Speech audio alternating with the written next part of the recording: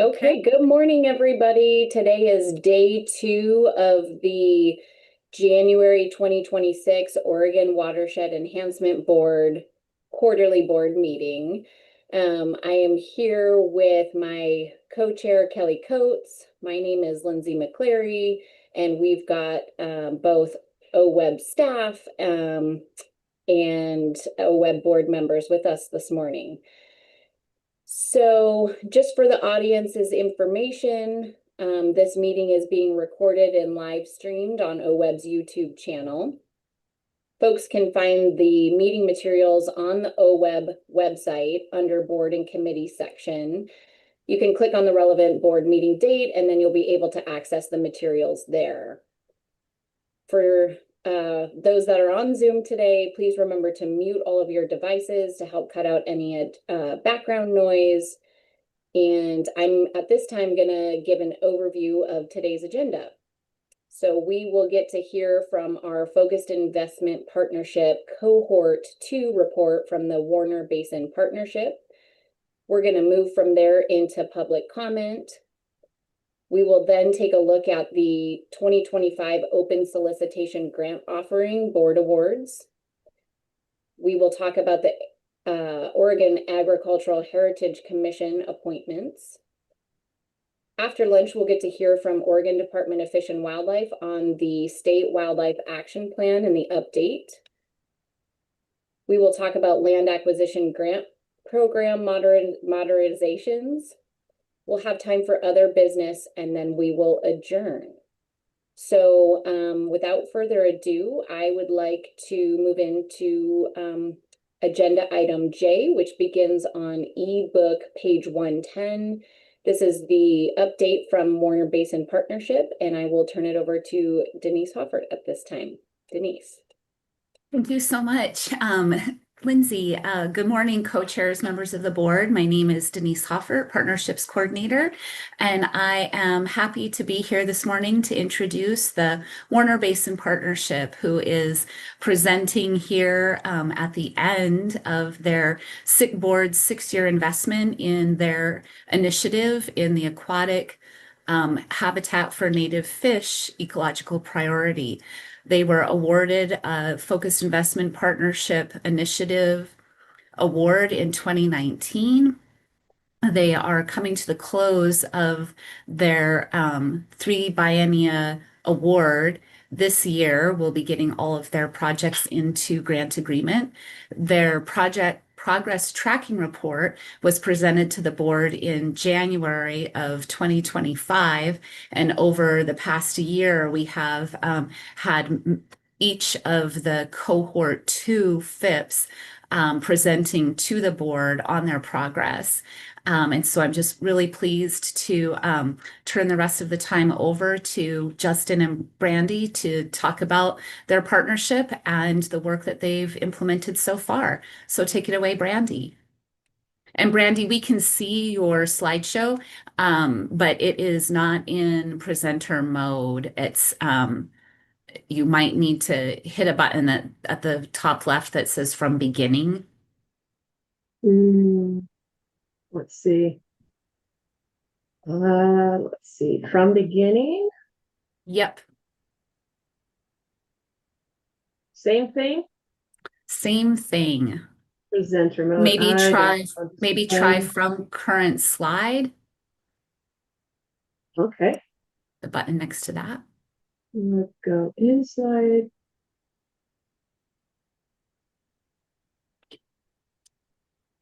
I think it's the view options. I think it's the view options issue at the top in the middle. Did that work? Hey. Yes, perfect. Woo! The hard part's over. Yes. Okay. Thanks, Denise.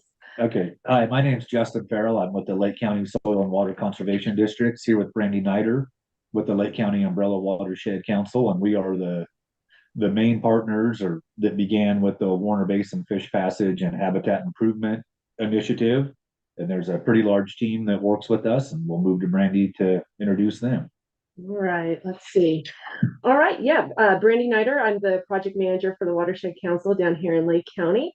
And this is our partnership, who we are, first off. As you can see, the logos at the bottom, all the different entities, Watershed Council, Soil and Water Conservation District, federal partners, state partners, and landowners and water users. I mean, we have the whole gamut on here. And I'm not going to go into detail on each and every single one of us, but as you could see, I believe there's 4 on our board who are local ranchers in the community, and we have a lot of ologists. I would say the other remaining folks in our team are, fish biologists or a biologist of some sort. One thing I would say about our team is we have been pretty consistent over the last 6 years as far as not a lot of turnover. And really a smaller team that I've learned, through these partnerships.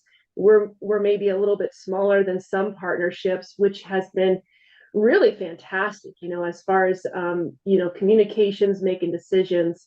But these are the group of people that make things happen over the course of the last 6 years, and we're continuing on. Just to kind of give you a sense of where we're located, Justin and I are both in Lakeview, Oregon, which is South Central Oregon, located in Lake County. We are in the high desert, closed basin areas of Oregon, so we experience more of that dry, arid climate. All our watersheds in our county are closed basins, so there's no outlet. We have endemic species, which is a lot of our focus. And with this initiative, you can see, with the blue is where the Warner Basin is located. And then within the initiative, this other larger photo shows the water system. We have 20 Mile, we have Deep Creek and Honey Creek, which flows to a series of lakes in the basin. And the Warner sucker is our species of interest that has been listed since 1985 on the ESA as threat. And so this is where all the work that we do with the FIP takes place. So our priorities are essentially twofold. One is the viability of the Warner sucker, and as you can read below, it was listed under the Endangered Species Act in 1985 due to a few different situations or issues. And our other fold there is definitely the ranching viability to maintain that long-term generational ranching that takes place on the landscape. In the mid to late 1800s is when the Warner Valley was settled, originally with Camp Warner as an Army outpost, and then settled by multiple families, many of which generationally are still on the landscape. So when we're working with these landowners, we're in some cases working with our 6th and 7th generations that have been on the landscape. So overcoming some of these changes or initiating new changes can definitely be an uphill battle sometimes. And hence, I guess, going back to what's really interesting about our team is we do have, like I said, we had those local ranchers and we have our fish biologists, and really coming back to our priorities where we have very committed interest in both areas. As far as, when we first started the FIP, 2019, we did the theory of change results chain. And so, yeah, the priorities is what Justin talked about at the end of that chain. But the strategies, we identified 4 strategies early on how we're going to get to meeting those goals and objectives within our FIP, and really with the focus of recovering the Warner sucker, but also maintaining that ranching irrigation viability. And the 4 strategies that we have focused all our efforts on has been fish passage, fish screening, water availability, and non-native fish. As far as fish passage, I would say that's eaten up the majority of our 6 years, and screening where it's definitely complementary. Altogether, there has been 12 identified irrigation diversions on 2 creek systems, Deep Creek and Honey Creek, that we have been working on. And so when we go to, water availability and non-native fish, there's still things that are on our radar, and we try to complement as we're doing the fish passage and screening. It just really has been, as we do projects, water availability is a tough one. And I think our partnership has struggled on what does that mean? We cannot create more precipitation and snowpack in these closed basin watersheds. And really, that's exactly where all our water comes from. So water availability really comes to efficiencies of water. How can we make it most efficient for the irrigator, but also how do we have stream water for the fish? And that is and Justin will talk about a little bit about what a challenging system we live in.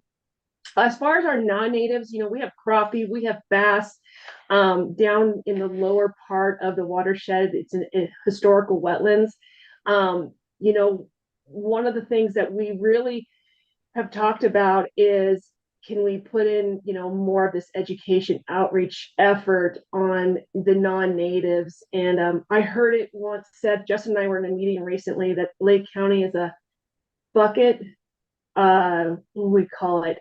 Where our locals, or maybe they're not locals, take our non-natives and put them in buckets and take them to their favorite fishing hole. And that's exactly kind of what we have in Lake County, and a lot of the Warner Basin is where our non-natives have come from. It's a hot spot for crappie fishing. However, crappie is not necessarily something that we want in the system. So this is just a list of the major accomplishments starting back in 2019 and going through 2025. It's a combination of both Honey Creek and Deep Creek projects. Deep Creek would be located in the south end of the watershed. Honey Creek's in the north end of the watershed. Deep Creek does flow towards Honey Creek. They end up in the same terminal lake chains. So it's an interesting dynamic to work in.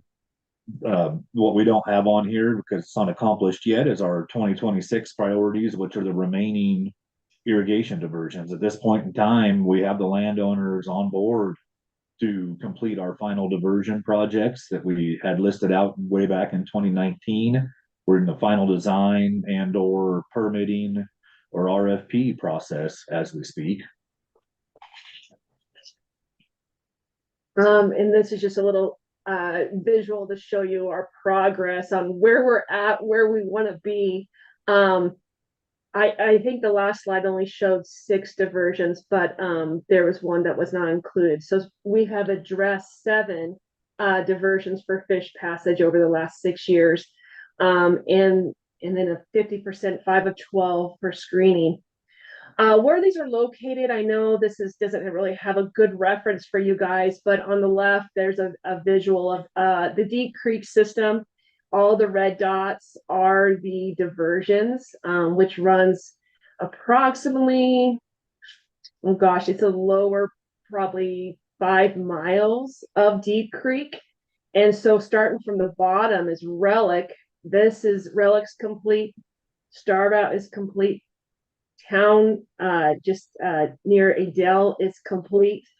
And then if we were to work our way up, we have these canyon diversions. O'Keefe is complete, Middle is complete, and Taylor is left to do. So only 1 diversion left on Deep Creek to have a fully connected system there.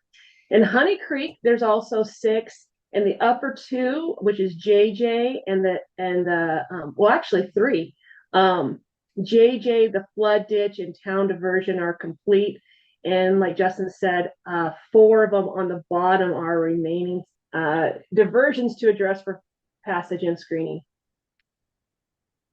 As a project highlight, oh gosh, we're going through these saying, oh, here's what we've done.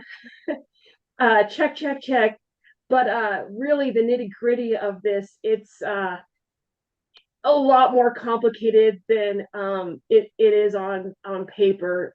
This is an example of one of our projects that kind of brings together two. The middle diversion is on Deep Creek, and this is the before picture. And as you can see, it's just a concrete weir that had been dilapidated, and but still operational. It wasn't great operational, but they were still irrigating water out of it. And we to remove this diversion, it was not as simple as what it looks like with the pieces of heavy equipment. To start that whole process, we needed to change the point of diversion to the upstream diversion. So the bottom right is actually considered the O'Keefe diversion, just above it.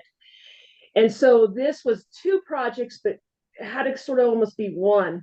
And then doing so, the water right transfer, first of all, our stakeholders, our water users, to transfer water from a point of diversion to another, is a process with OWRD, but it's also a process with our water users, because these water rights are so valuable.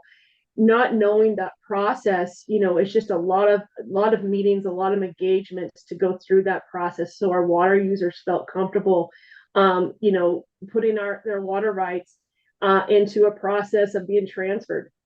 Couple years it took to transfer the water right to the upstream diversion. Once that happened, a couple things had to happen in order for that to go.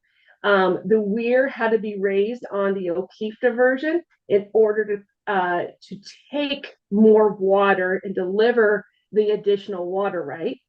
And then because of that, this pipeline, it wasn't really foreseen at first, but this pipeline was identified by the irrigators saying, if you guys are going to be putting more water through this, this is an old pipe system that is wood trestles. Trestles, is that right? And we definitely need to retrofit this. So this came back to the partnership, as like, gosh, this is an irrigation piece. Is it complementary? Is it part of it? So it was a lot of discussion with the partnership, and even OWEB. Does this fall underneath this fish passage, fish screening, the big objectives? And ultimately it came down to yes. So the whole thing said and done, we retrofitted not only the upper diversion to deliver more water, we retrofitted the pipeline, and then we were finally able to remove the middle diversion. And the fish passage at the upper was also added. So we had that connectivity. In that whole, that was 21 happening, inflation happening. We had these things into OWEB agreements. And then fortunately enough, we got a call from ODF and W, who had some funding that could help support getting this through. So yeah, it was a great day when all this came together, and but a lot of components to these projects. So probably unlike any other else that you guys work with, we feel that working in the Great Basin presents some challenges to implementing these projects. First is definitely managing fish passage, screening, as well as irrigation at the same time. The pictures you're looking at on the screen are Honey Creek left in a low flow scenario, Honey Creek right in a high flow scenario. So those are the extremes. When we're working in Honey Creek, we are trying to implement diversions that can provide stock water down to 2 CFS, as well as provide irrigation when we're running 200 CFS. So the range of flows and obstacles is definitely challenging. One thing different for us than a lot of places in the state of Oregon is when we're diverting actually anywhere in Lake County, water never leaves the basin where it originates. So your tailwater, the end of your irrigation, always ends up in the basin of origin. We're not moving and transporting water anywhere. When you're working with generational landowners on ranching operations, active ranching operations, this would be actually the folks that we work with, we don't have any in this area. There's no corporate farms, no hedge fund type farms. It's all private landowners, 100% dependent on income from ag operations. So we do have some unique outside events that can impact our progress when we're dealing with political issues, be them state, federal, or environmental pressures. Sometimes we're the ones that take the brunt of that, and we've had some projects delayed because of outside pressures where our landowners have decided they don't want to work with us for a 6-month period if they are having issues on some of their grazing permits or other challenges to running an operation in Lake County.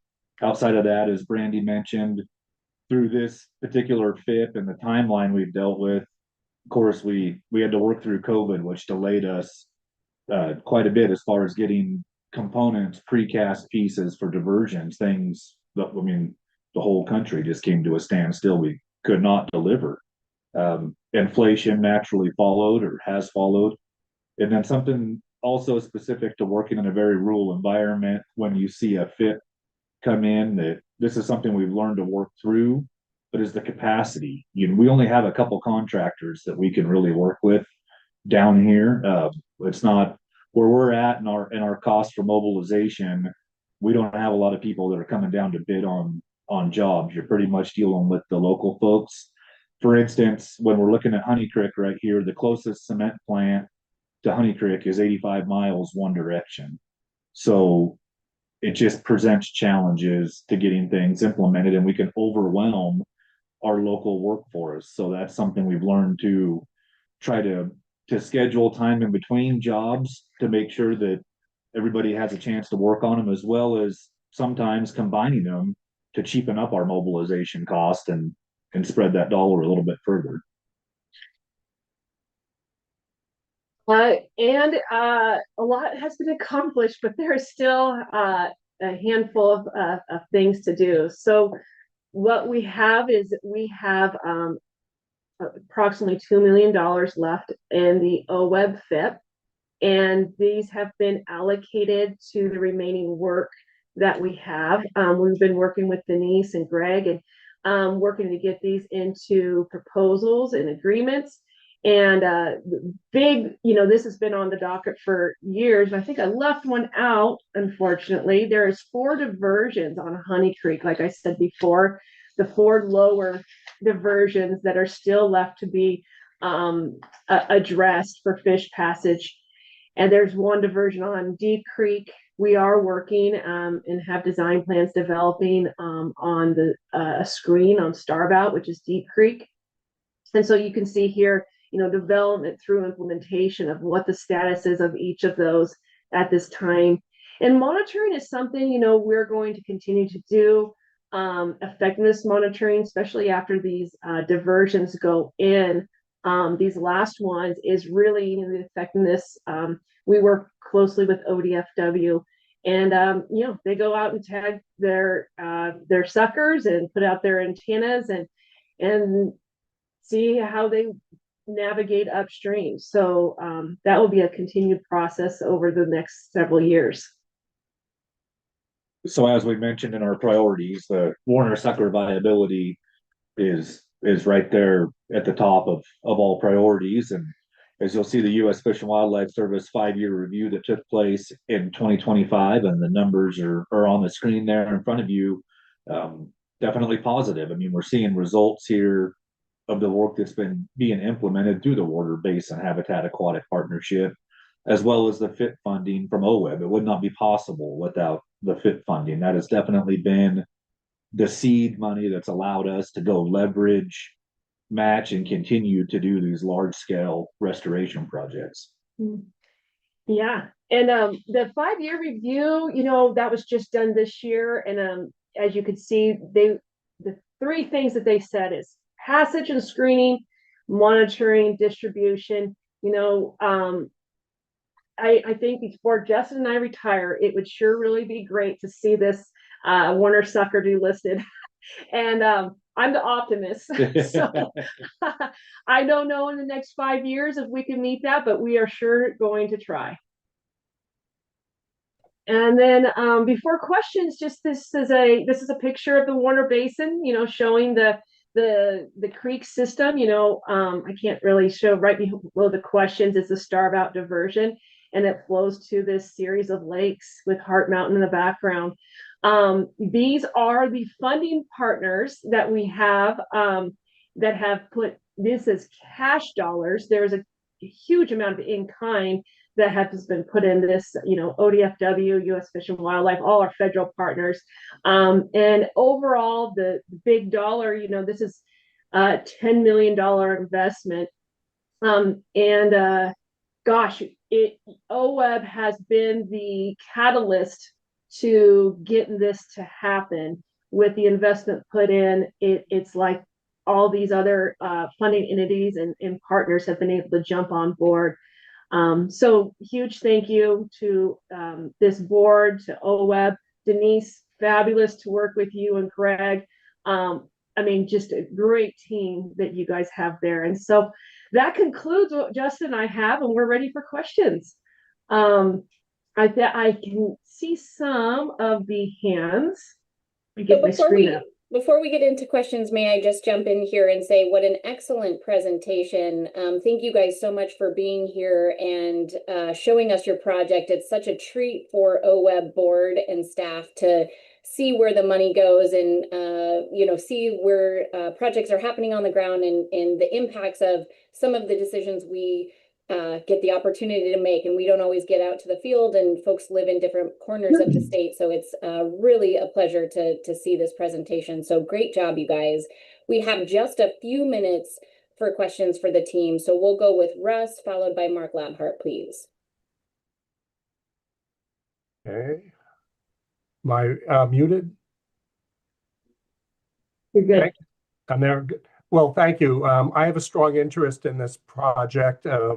As you will see here, I wanted to congratulate you. You're working on the shoulders of some extraordinary leaders in Oregon. I remember back in 1988, BLM Director Charles Lusher, who helped to establish the BLM's 52,000 acre area of critical environmental concern.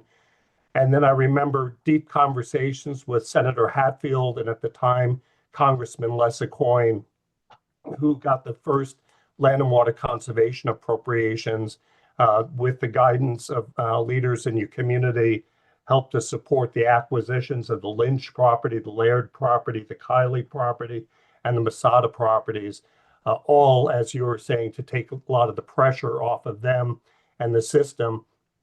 And I think we all have to, from the board's perspective, to understand the climate that you're working in. I remember in the early and late 80s, significant flooding in the system where you were struggling to pull cows out of the water that were stuck up to their bellies and getting them onto the main highway up to Heart Mountain.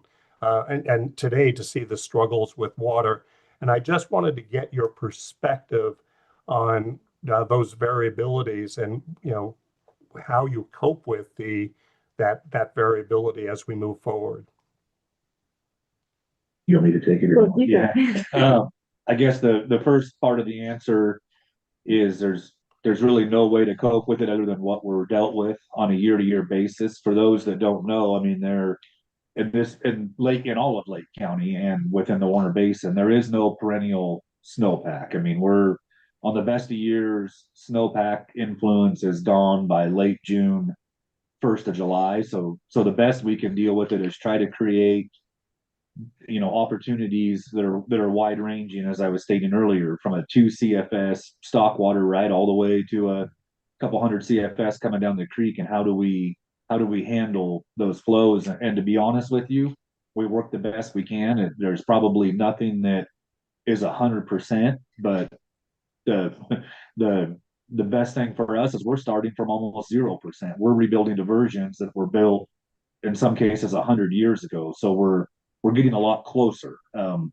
With these extremes, nothing's perfect. I guess the other thing I should add is in this system in the Warner Basin, we're dealing with live stream flows. There are no storage reservoirs. We're not on an irrigation district per se, in the sense that we have, multiple reservoirs and we know a year ahead what the water's like. It's real time. So at this point last year, roughly the Warner Basin would have been in 150, 180% of average snowpack. I can't tell you today exactly what it is, but I'm going to guess that it's below 40%. So those are the variabilities that we deal with year to year. I hope that helps to answer your question. Well, again, thank you. You guys are doing extraordinary work in very difficult times, so appreciate your efforts. Thank you. Thanks, Russell. Thank you. We'll have time for Mark Labhart, and then we'll move into public comment. He does look frozen on my screen. Mark, are you there?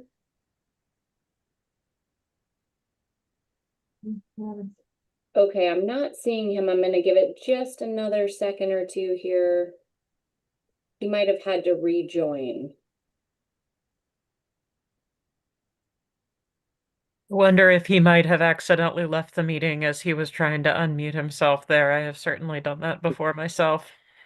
That could have been. So, okay, well, while we navigate this, let me just see here. I don't see him back on. So, okay, thank you guys so much for your presentation. We'll let Mark Labhart know that he can follow up with additional questions. So really appreciate your time today. We're gonna move Thank you for everything. Thank you so much, guys. We're going to move into public comment at this time. So I would like to first acknowledge the written comments that we received about open solicitation that will be coming up after public comment. So again, just a reminder, we called this out yesterday, but we did receive written comment from Bruce Barbarash about a particular grant, an engagement grant number 226-3036-24524. That's included in the board documents. And I'd also like to acknowledge the public comment, verbal public comment that we received yesterday. And reminder to folks, we did receive comments from Representative Mark Owens on 2 grant applications that are in the open solicitation today. So number 226-5026 and 226-5024. So for today's public comment, we have a handful of folks signed up. Just a reminder to please keep it to 3 minutes. We have a full set of folks signed up to take up our time for public comment today. Reminder to board members to please keep your questions to clarifying questions only. The order of operations will go Joe Buttafuoco, Ken Beerley, Miranda Gray, Kelly Beamer, and then Leslie King. So at this time, Joe Buttafuoco, please. Thank you, co-chairs Coates, McClary, and members of the board. I'm Joe Buttafuoco, the Executive Director of Coalition of Oregon Land Trusts. Thanks for the opportunity to provide public comment. COLT's a nonprofit membership organization that serves and strengthens the land trust community in Oregon by building connections and advancing policies that help protect our natural world. We represent 31 groups working around the states, not just land trusts, but also soil and water conservation districts and other conservation groups. First off, I wanted to welcome the new OWEB board members.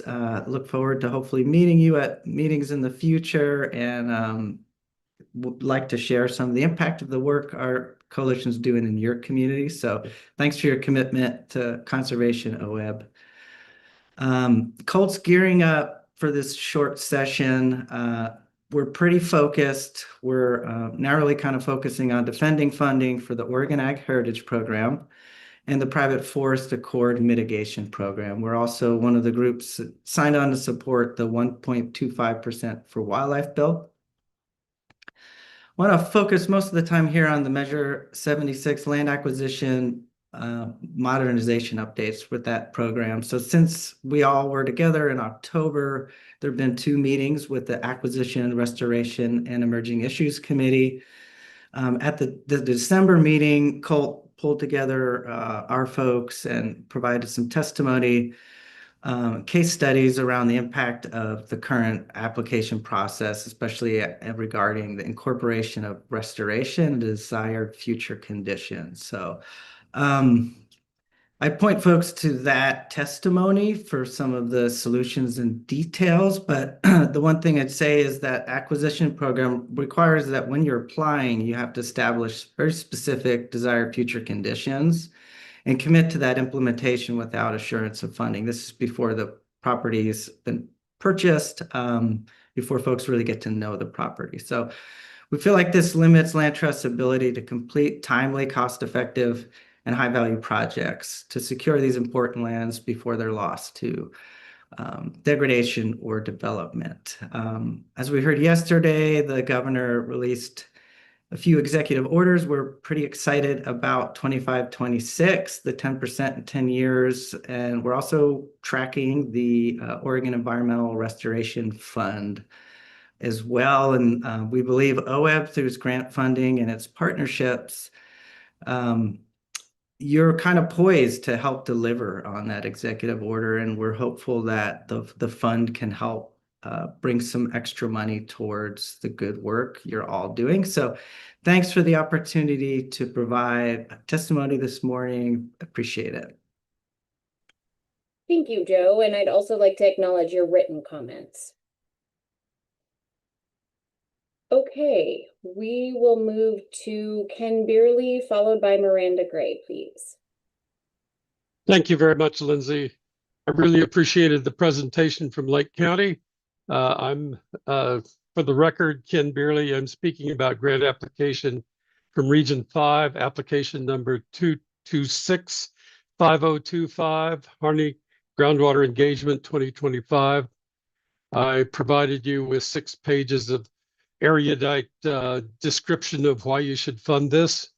But I'd like to specifically ask you to provide the additional outreach funding to support the Harney Basin groundwater engagement grant application at this time.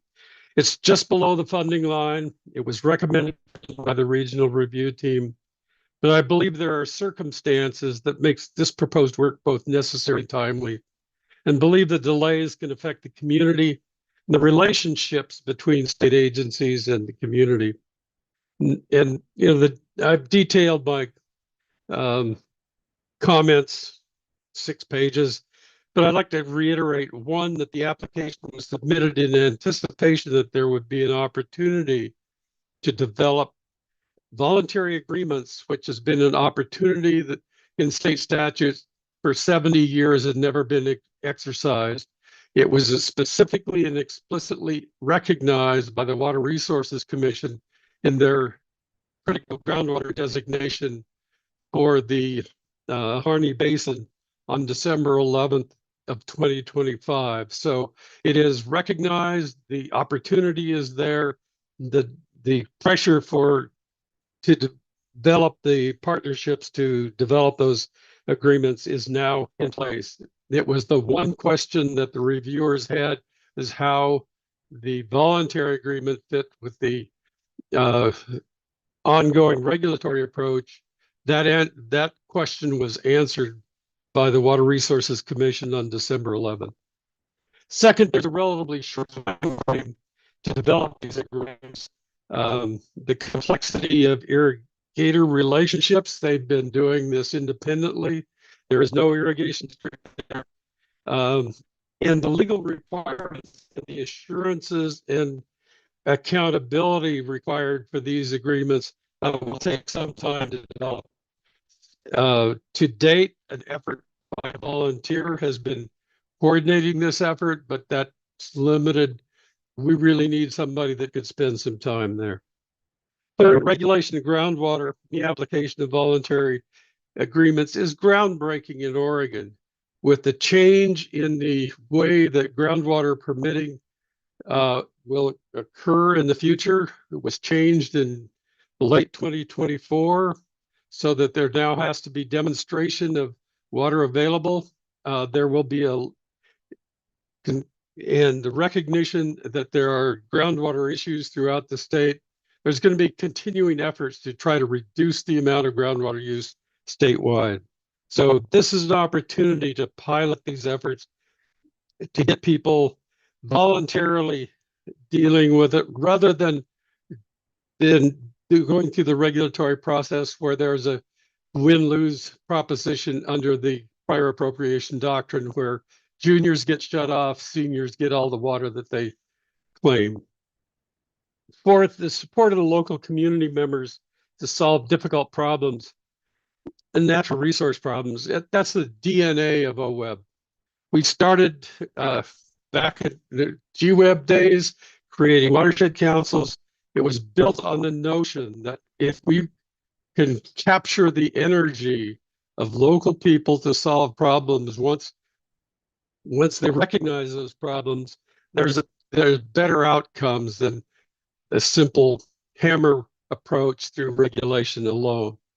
We know that it has to get within regulation, but I think that the support for the initial effort is consistent with the Water Resources Commission approved integrated water resources plan that identifies voluntary agreements as a strategy for implementation. And I believe that it's also in concurrence with the strategic plan that OWEB has established. So I humbly request that you add project 26 or 266, 226, whatever the heck it is, 5025 to the funding line, either with the outreach funds that you have, you've got to pop $2 million or $1.5 million of strategic implementation area funds. The board has the funds. I'm arguing that this application is in timely importance. Now I've observed that as humans, we sense the world in a visual way. When I look at a landscape, I look at the vegetation, we look at the landform, we make a determination of whether the valley form is confined or unconfined. We look at the form of the river, whether it's anabranching or sinuous or straight. We have very superficial perceptions of the universe.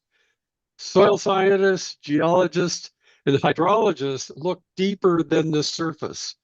And I think it's really important to think now about a three-dimensional landscape, a three-dimensional watershed where groundwater, surface water are working together, and that the control over those are very different, and we need to start to considering groundwater in a more holistic way. Thank you for the opportunity to comment on it, or I will have to shoot myself. Anyway, I love the fact that they were talking about Warner Sucker. I have an image of a Warner Sucker on the wall here in the office. Thank you. Thank you so much, Ken, and thank you for also noting your written comment that we received. Miranda Gray, please, followed by Kelly Beamer.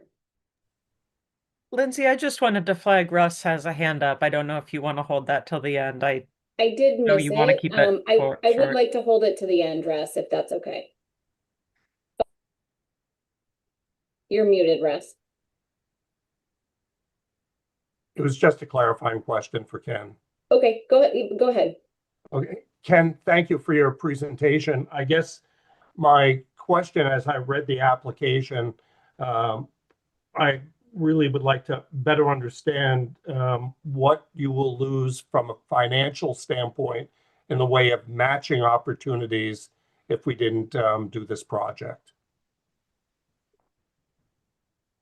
I doubt if we lose much matching opportunities.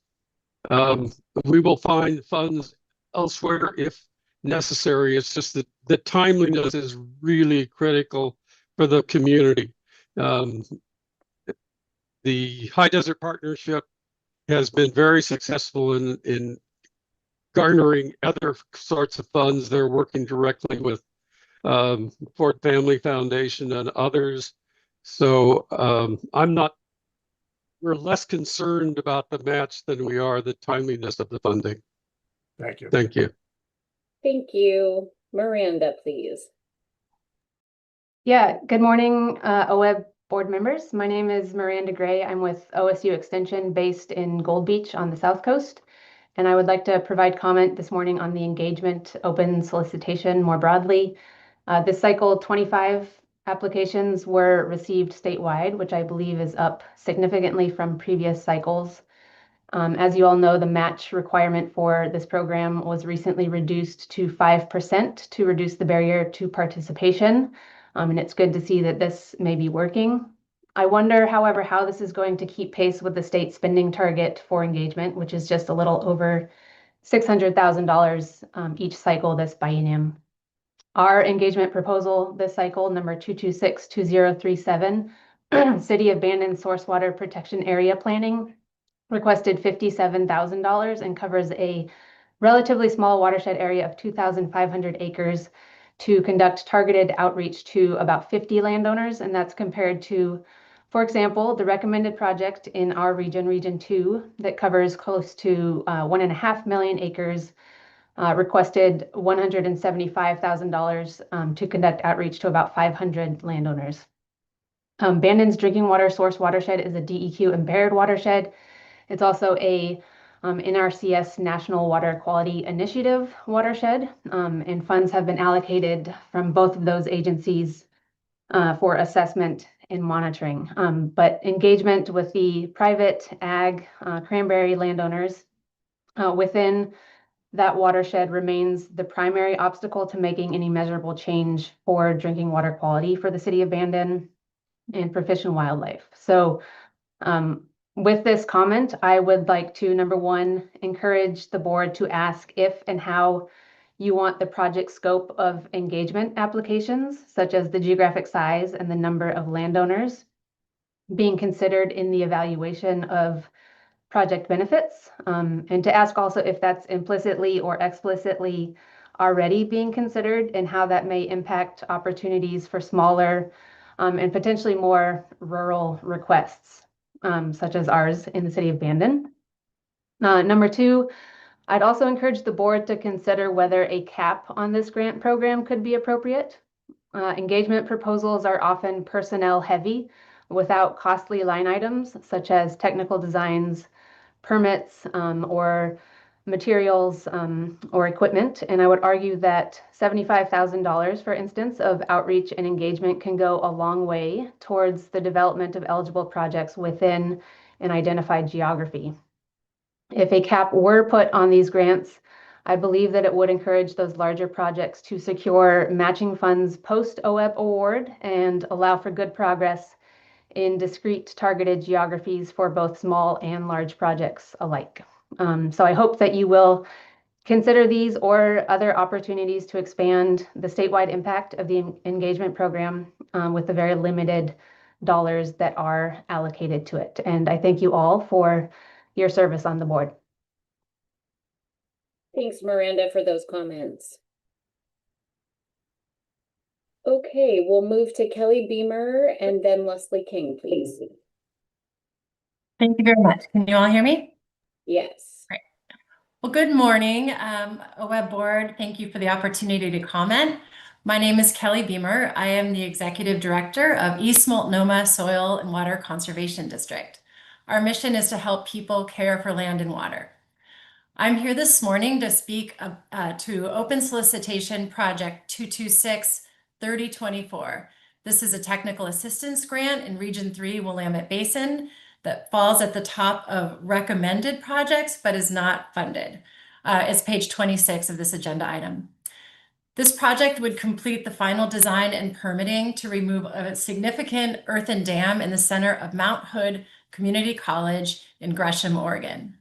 For the last 10 years, our district has been involved in a dynamic partnership with the college and regional partners like Metro, City of Gresham, and Multnomah County. Our focus is the health of Beaver Creek. This is a vital fish-bearing artery in the Sandy River system.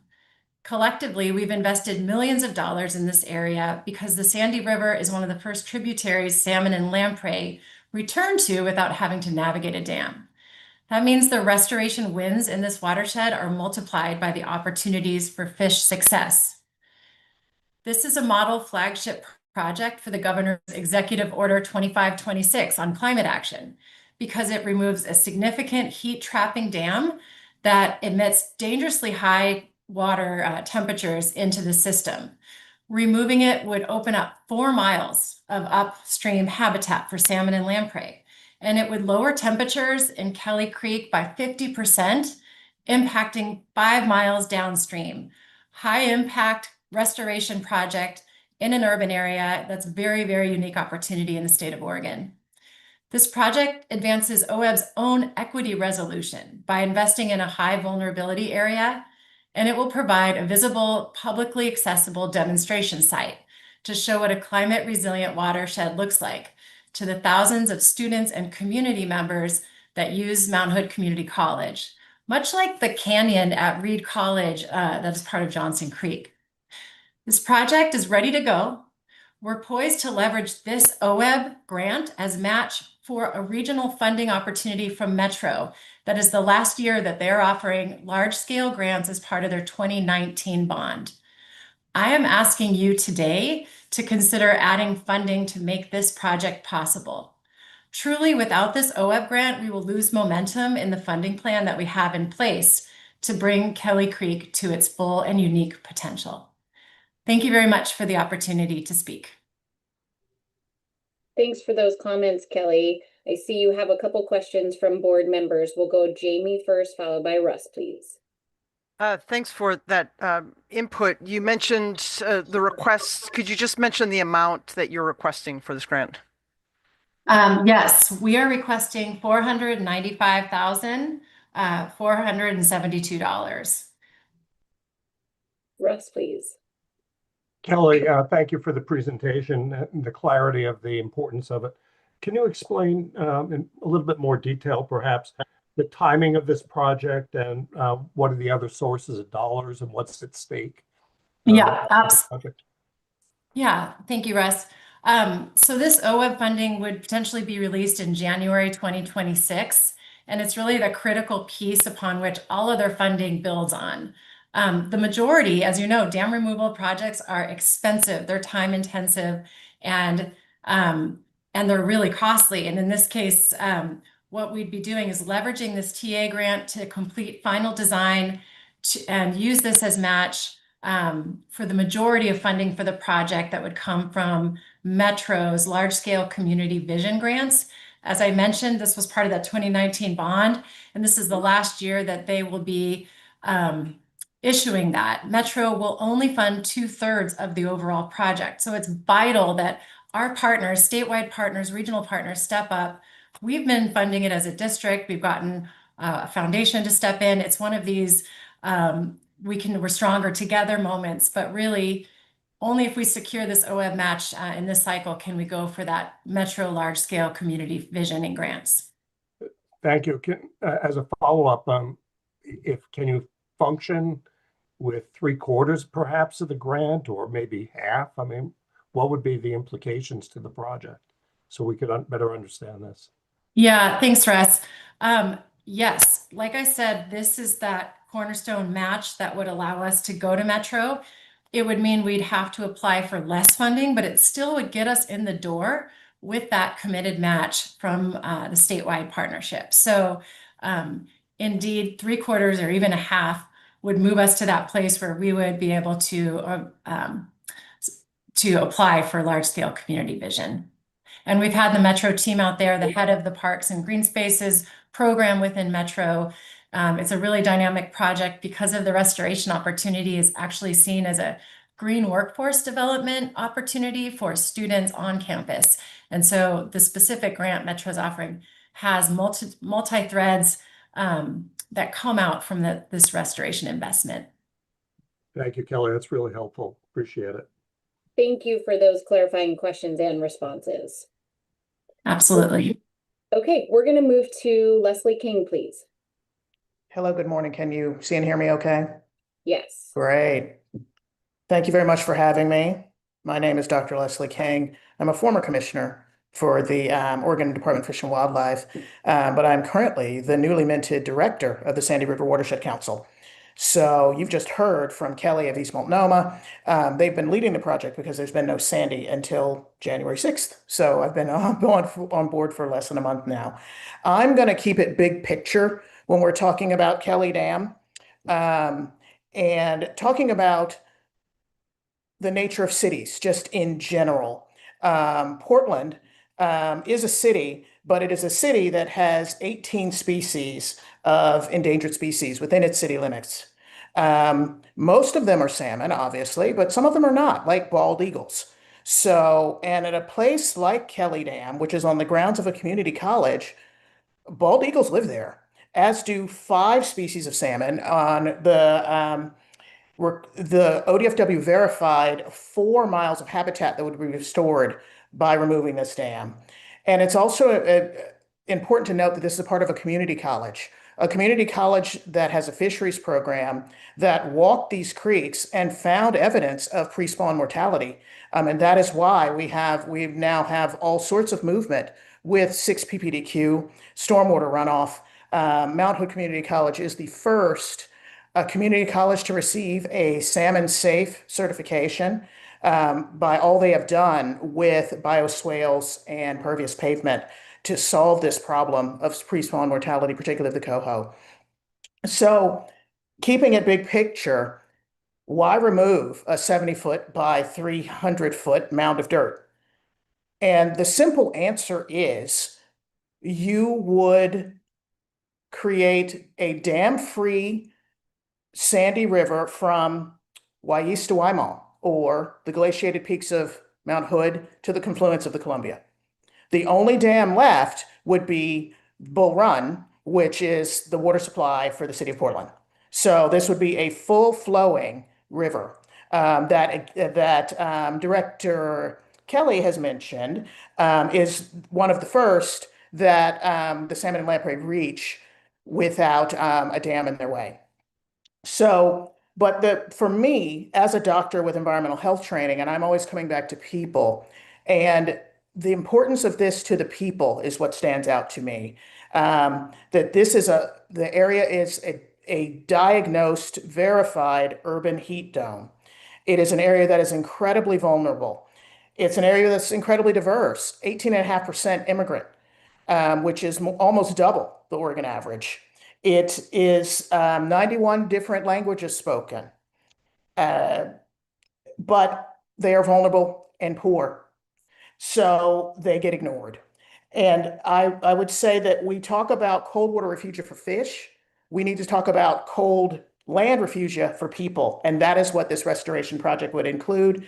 And to wrap up, I would talk about the high impact climate resilient investments of Executive Order 2526 and the interagency cooperation that this would bring.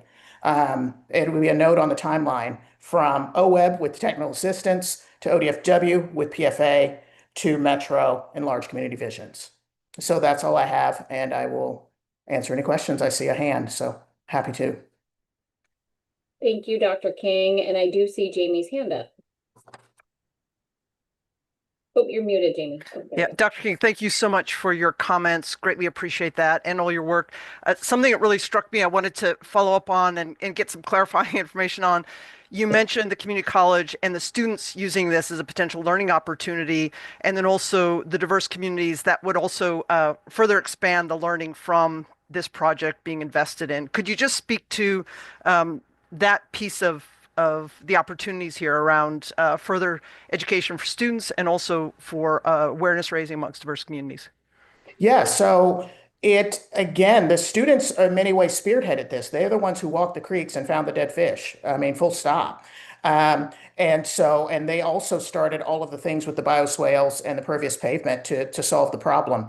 I'm meeting, in fact, tomorrow with the groups. There's a fisheries group at Mount Hood Community College that, will be out there in waders, and they want to start, collecting crustaceans and, continuing ongoing monitoring and continuing ongoing skill set for the green workforce from the engineering group to continue this work in their own community to restore their own river. And for the diverse community, again, it is poor, vulnerable, urban heat dome. The temperature difference east to west in Portland is 20 degrees, which is the highest intra-cities disparity in the nation. So when the 2021 heat dome hit and it was 118, if you add 20 to that, that's why people literally cooked to death in East County. 2/3 of the death in Multnomah County were in East County. This would create a green space that would allow not just the fish to cool and the water to cool, but the people to give them refuge, to have a cool place to go in the green space with cool water. And it literally might save lives. So to me, this is directly affected. This is a loop. And it also, when you look at the wording of Executive Order 2025, it checks every box. It's high impact, vulnerable communities, climate resiliency, interagency cooperation. I could just go on and on, but I think I've answered your question. Thank you. Thank you. Russ, please. Yes, a clarification, but Dr. King, you raised the importance of the DEI related issues. And it reminds me, and I really need to refer back to Sarah with this question. We developed a strategic plan associated with DEI, and I just want to better understand how a project like this helps us fulfill our DEI commitments. Again, I came onto the board just as you were wrapping that effort up, and I think for the benefit of all of us, it would be helpful to understand the connectivity to our objectives.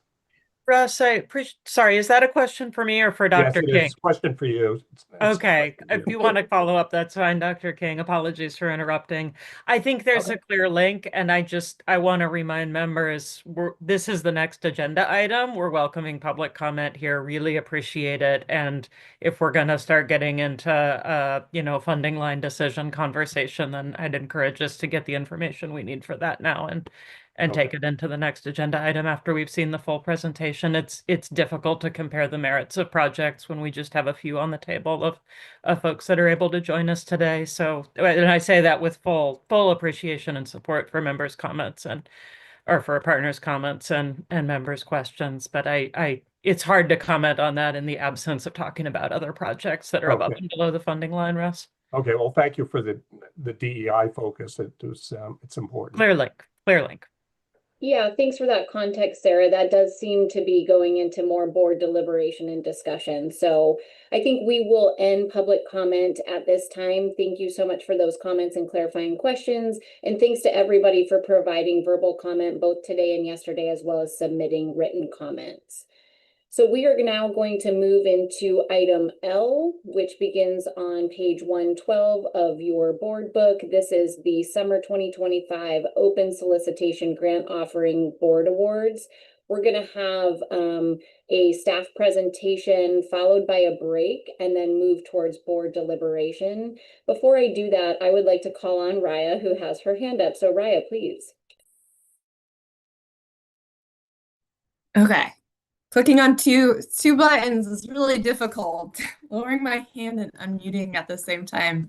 Thanks, Lindsay. Yeah, before we begin discussing the open solicitation grants, I want to declare that I have a potential conflict of interest on one of the grants. I work for Farmers Conservation Alliance, and they are a applicant that will be discussed and voted upon. So in accordance with state ethics law, I can still participate in deliberations and voting now that I've declared my potential conflict of interest. I think, although I can discuss the Farmers Conservation Alliance one, I will choose to not join in on that deliberation on that particular application. However, I just wanted to declare that potential conflict of interest and happy to answer any questions related to it. Thank you so much, Raya. Yeah, we'll save those comments and discussion for the board deliberation piece. So at this time, I will turn it over to Eric Williams, please.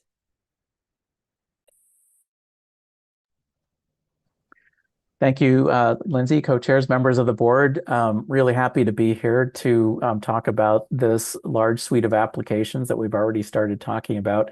And I am going to shunt myself to the background and turn this over to my colleagues. Liz Redon's going to kick us off along with her fellow regional program representatives. So go ahead and take it away, Liz. Great. Thanks, Eric. I'm just rearranging my screen really fast. Good morning, everyone. For the record, my name is Liz Redon. I'm the regional program representative covering the Willamette Basin, which is Region 3 on an OWEB map. And I am going to kick us off on agenda item L, which is the summer 2025 open solicitation grant offering recommendations for your consideration of award. Open solicitation is the first grant offering created when the Oregon Watershed Enhancement Board opened its doors in 1999 as a result of voters approving Measure 66 to fund parks and watersheds. Since then, the open solicitation grant offering has been distributing primarily lottery, salmon license plate, federal coastal salmon recovery funds in grants for Oregon watersheds. The open solicitation grant cycles typically occur every 6 months, and it's a high volume grant offering. The highest number of applications received in a cycle was 264 applications, and that occurred in 2008. We typically average, though, closer to 158 applications per cycle since 2005. As a result, open solicitation has been funding voluntary community-based watershed projects for 27 years that have protected and restored fish and wildlife habitat and watershed function to improve water quality and stream flow. So I am not starting out with a summary of the process as I usually do because the team is going to describe each step of the review process along with some examples of projects that are recommended for funding. So instead, I am starting with the Constitution as a reminder of what OWEB can fund with lottery funds. And this is a visual that translates the language that's in the Constitution. And what it says is money shall be used only to acquire land and water that will protect or restore fish and wildlife habitat, carry out projects to protect or restore fish and wildlife habitat, and carry out projects to protect or restore natural watershed functions to improve water quality or stream flows. It also says that OWEB can invest in technical assistance, engagement, and monitoring activities that are necessary for achieving projects that are described in the blue box on the left. Also, according to the Constitution, those allowable use of lottery funds on the previous slide should result in all of these expected outcomes. The diversity of projects recommended each open solicitation grant cycle result in investments that check all these boxes. Restoration actions improve water quality by increasing shade along streams or reducing sediment or toxins entering water bodies. Habitats are restored at locations protected on long-term by conservation easements. And restored habitats across private and public ownership and in urban and rural landscapes support a diversity of ecosystems and native species from salmon to sage grouse to Fender's blue butterfly. And obviously, there's a whole lot more plants, fish, and wildlife species important to Oregon and its communities that are also protected and maintained. This is all possible by involving people in voluntary action. Here's a summary of the summer 2025 applications. This table presents the funding recommendation in your board book by each grant type, which is listed across the top of the table. 176 applications were submitted requesting a total of over $38 million, which is that middle row in the table. This is 52 more applications compared to the previous cycle, and the total request is 10 million more. So we are seeing a significant increase in the demand for OWEB funds. That bottom row is the recommended project total, so 78 applications requesting just under 18.7 million are recommended for funding after completing the process that the team is going to be describing next. I want to note the recommendation includes monitoring, which occurs only once a year, not twice a year like the other grant types. And Ken Fetcho, OWEB's effectiveness monitoring coordinator, is joining the regional program representatives to help us present the recommendations today. Details for each region are provided in the staff report, including a statewide map and regional maps indicating where the projects are located. Here's how the spending plan looks with these recommended awards. As a reminder, the spending plan does not allocate funding by region or cycle, only by grant type. We pace awards, though, so the funding is available for the 3 cycles planned for the 25-27 biennium, but OWEB can spend more or less within the spending plan in response to the grant application review. This is the first of 3 awards for the 25-27 biennium. Typically, there are 4 cycles. This biennium, there is only 3 as a result of us shifting the cycle timing by 3 months to avoid travel during the winter and fire seasons. But we plan to be back to 4 cycles in the 27-29 biennium. The spending plan balance column shows the allocations for each grant type assigned by the board at the beginning of the biennium. The staff recommendation column is the total for each grant type that is recommended today. The final column shows the funds that will remain after this award for the following 2 cycles in the 25-27 biennium. And then at the bottom, you'll see some pie charts, and these are new. They're to provide a visual for what we mean by pacing awards within a spending plan. We typically look at the spending plan and divide the amount for the project type by the number of cycles. So again, we're doing 3 cycles this biennium. That becomes our general target to ensure we are pacing spending to have funds available for each cycle. So at the beginning of this biennium, when we did that, for example, restoration, we have about 13.3 million per cycle available in restoration. That's our target. But we're recommending a little less, as you can see from the pie chart there. If we do spend more or less, the subsequent cycles are then adjusted accordingly. So you can see that by the greater than, less than signs, how that our current recommendation will impact those future cycles. And then the blue line with the dot is just to give you, the dot is the endpoint, just to give you a kind of a visual of how much are we getting to our target or how much we might be under or over.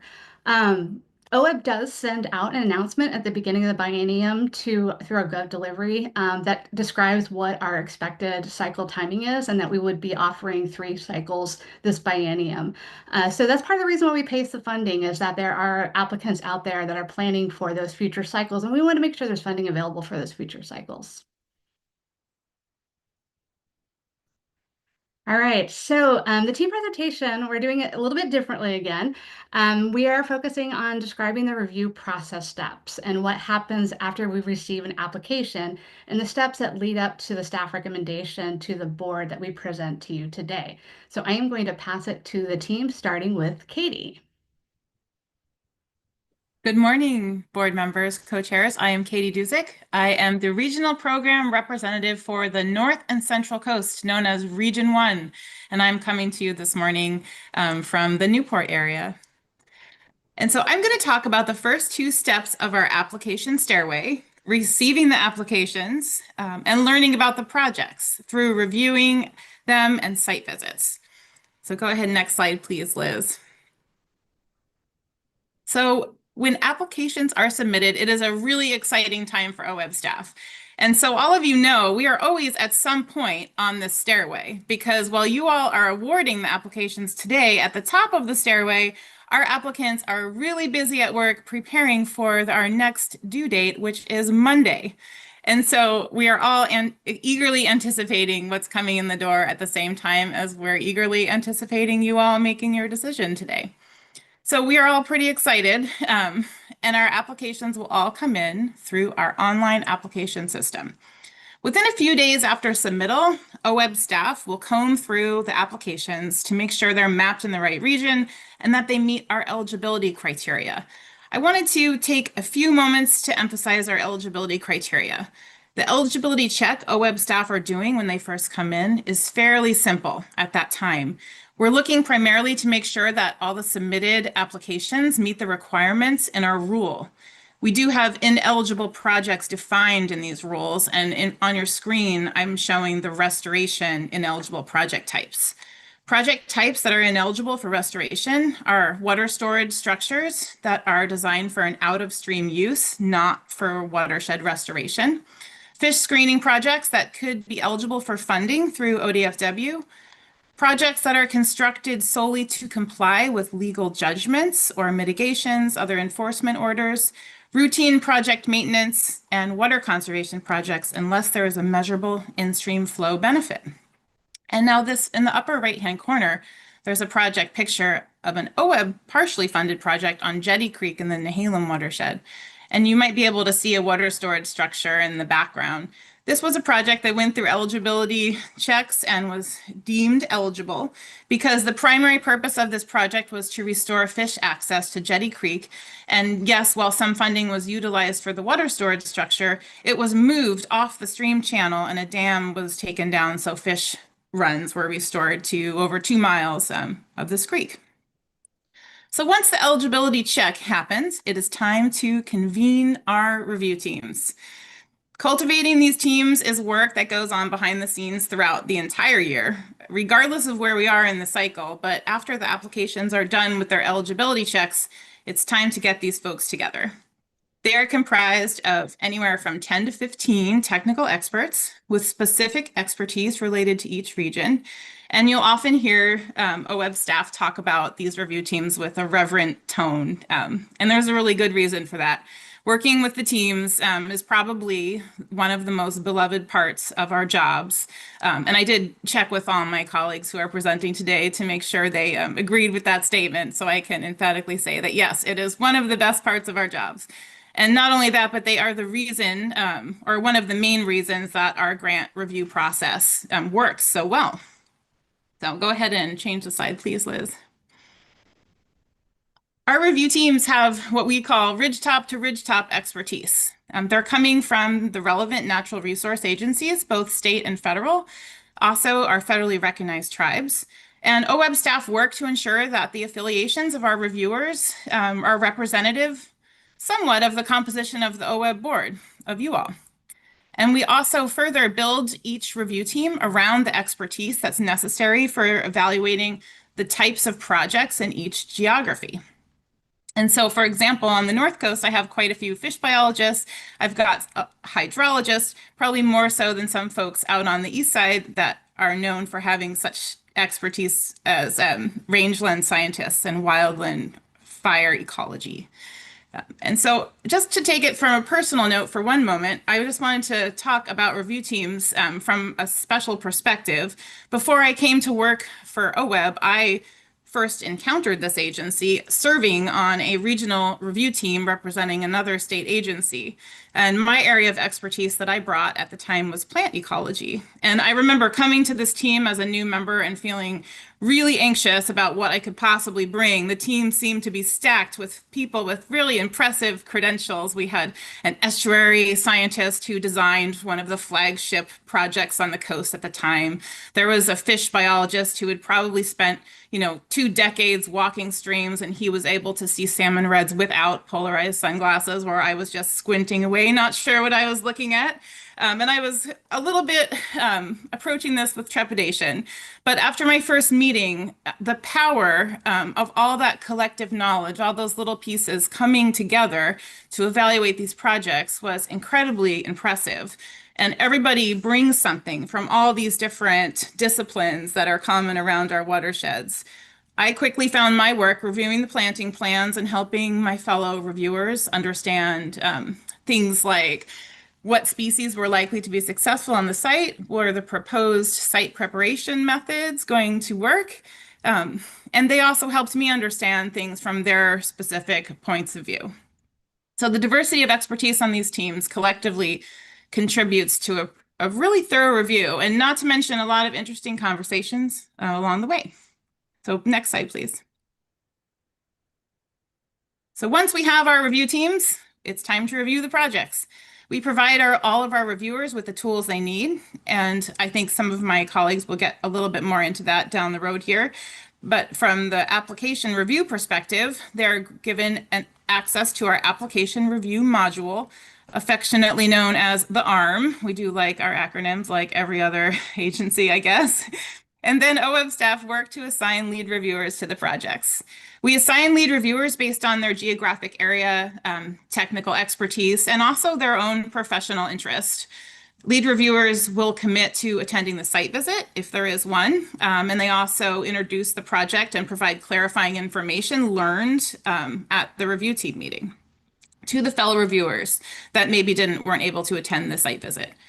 But all reviewers read all the applications. Assigning the lead reviewers ensures that there's a set of reviewers that took a very thorough deep dive into each application. Then we work to schedule site visits. And we're going to spend a little bit of time here on site visits because I think it's, again, one of our most favorite parts of this process. We do conduct site visits to all restoration projects, and applications are considered complete when they're submitted, but site visits are really helpful in understanding each application a little bit better. So next slide, please, Liz.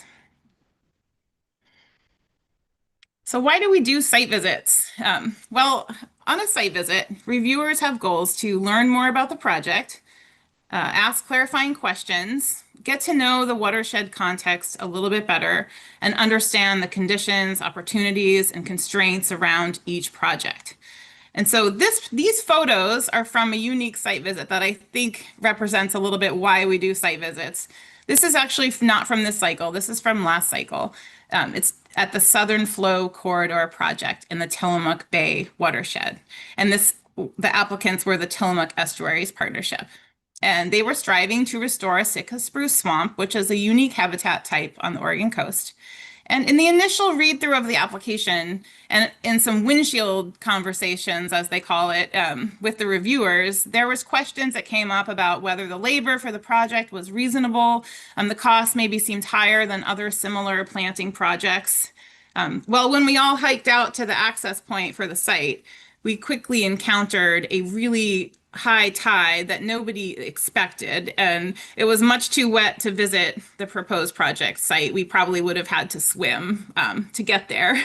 And for those of you that are familiar with working in these types of estuaries, you'll be familiar with this concept, but the tide cycles really lag behind the predictions because you've got these freshwater inputs coming down, and a lot of time it takes for the water to move upriver, and sometimes the tides can be different than predicted. And so it caught everyone off guard, but we had these extremely prepared applicants who whipped out a drone and flew us around the site.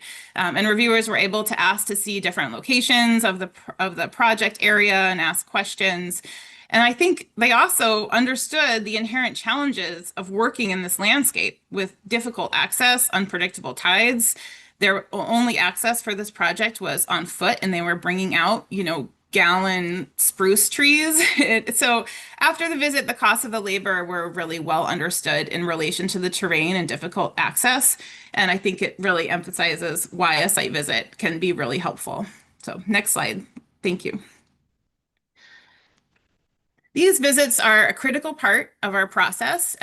Reviewers can understand things like watershed context in a way that you can't really get from reading the application, and also technical soundness. So these photos here, I'm bringing you back to our cycle here where we were lucky enough to be graced with, I think, the hottest day ever for an OWEB site visit, record-breaking in September.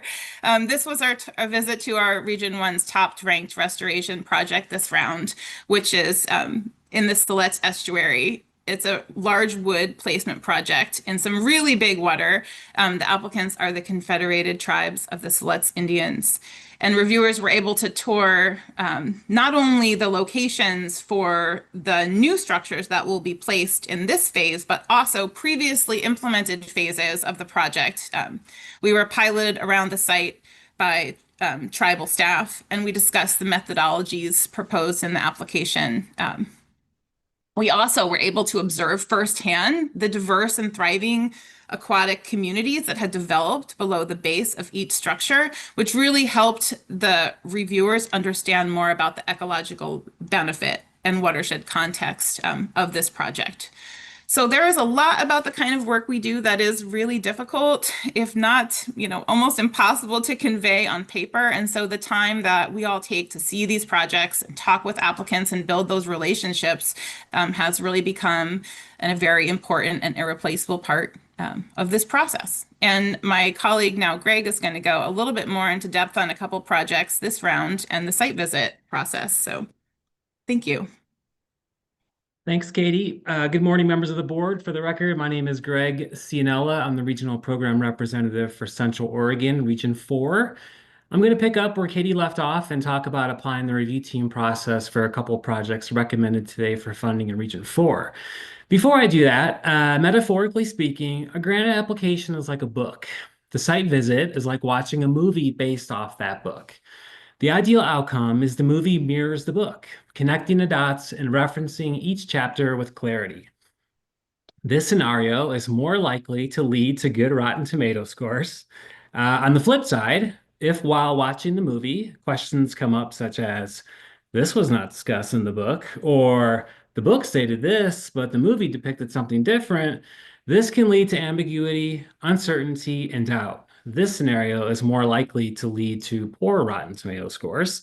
I mention all this because it's at the site visit when the application comes to life. being on the ground with the project team, walking and talking and listening and learning. So with that in mind, I'm going to talk about this project you're seeing on the slide. This project is a fish passage solution utilizing a roughened channel approach that will replace an old weir that has a 6-foot drop. This project is located on private land along South Creek in the upper Shiwaukan River Basin, upstream from the community of Paisley. So when this project came in, I was thinking about the expertise needed for the field visit. A fish passage, fish biologist and a stream habitat biologist was a must. As the title implies, this project is within an Oregon Department of Agriculture strategic implementation area, which is targeted geographies to focus on water quality improvements. So having that expertise was key. This project is surrounded by the Fremont-Wainema National Forest. This project proposes to leverage the removal of a Forest Service culvert 200 yards upstream slated for removal in 2026. So having our Forest Service biologist was key. And then lastly, this project is phase 2, as the title implies. And so learning from the applicant and landowner how phase 1 was going was important to know. So lucky enough, all the expertise were able to participate in the field that day, and including the landowner and the applicant. So upon arriving at the project site, we first stopped at the culvert from the Forest Service and talked about its replacement and how the Forest Service is the lead federal entity for permit compliance on both barriers. It was confirmed these permits are complete. Once these barriers are addressed, 17 miles of habitat would be made available. As you can see in the picture on the lower right, this area has experienced recent stand replacement wildfires, yet the South Creek subbasin remains largely green and intact, further emphasizing the need and habitat value for aquatic species. The applicant and landowner showed us phase 1 implementation. We looked at Beaver Dam analogs that were installed, and we also discussed the timeline for riparian fencing and spring developments, which will be happening this winter. The landowner explained to us their grazing management strategy to manage livestock. So with these spring developments and riparian fencing in place, livestock will no longer need access to South Creek. So it was becoming evident as we were walking and talking and listening and learning that everything in the application was reflected in the field visit, and all the necessary ingredients to implement successful restoration were present. Next slide, please. So this restoration project is a forest health, fuels reduction, and wildlife habitat connectivity project across 240 private acres, completely surrounded by the Fremont-Wainema National Forest, located in the Sprague River watershed northeast of Chiloquin. So when this application came in the door, it was pretty clear I needed a forester, a wildlife biologist, and the Forest Service biologist. The reality is our wildlife biologist on the team sits 5 hours away from this project site and is too far for travel for one day. And as the site visit date got closer and closer, it turned out our forester and Forest Service biologist got called out onto fire assignments. So what do you do when the technical experts can't make it that day? So I pivoted. I called 2 local reviewers in the Klamath Basin that were available that day. Having local representation from the review team is pretty key and likely to be, given that they're likely to be familiar with the geography and the applicant's work. I also had a Central Oregon reviewer that was able to join us that day. So the expertise of reviewers in the field that day were water quality specialists and stream flow restoration specialists. I'll say that one of the benefits of having reviewers on field visits for projects that are not in their wheelhouse is that the curiosity of folks tend to result in a lot of questions being asked, which really can facilitate great conversations. I think it's important to know when we recruit review team members, we really aim for folks that sit at the level within their entities that have that project level on the ground restoration experience and familiarity. While none of the reviewers that day were experts in the field of what this project is trying to do, they read the book, aka the grant application, and are seasoned natural resource professionals who can discern if all the pieces are present to determine if a project is strategic, ready, and relevant. We also encourage applicants to invite landowners and be prepared to discuss why this project, why here, and why now. The applicant and landowner did just that. So our first stop was the adjacent Forest Service lands to discuss the in-progress forest health treatments. We talked about these treatments and how the hope is to line up the private land treatment in order to facilitate broadcast prescribed fire across public and private ownership to maximize the ecological benefits this activity has. On the slide on the right-hand side, I understand it's a busy map, but the intent here is to show that the 240 private acres is in gold, and you can see they're surrounded by national forest, and the blue and pink shading represents NEPA-ready Forest Service treatment areas. The photo to the left of the map is taken from those Forest Service treatment areas. Once we left, we visited the private land and we talked and we visited each habitat type proposed for treatment and talked about the prescriptions. We also visited projects the landowner has implemented on their own, and this was reflected in a letter of support attached to the application written by the landowner that documented the conservation work that they have been performing over the last 19 years. So as we listened to the landowner and the applicant tell us about their project, it was seeming pretty clear all the right ingredients were present. When we held our review team meeting, the experts who couldn't make it that day agreed and confirmed this. Next slide, please. So as we get to the review team meeting where reviewers are providing funding recommendations, I'm going to turn it over to my colleague, Ken, to discuss that. Ken, the floor is yours. All right. Thanks, Greg. Can you guys hear me okay? Yes. All right. Thanks. So, co-chairs, members of the board, hello, my name is Ken Fetcho, and I'm OWEB's Effectiveness Monitoring Coordinator. And just as Liz mentioned, I am the OWEB project manager that's responsible for convening the technical review team that reviews all of the monitoring applications that come in through open solicitation once a year. And this change occurred in spring of 24. And so this is the second year in which we have adopted this change in the review of the monitoring applications. Once funded, I have the pleasure to serve as the OWEB project manager that administers all the monitoring grants that are funded across the state through the open solicitation. So there's just considerable amount of effort that goes into this next step of the stairway. And this is a very important step.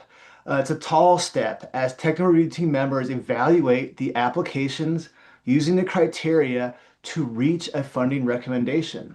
Next slide, please. So we invest considerable effort to prepare the technical review team members before the review meeting occurs. And so you just heard a lot of the details related to site visits from Katie and Greg. And here I'm going to emphasize some of the tools that we provide. So after the after the applications are submitted and the eligibility review is completed by OWEB staff, we send the technical review team members materials that include the evaluation criteria in what we call the bubble diagram, and I'll go over that here in a second. And also in review worksheets. And those are important tools that help them prepare to evaluate the applications. And so the review worksheet is a template that contains each of the evaluation criteria that helps the technical review team members identify strengths and concerns for each criteria as they review the applications before the technical review team meeting. So another important component that we heard about from Katie is related to the expertise that each technical review team brings, and each OWEB project manager sort of takes their own approach to this, but the training and onboarding of new technical review team members that come onto the review team is also important and is typically done, in a one-on-one meeting to train and orient them on the overall process, the evaluation criteria, the tools that are available, and the types of strengths and concerns that we're looking for, and how they should consider all the criteria to reach a funding recommendation. And that's to fund, do not fund, or fund with conditions. So next slide, please. So this is the bubble diagram for the monitoring grant program. And Oregon administrative rules basically says, to what extent does the application clearly describe the following criteria? And so when you include the climate criteria that apply to all of the OWEB grant programs, there are a total of 13 evaluative criteria for the monitoring grant program. And so that's a lot. And of course, the way the application questions are crafted allow the applicant to provide the necessary details for the technical review team to apply those criteria. And so the tools and training that we provide to the members of the review team in advance of the meeting is key. And there's just a lot of thought and preparation that goes into this. And so essentially, the bubble diagram is a visual representation of the evaluation criteria. And so in the center of the diagram, there are different colored circles that represent the evaluation categories. And the color corresponding rectangles that are next to each circle are the different evaluation criteria in each category. So for example, in the green technical soundness category, there are 5 evaluative criteria that are applied during the application review process.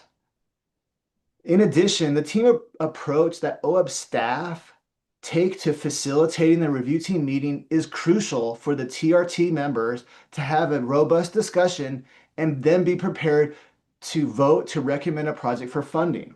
Next slide. So the technical review team meetings are facilitated and documented taking a team approach. And so the OWEB project manager or RPR recruits a teammate, and that could be a fellow regional program representative, a partnership coordinator, or sometimes our manager to help lead the facilitation of the meeting. And this allows the OWEB project manager or RPR to participate in the content of the discussion and relay information that's in the application if needed. And so the other teammate that's recruited is a note taker.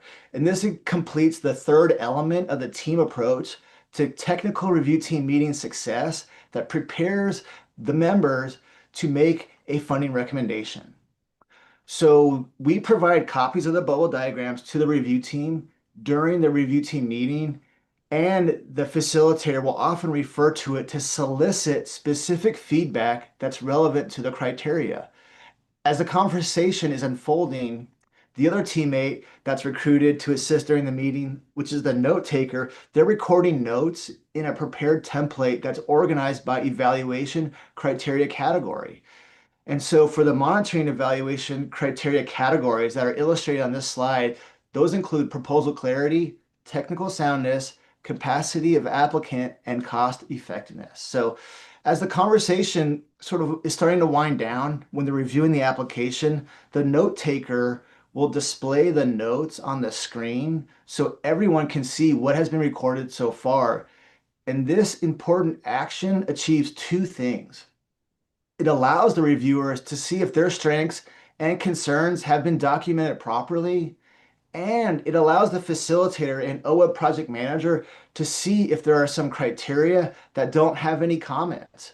And by viewing the meeting notes together, we are providing a check on the review discussion, which can prompt clarification for the note taker to correct existing notes to reflect the exact details of the comments, and for the reviewers to add strengths and concerns that have not yet been recorded in the notes.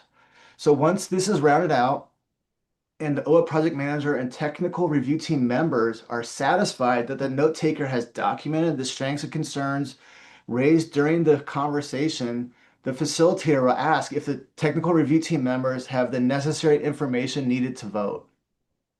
And so the bubble diagram is helpful to not only visually display the evaluation criteria, but it also helps the technical review team reviewers think about the likelihood of success and the weight of evidence to ensure a project is in that sweet spot. And that sweet spot, which is illustrated by the yellow circle that's in the center of the evaluation criteria categories, is basically when the application meets a majority or all of the evaluation criteria, which provides confidence that the project has a high likelihood for success, and for monitoring applications is collecting information that's necessary to inform future restoration or acquisition projects to benefit watershed health.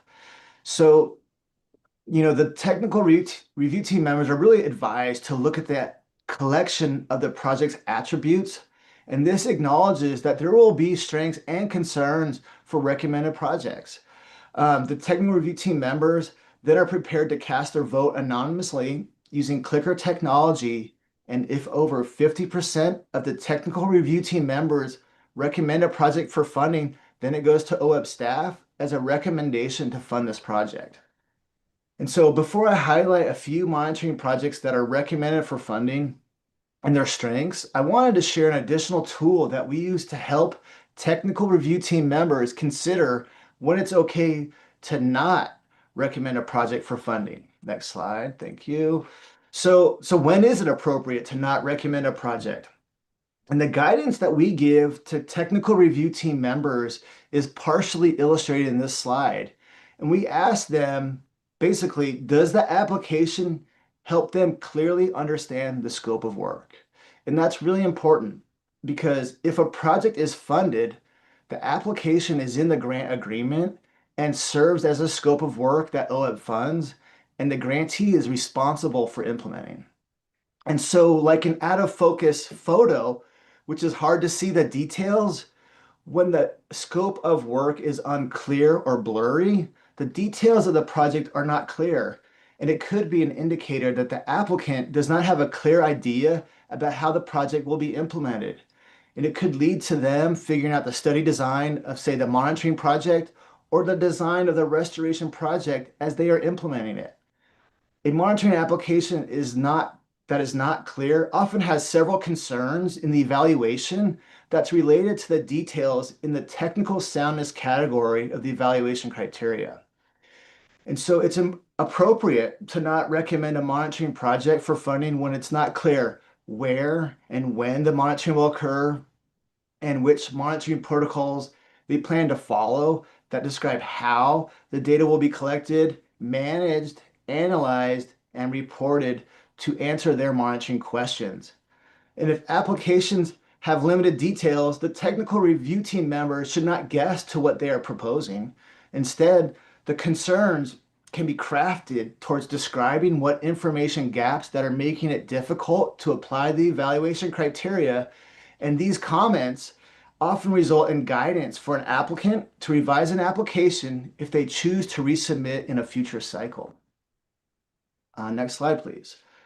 So the first example of a monitoring application that's recommended for funding this cycle is actually a resubmit from last year's cycle where this project was recommended for funding but just fell below the funding line. And so the applicant, the High Desert Partnership, resubmitted the application and revised it to address the concerns and now is recommended for funding and is above the funding line this cycle. And so this is project number 2265022 and includes several local, state, and federal partners. And so the evaluation that I crafted based on the review team's comments on this application starts on page 448 of the PDF that's titled Application Evaluations. And for those of you who are following online, this document can be found online as the second link below the agenda and spending plan on the January 2026 board meeting materials. And I feel it's really important to note that these evaluations are in a separate document that are not in the ebook or in the staff report for agenda item L.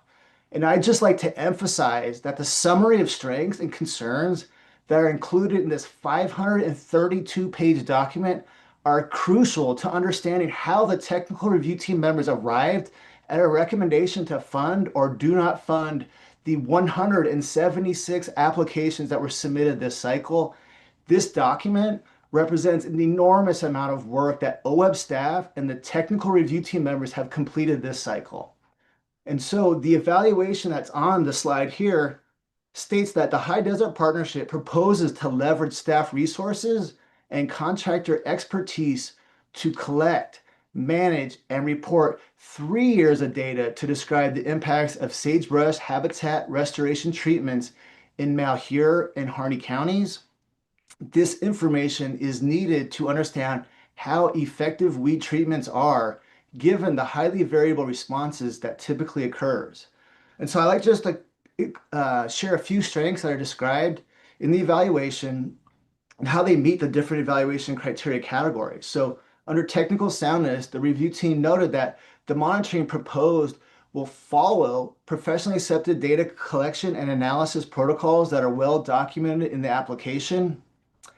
Under proposal clarity, the applicant is engaging community members that are disproportionately impacted by climate change by working with the Harney Wildlife Collaborative and local youth crews, integrating local rangeland fire protection organizations and landowners to understand the needs and response to wildfire.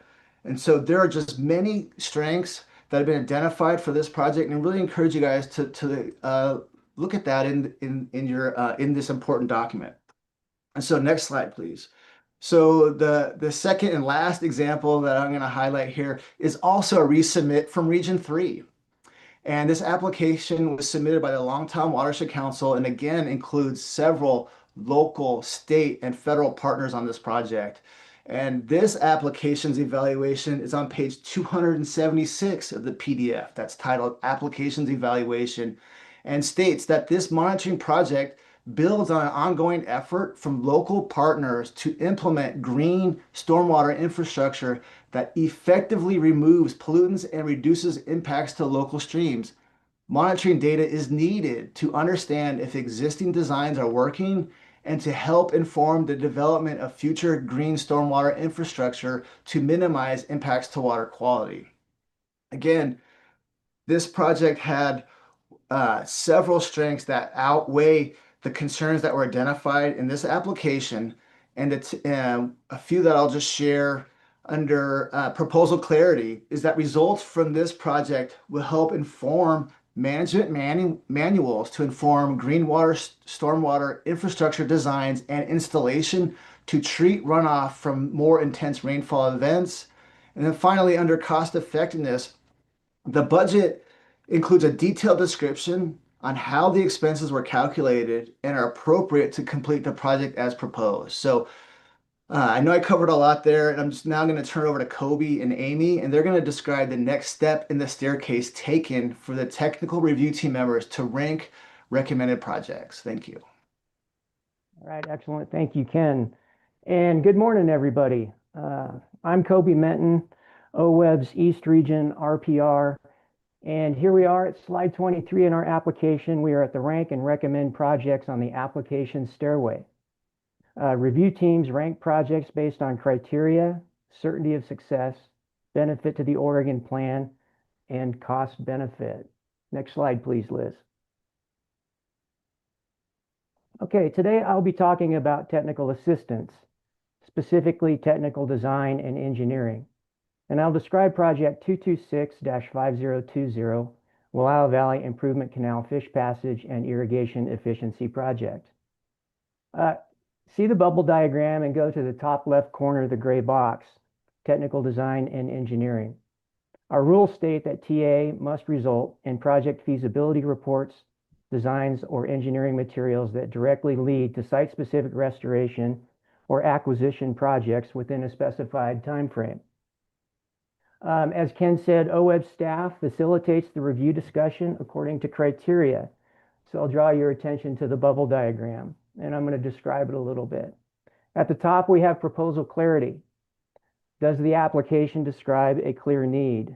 Moving to technical soundness. Does the project address limiting factors? Will alternative analyses be completed? Is data collection appropriate? Is the design approach appropriate? And will the resulting project address climate and carbon emissions? Down at the bottom is capacity of applicant. Does the project team have the capacity and qualifications to implement the project as proposed, on time and to budget? And are they engaging the right audiences? Cost effectiveness. The costs align with the work necessary to accomplish the project. And we're working towards the project center, the sweet spot, or the likelihood of success. And will the TA lead to future restoration? Does the team have enough information after review to make an informed recommendation? With that background, let's move to project 226-5020. Refer to the aerial photograph or the map on the right side of the slide. The canal south and east of Joseph and marked with a dotted line on the map is an irrigation canal that starts in the Amnaha Basin at Big Sheep Creek and transports water to the Wallowa Subbasin. Along its 12-mile course, it intercepts several creeks, including Little Sheep, Salt, Redmont, Ferguson Canal, and McCully Creeks. Let's move to the diversion photo, bottom of the slide. 3 major diversions exist in the system at Big Sheep, Little Sheep, and McCully Creeks. The Big and Little Sheep diversions are identified as full passage barriers to bull trout and steelhead, both of which exist in the watershed. Each diversion is classified as priority barriers for restoration by ODF&W and others. And let's move to the canal photo in the top center. The canal is an open earthen conveyance system, and diverted water is lost to seepage and evaporation. A part of this technical assistance is to evaluate methods that will improve efficiency to create water savings in the Big and Little Sheep Creek watersheds. So moving to project objectives, there's 2 of them. Develop designs for fish passage at the major diversions and identify solutions to address passage at the smaller intercepted streams. And number 2, address irrigation needs and provide alternatives to improve water conveyance efficiency. So moving to project review, we review around strengths and concerns. And in this one, some strengths revolved around technical soundness and capacity of applicant. The resulting restoration will address habitat limiting factors for species of concern in the project area and as identified in recovery plans. This technical assistance will get a process started that has been a high priority for many years. And the resulting restoration will improve watershed resiliency by providing fish access to higher elevation streams with consistent and cold water. Moving to capacity of applicant. The applicant has the capacity to implement the project as proposed and on time. Partnership is demonstrated with support letters and secured match. And the project team has a track record of implementing similar high-quality projects. So this was our top-ranked TA project in Region 5 this session, but even though it's top-ranked, there are concerns even in top-ranked projects. And here they revolve around proposal clarity and cost effectiveness. The proposal does not describe the proximity to other restoration projects in the area, and the budget shows a stepwise process from concept to project permitting, but the narrative does not clearly describe each step. And for cost effectiveness, the budget may not be sufficient to complete all proposed tasks given the scope, coordination, and complexity. So again, we're working our way towards the center, the sweet spot, the yellow circle. At discussion, the project rose to the top and hits the diagram center. There is a high likelihood of success, and the TA will likely lead to future eligible restoration. Next slide. Okay, this is a generic diagram and applies not only to the project I just described, but to projects across the 6 regions in Oregon. The diagram is a subset of watershed restoration plans, including local, state, federal, and tribal plans. And these are used at project development and at review to identify strategic watershed action in the open solicitation offering. So what does make a project strategic? Here's several examples. Does it build on previous restoration? Is it the right place and right action? Is it prioritized geography? Does the project address cause over symptoms? Is there an experienced team commitment? Will it create synergy for future restoration? Again, in the diagram, we are trying to arrive at the center by recommending projects that are strategic, ready, and relevant, and led by experienced project teams. Thank you, and with that, I'll turn this over to Amy. Thanks, Kobe. Good morning, members of the board and co-chairs. My name is Amy Charette, and I'm the Mid-Columbia Region RPR, which is Region 6. I'm based in John Day, and I'll be talking about how the review team ranks projects that are recommended for funding and using this application as an example. This is the Dry Creek and Lower Pine Creek Assessment Project, application number 2266017. It's a technical assistance project submitted by the Walla Walla Basin Watershed Council. As Kobe mentioned earlier, we have 2 types of technical assistance grants. This application is under type 2, which is the resource assessment and planning, which supports the development of information about existing water quality or habitat conditions and processes at an identified scale and relates those conditions and processes to actions that will directly lead to desired future conditions within a specified time frame. So this project and assessment focuses on 2 tributaries in the Pine Creek watershed, Dry Creek and Lower Pine Creek, located in the Walla Walla Basin. These systems have been facing limiting factors such as declining aquifers, stream channel incision, disconnected floodplain, and the loss of seasonal surface flow. Those issues have cascading impacts on riparian health, fish habitat, and water availability for surrounding communities. The project proposes to complete a sub-watershed assessment and action plan covering 10 to 15 miles of stream habitat. The plan will use GIS and field-based assessment methods to evaluate riparian condition, floodplain connectivity, and hydrologic function. From there, the team will identify several restoration-ready sites and develop at least 2 low-tech process-based restoration designs, like beaver dam analogs or post-assisted log structures, to provide implementation-ready models for landowners. The proposal builds directly on a previous OWEB-funded engagement grant from 2023, in which the Watershed Council connected with 89 private landowners, and you can see from the map on the screen all the tax lots, and the Watershed Council worked to secure support for this assessment. That groundwork ensures that this next step, the technical assessment, is community supported. Now, in terms of the evaluation, the review team identified multiple strengths in this application. The evaluation is on page 506 of that grant application evaluation PDF. Some of those strengths include the project need is clearly defined, addressing critical limiting factors such as reduced groundwater recharge, disconnected floodplain, and impaired fish passage. The project leverages previous OWEB investments, meaning we're building on proven engagement success. The project is technically sound, applying established tools like the Stream Visual Assessment Protocol, LiDAR-based spatial analysis, and the low-tech process-based restoration design framework. The ecological uplift potential is high. Anticipated improvements span hydrology, riparian condition, and aquatic habitat. The applicant demonstrates strong organizational and landowner capacity, supported by cooperative agreements and partner letters of support. And finally, alignment with several state and regional planning efforts, including the Walla Walla 2050 Water Plan and the Mid-Columbia Steelhead Recovery Plan. Importantly, no concerns were identified by the review team for this application, but now I'll give some context on how projects like this one are ranked by the review team. Next slide, please, Liz. Thanks. After the review team discusses all the projects in a given grant type, like technical assistance, OWEB reviewers then rank the projects that are recommended for funding. We understand that ranking is probably one of the more difficult tasks in the review process. It's usually at the end of long discussions on application strengths and concerns, maybe at the end of a day, and reviewers can sometimes have over 20 projects in a grant type to rank. So we as RPRs are continually looking for tools to help reviewers in this process and provide guidance. We do use SurveyMonkey as one of the tools, and that is the image on the left and what reviewers will see when they are ranking projects. So once we discuss all the technical assistance applications or other grant types, reviewers will have time to rank the projects in priority order that were recommended for funding. It is anonymous, and reviewers can spend as much time as they need ranking the applications. This ensures reviews are standardized and collected efficiently across all regions, and each reviewer submits their individual rankings through the system, after which the results are compiled to give us a final regional ranking list. OWEB reviewers rank the recommended projects within each region based on the 4 points on the right.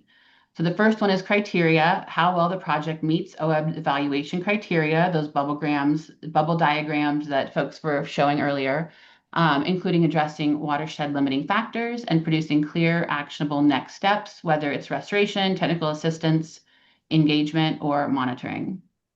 The second one is certainty of success, so the likelihood that the proposed approach will produce implementable products, and directly lead to on-the-ground restoration. Third is the benefit to Oregon plan priorities. So the degree to which the project supports goals for fish and wildlife recovery, water quality improvement, and watershed health, including ESA-listed species, and the implementation of the Oregon Plan for Salmon and Watersheds, as well as other local, state, tribal, and federal plans. And then fourth is cost benefit, evaluation of projected outcomes relative to project costs, ensuring efficient use of state and federal dollars. So just a little bit further, going into that application that was on the previous slide, the Dry Creek and Lower Pine Creek assessment as an example of how these all come together. So under criteria, the project need is immediate and well documented. The proposed deliverables, a sub-watershed assessment action plan, and 2 restoration designs directly meet OWEB's technical assistance evaluation criteria. For certainty of success, the team demonstrates strong capacity and partnerships. They already have extensive landowner interest, prior engagement, and professional expertise across geomorphology, restoration design, and outreach, making successful delivery very likely. The benefit to Oregon Plan priorities and other planning documents is high. The Pine Creek watershed feeds directly into the Walla Walla River, supporting ESA-listed Mid-Columbia steelhead and bull trout, and the project is also likely to contribute to groundwater recharge, drought resilience, and improved water quality, all priorities in the Mid-Columbia region. And finally, for cost benefit, the planning deliverables will generate future implementation projects and leverage additional investments. The review team found the cost to be reasonable and proportional to the outcomes. As a result, the Dry Creek and Lower Pine Creek assessment ranked first out of 4 technical assistance applications that were recommended for funding in Region 6. So ultimately, the rankings across the region support funding to high priority, ready to implement projects that meet that sweet spot or likelihood of success in the bubble diagrams. Next slide. I'll now pass the presentation over to Mark to continue the application stairway. Thank you, Amy. Good morning, co-chairs and members of the board. For the record, Mark Grenbemmer, OWEB Southwest Region 2 Program Representative, located down in Southwest Oregon. What an amazing privilege you all have today. You get to give money to folks that are partners that are doing great things for Oregon. So it's good stuff.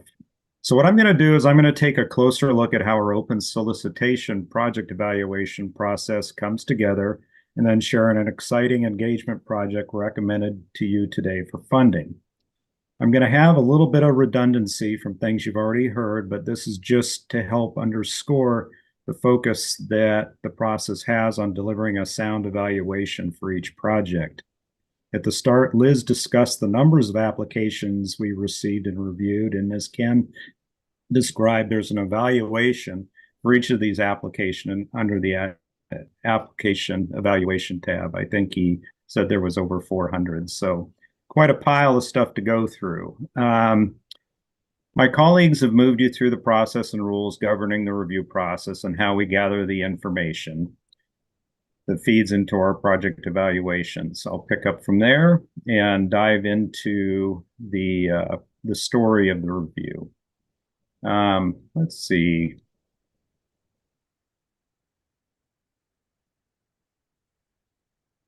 Go ahead and, okay, thanks, Liz. I was going to have you advance to the next slide. So what's an open solicitation evaluation? Well, basically, it's the story of the review, just documenting how each regional review team reviewed an application against the project criteria that's established in statute and rule. It communicates the team's funding recommendation and priority ranking to OWEB staff. OWEB staff then use this information to develop a consolidated funding recommendation, bringing together the reviews from all the separate regions and their priority rankings into a single funding proposal for your consideration. The ingredients and recipe for open solicitation evaluation development is consistent across all regions and for all types of applications. So who's the primary audience for the evaluations? Well, you, the board, are. We write the evaluations primarily for you, but they're also meant to be a useful tool for the applicants. For the board, the evaluations are a direct link to the review process. They capture the key findings of the project review story, the final product of several months of work by the review teams. The evaluations help familiarize the board with each application and how it meets our funding criteria. This narrative tool helps inform you when you make your funding decisions. For the applicants, it helps foster transparency and accountability and helps identify areas in their proposal that can be improved. Evaluations strive to impart applicants with a clear understanding of the review results and to help guide in crafting of future applications. OWEB evaluations are kind of unusual and rare in the funding world. Most funders don't offer such comprehensive upfront feedback, which does really increase our transparency. And I think it's one of the things that helps set OWEB's grant making process apart. All right, so what this slide depicts is a snapshot of different sections of an evaluation and shows the crosswalk of how evaluation criteria and the evaluation narrative meet. As a quick recap of the review process covered earlier, in order to help you with some context, gathering the information that goes in the evaluations primarily happens during the regional review teams. These team reviews each application and provides staff with a review, a funding recommendation, and a priority ranking. These meetings are facilitated primarily by regional program representatives or the grant program manager or their grant program managers with support from a dedicated note taker. All the discussion on the notes are captured using an evaluation criteria template. This template helps ensure we consistently gather and apply the criteria found in rule and clearly document how each application meets those criteria. After the review team meeting, staff use the notes from the discussion to write up each application's review, organizing the information into strengths and concerns. So the open solicitation evaluation drafting process is one that happens over several weeks.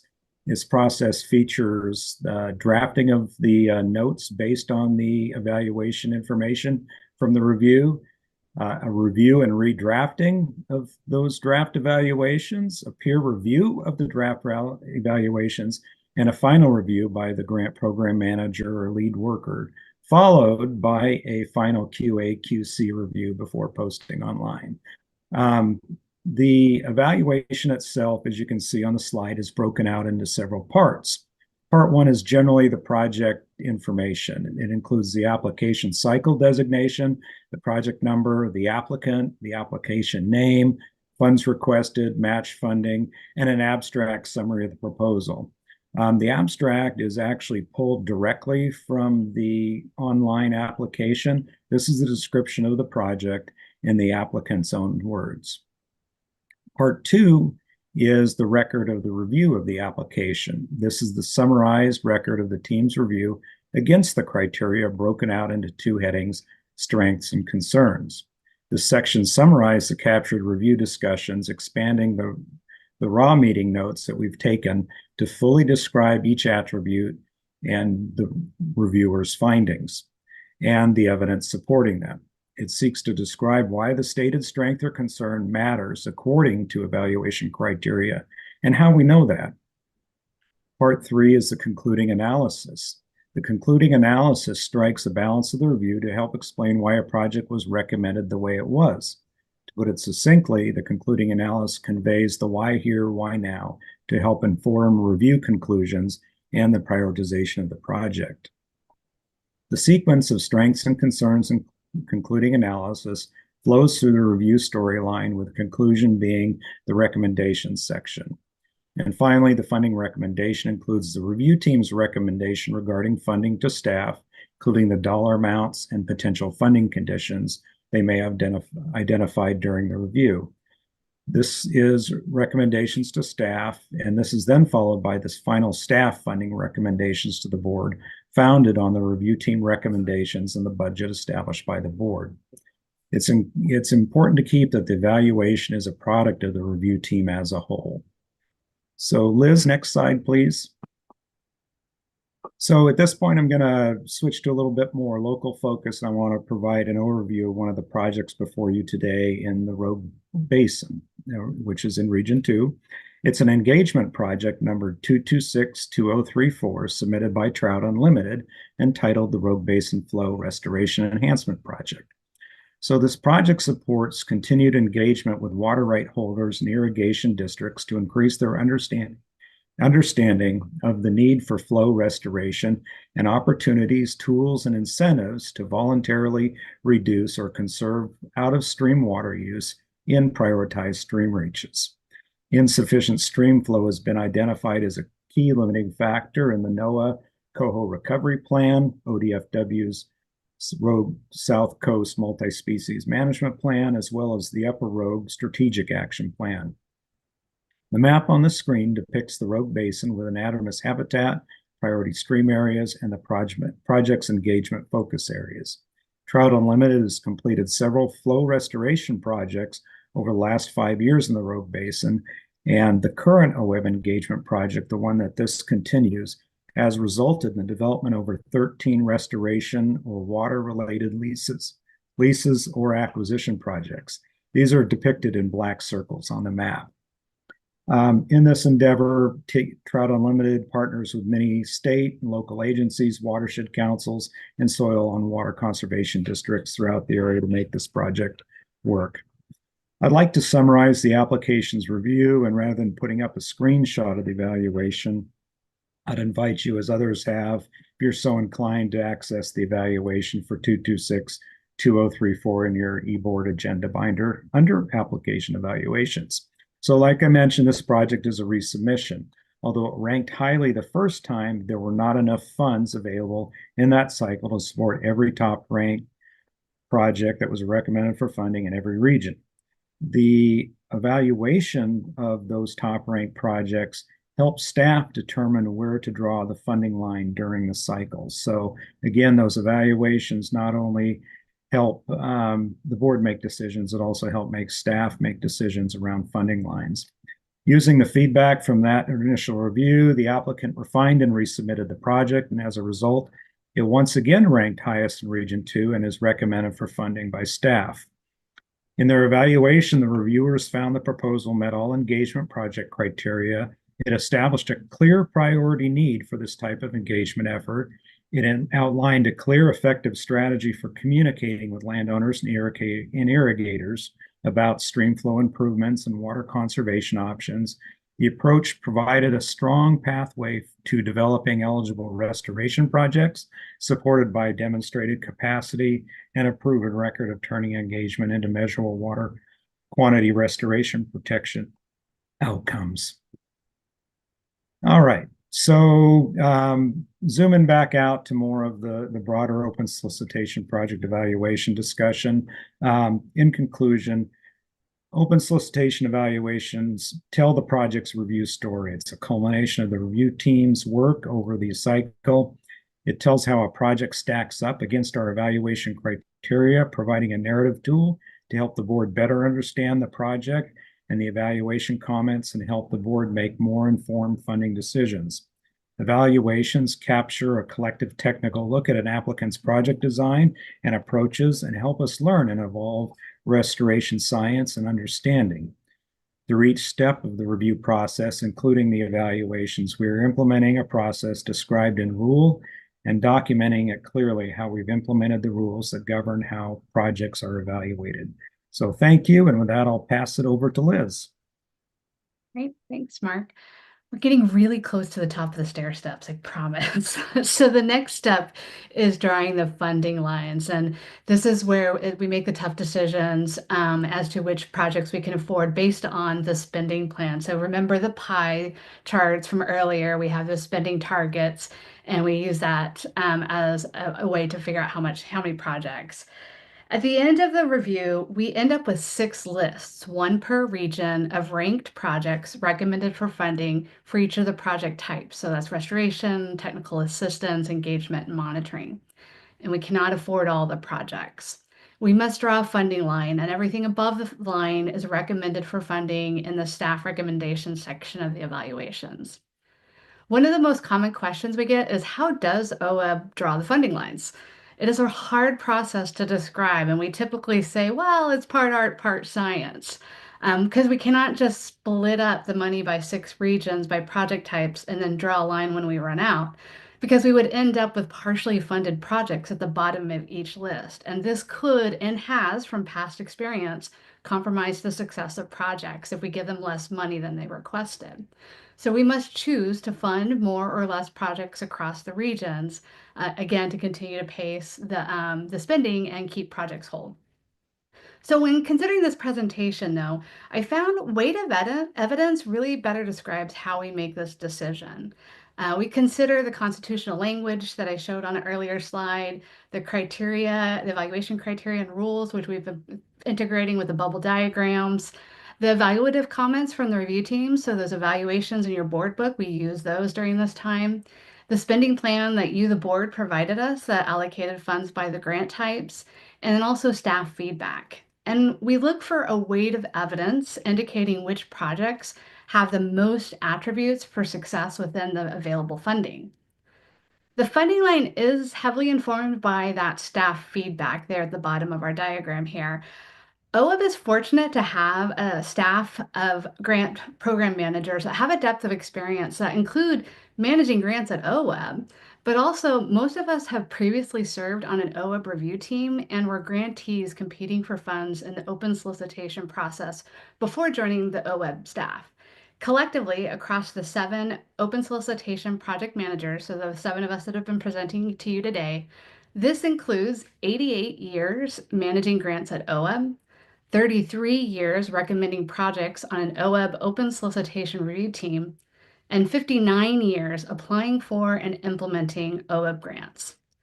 Our experience in these granting roles can leverage the review team's recommendation to look at the evidence and determine where funding lines should be drawn to invest in projects most likely to succeed in achieving the expected outcomes described in the Constitution, so that we can have the greatest impact in protecting and restoring fish and wildlife habitat and watershed functions that improve water quality and stream flow across Oregon. And I'm going to take a moment to just go slightly off script and maybe make the team slightly uncomfortable with compliments, but I really hope what struck me through this presentation is the passion and the storytelling that each of the project managers tell as they're going through their presentation. And I hope everyone noticed that, because what it shows us is that this team really cares about the investments. They care about the process and having a quality process, and then thinking about the impact of that process, both on our watersheds and on the people and the organizations that rely on this process. And so there's a commitment to having a consistent, transparent process, but also learning and being aware of when we might need to adjust it so that it continues to be a learning process that meets the need in each of the watersheds. So I just want to thank the team for the thoughts put into the presentations today, because I thought that passion really showed. And now we're at the top of our process. So here we are today. We're at the award. We are presenting to you our recommendation for funding.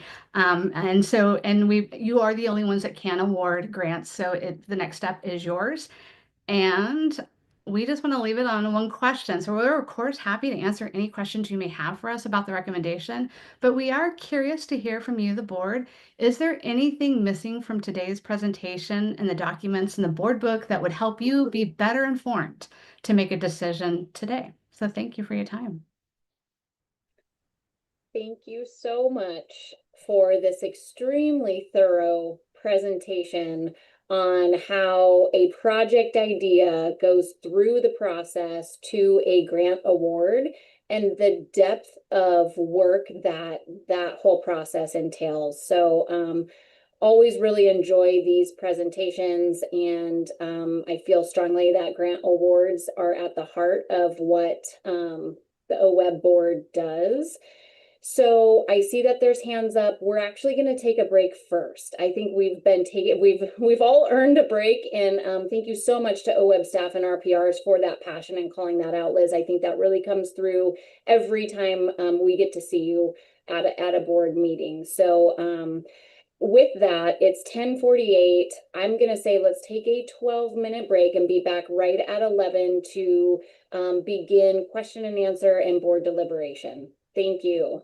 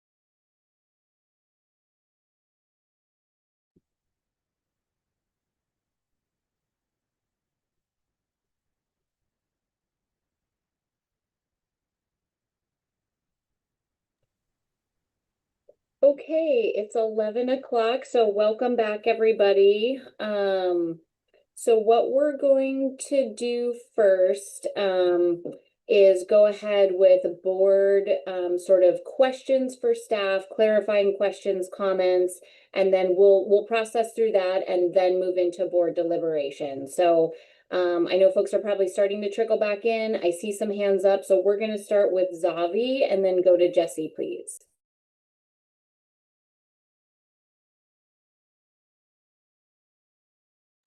Oh, Zavi, can you hear us?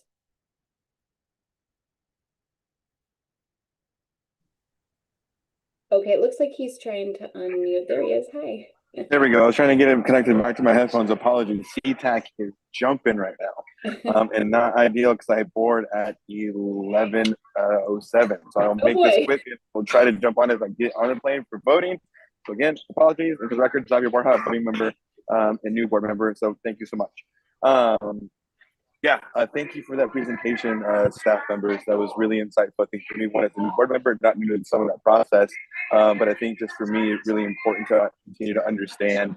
I think our role, or I'll speak for myself, for my role as a board member, a voting board member, and that process, and the amount of, I think, intentionality that goes into it, and the amount of work that goes into it is definitely greatly appreciated. I think it was Liz that mentioned. I think it definitely shined through the amount of just care and the amount of joy and passion that you all have for this work. So as an Oregonian, just appreciate that. And as a board member, also appreciate that. So thank you for all the continued work through everybody's respective role through this entire process. And I think one of the questions was what things could be better to help us understand some of these things. I think for me, and I don't know if this is part of that process, and again, forgive me if this is, but I think what was mentioned on one of the on the stairway to heaven on those long passages was I'll call them adult field trips. So being able to actually see and be there, and so I don't know what level of appropriateness it is, but again, just for high level awareness, if there's opportunities for board members to go to site, be on site for some of these things, I think for me as a visual tactile learner, also would just be helpful to have that in complementary to all the reports and all things that you all provide us, and the public comment that some folks also provide. But with that, I say again, just thank you, and we yield my time, and I will also freeze my camera as I make my way to the gate, and I will try to log back on with my phone for the voting process. And again, thank you all. Thanks, Zavi. I think folks can follow up afterwards with Zavi about opportunities to attend adult field trips. So Jesse, please, followed by Jamie. Thanks, Lindsay. Thanks for a great presentation, staff. I love a well thought out process. So it's really nice to see the whole comprehensive review, from application submission all the way through review laid out. My question is around the ranking, which I feel like remains to me the most obscure. And I say that because they go through the process of looking at all the criteria, and then the ranking, you say revisit the criteria, but in addition, consider these 3 other things. But inherently, those 3 other things are already part of the criteria that you've considered. So I'm curious as to why you have those 4 ranking reminders, the Oregon plan, the cost benefit, certainty of success, and criteria, when you've already covered most of that in the criteria itself. And then along those, and maybe this is something that has been done in the past and you're like, this was terrible, this is why we do it this way now, but why not just have, as the review team is going through the criteria, ranking each of those criteria at that moment? So giving a score, for example, on a scale of 1 to 5, or doing some kind of a evaluation at that moment rather than revisiting it at the end after you've gone through everything. So that's probably a question for Eric and Liz. Liz, would you like me to go first? Sure. Okay. Thanks. Yeah, that's a good question, Jesse. And some of part of the answer is that is how the rules are written. And so we're following along with rules. And if that's something that we think we should revisit as we do our 5-year reviews of the various program offering rules, we should take a look at that more closely. And I think the other part of the answer is that when you do have a large number of projects that are recommended, it can be really challenging to put them in a rank order. Even when you only have 8 or 9, it's hard. But if you have 12 or 15, it's even more complex. And we provide the teams with some tools to help them work through that with like sort of head-to-head battles between each pair of applications to help them quantify what they think might end up as a higher ranking project versus a lower one. But those criteria just give some extra emphasis on things that might help the team differentiate between projects that may be fairly close in their assessment. And so it's just that extra refinement tool. Liz, anything to offer to add to that? I have the same thought. Thank I think she had a second question about why would not scoring or adding a score that I'm happy to hit too. Sure.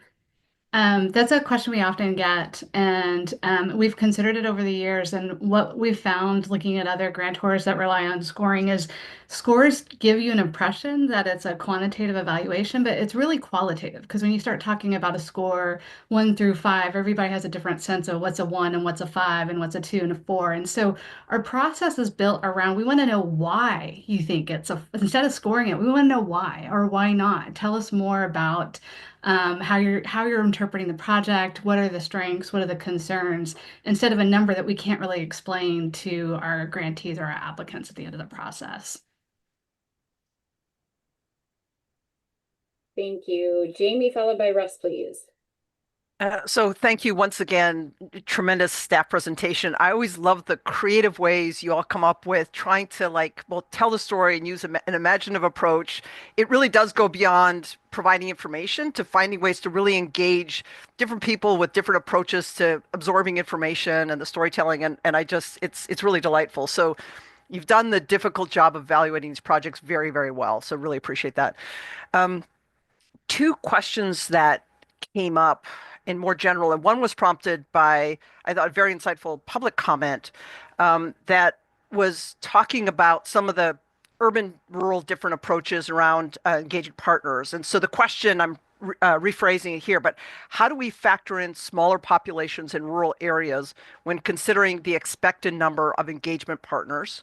So if you could answer that. And then the second question is, while relationships between surface water and groundwater have now become more intuitive to many, and to the reference for I'm a water geek, our laws don't always reflect those existing relationship.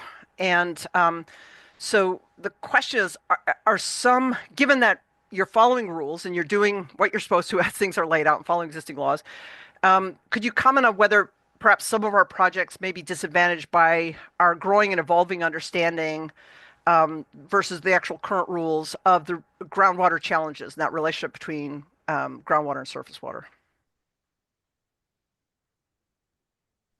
Thanks, Jamie, for those questions. Taking the first one first, around urban-rural engagement, size of communities and projects, the evaluation criteria really are silent on that. There's no preference for engaging more people in a project.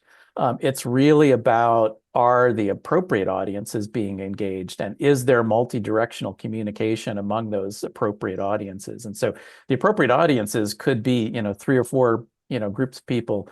The appropriate audiences could be 1,000 people that maybe are part of a watershed. It really depends on the issue at hand and whether or not that engagement is going to lead to, as Liz covered in the introductory slides, going to lead to eligible restoration or acquisition projects. And so those are the things that are considered there, and the rules are really silent about proportionality or size, and really focused on, is this going to result in viable restoration acquisition projects, and what are the impacts of those resulting projects going to be?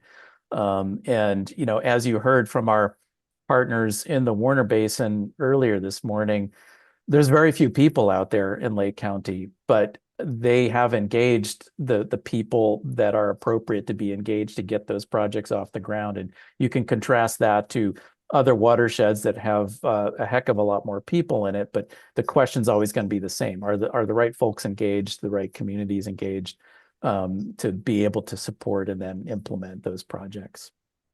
For for the second question on surface water, groundwater relationships, when I think about that, I think about a lot of the projects that you award funds for that address climate resilience by holding water in watersheds longer. We've heard a lot about stage 0 restoration. We've heard a lot about beaver dam analogs over the years.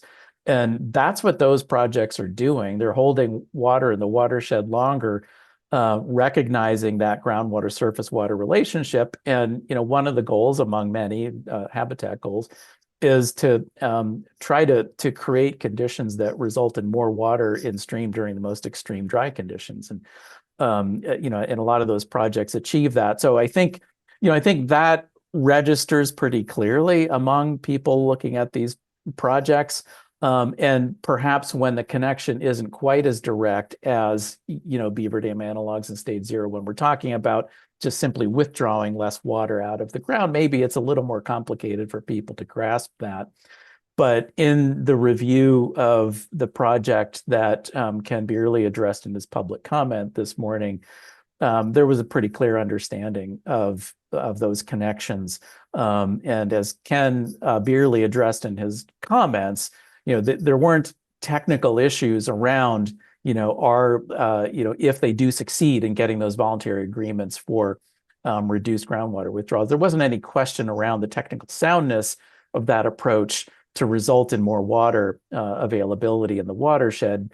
The concerns were really around the things Ken talked about how does that plug into the current regulatory scheme. So, I think our reviewers are pretty well plugged into that issue of surface water groundwater connection and why it's important for watershed enhancement and watershed health. I think all of my colleagues here in this presentation have been around the table in conversations that have addressed that pretty clearly. It's probably a lot harder in the public realm for achieving that level of understanding, but I've got a lot of confidence based on experience that our reviewers understand it really well. Sorry, does your answer change at all for a closed basin? Because keeping things in stream in the area is assuming the water's going to flow out of the basin. No, it doesn't change. No, it doesn't change because one of the issues in the Warner Basin, to continue in that example, in addition to the fish passage barriers that they really addressed well this morning, and you can see this in their strategic action plan. The next step, kind of long term, is trying to address stream flow concerns. And in the Warner Basin, yes, you can address the barriers and that'll allow sucker movement throughout the watershed to where they want to go. But if there isn't water in the stream, there's nowhere to migrate to, right? And so, I think those issues are really just as important in a closed basin as they are in other basins. Thank you. And just to reflect a bit on Eric's note about confidence in the experience, that was helpful, Liz, for you to kind of summarize the years of experience in OWEB grants and just in grants in general. So really appreciate the collective years of experience there. So thanks for that highlight. Russ and then Mark Labhart, please. Okay, thank you. The video's off, but I just want to take a moment to reflect on the evolution of the review process over the 27 years. This is extraordinary. You should be very proud as a staff, as a review team, members of the review teams. It is really impressive that you're pulling in the best of the best to be able to effectively do the work. And I'm curious about how you evolve in the decision making. For example, you talk about with great passion and clarity that you put staff visits on restoration projects. Was there a time, or have you decided strategically, for some reasons I don't understand, why we're not putting staff on the ground to do site visits for technical assistance projects? Or maybe I'm just misunderstanding it. That's one question. But the other is more of the evolution of new priorities. For example, we heard yesterday from the governor's office about the climate directive. How do you as staff factor that in the weighting of the projects either above the line or below the line? Obviously, we're being told to manage that, and I'd like to hear more about it. And again, over a year ago, when I joined the board, there was a DEI team, and we decided to disband that team with a commitment that we would still adhere to DEI principles. And I didn't hear anyone speak today to how we incorporate DEI understanding into the decision-making process, and just would like to hear more about that. Eric, I'm happy to start with site visits. Yes, please. That's a great question, Russ, and we've experimented with site visits for different project types. One of the things that we find is challenging is to be able to consistently offer site visits for technical assistance and engagement and monitoring because of the volume of grants that we received. So this cycle in the Willamette, that I had received the highest number of applications since I started at OWEB since 2012. So what that did is that if because what's important is not getting staff on the ground because we're not the ones evaluating and making that initial recommendation. We really want reviewers on the ground, and these folks have jobs, other jobs, and so we have to prioritize. And administrative rule actually does prioritize restoration, not even all restoration. It prioritizes complicated restoration or restoration that has a large funding request as the sites that should be visited. Our team has a goal to visit every restoration site, as Katie mentioned. We have found when we've experimented with the other types, it's really challenging to ask reviewers to do more because they're already giving us a couple of weeks of their time every 6 months. And as we get higher application numbers, that becomes even more difficult. So we have to prioritize at some point, and we prioritize restoration because administrative rule tells us to. How about if I chime in on the EO question and then Eric, maybe kick it back to you for or Courtney for the way the DEI process worked into sort of rule and ongoing staff work. Is that okay?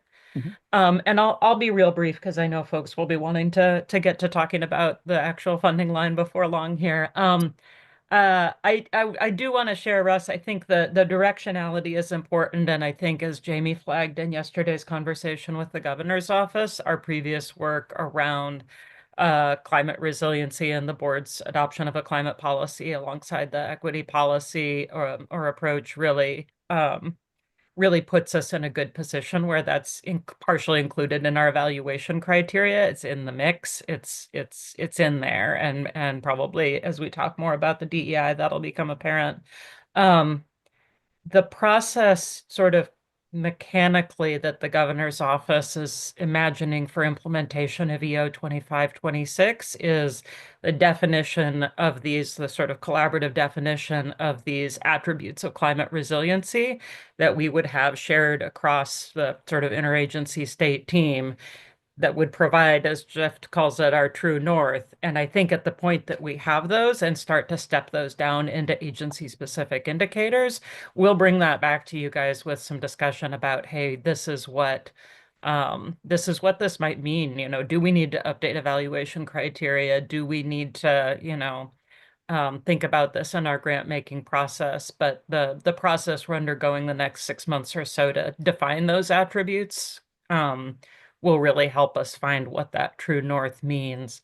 And the indication is there, these things are important, but I think, privileging that perspective above the evaluation criteria that we have in rule would be, legally challenging, but it would also be kind of changing the goalpost midstream on grantees and shortcutting that process. So I think it's important to keep that, in mind on the horizon, but also recognize that the implementation of those orders has a long way to go before we can figure out how it wires directly into our grant making decision making. Eric, Courtney, do you want to circle back on DEI? Sure. Yeah. Thanks. And I think you could start with our evaluation criteria, which we have the very specific climate criteria that were added after the board adopted its climate resolution and led the effort to build those criteria across all of our grant offerings. So those climate criteria are in what's called our Division 5 rules, which those are the rules that apply to all the offerings. And so they're not within each individual one, they're overarching rules. And those talk about the extent to which communities disproportionately impacted by climate change, how their input has been considered in projects. Excuse me. And that has come up in review team discussions quite frequently. And in addition to that, there's that criteria I referred to earlier, which is, are the appropriate partners engaged? And as part of that conversation in individual project reviews, review teams are often looking at, who those communities are that either need to be heard to form development of a project or might be affected by a project, or even communities that would benefit from a particular project on the ground. And so those conversations factor in. I think your question was really more specific to ranking, and how does that impact the ranking of the projects? And I think that's one of those things, if you think back to Liz's weight of evidence slide, that could be one of those factors that adds more weight to the weight of evidence to rank one over the other. Now that's a pretty general reply to your question, Russ, and may or may not be satisfactory to you, but that's how I see it. And I'll yield the floor to Courtney to see if she's got anything to add. The only other thing I would add is, I think as the executive team then works to look at the review team ranking and recommendations, we're taking all of that into account as we're figuring out where to draw the line, how much money we have to spend, the rules, and including, who the applicants are they a new applicant, a reoccurring applicant? And so we take it all into account as we, get that final staff recommendation that we prepare for the board. Thank you. It's helpful. Appreciate it. Thank you. We'll go to Mark and then Liz, and then we would love to hear from other board members who haven't had a chance to weigh in. Okay, thank you, Lindsay. I'll go pretty quick. First of all, apologies for I missed the entire public comment. I think a cow ran into our barbed wire internet line, so I missed the entire public comment, so I feel bad about that. This process, I just have comments, not questions, and I'll try to be quick. I've written myself some notes so I can stay on track here. This really helps me after 6 years. I still learned a lot, and I really want to attend one of those review meetings, so I look forward to that calendar invite. I also think this was really good for the public to see this process, particularly for our partners that have applications that work with us. I'm glad to see the folks who have been there for a long time in the agency, and other agencies that have the gray beards, I guess, to been around a while and know some of these criteria, and really appreciate their work on that. And appreciate the willingness to follow up with applicants when they fall below that funding line, and help them to get above the line next time, the pros and cons of that. What was the strength of your application? Maybe you could work on this and remember to come back again and maybe get above the funding line. So bottom line for me is we never have enough money to fund the recommended projects that fall below the line. And it's really bad now because of the loss of federal funding. And so that federal funding is matched for some, and it's going to really hurt, I think. So I would also close by saying this to the new members. Sometimes we have the ability as a board to move dollars around and move something above the funding line. But, that's a big but, it means pros and cons. We're stealing from somewhere else to be able to do that. But this board has done that in the past where we felt that it's a project that the staff says, yep, it's one that we should fund, but we just didn't have enough money and it fell below the funding line. It met all the criteria and it's a really good project, but it fell below the line. And so we have in the past moved some money around to be able to fund some of those kind of projects. But again, that's really dangerous because we steal from other funding lines that are also very important. So thank you. Thanks, Mark. Liz, please, followed by Raya. Thanks. So I feel like I'm echoing Russ a bit in what I'm speaking to. I have a comment and a question on sort of the emerging science, and then a comment and a question on science and the art when it comes to DEI and small rural communities. So science is moving so quickly, and the folks, including a lot of our non-voting members who are on the ground, really do see this and this on the impacts to the landscape within Oregon. And I had mentioned briefly that I had been to the Western Fire Science Lab, and one of the things that was striking in one of the presentations was, they're right at that edge of even looking at the benefits of prescribed fire with very tangible information, and then the benefits of thinning, and then the co-benefits of doing both with some very specific numbers. So that is really heartening. And I'm just wondering if, my question is, with that emerging science and moving so quickly, what are the opportunities to kind of feed that back or telegraph that back to potential applicants? So that's one. Have you thought of that? And how could that just improve success for your applicants for this emerging science? And then secondly, on the, there was a comment that when we get to a certain piece of the stairway, it really is science and art. And I keep on thinking that is where DEI and small rural communities who aren't traditionally thought of as DEI kind of fall into. How do we, because I think OWEB is really good at this, is that you can take things like, this concept of, knowledge and stretch them a little bit and figure how to put them into a successful project, so process. So that's my other thing is,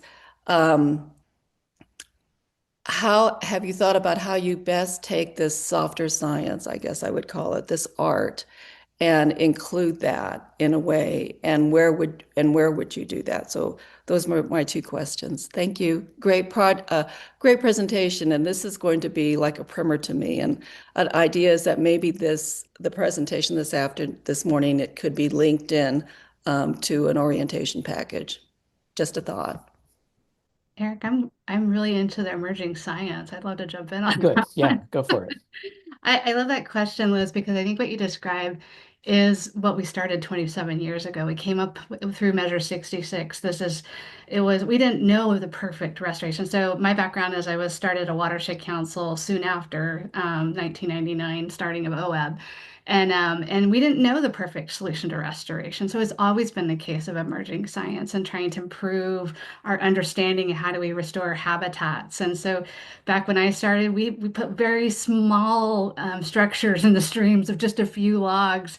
And now we've learned over the years that we should go big and do stage 0 whenever possible. And when not, how do we scale it back to the site so that you still get those habitat outcomes?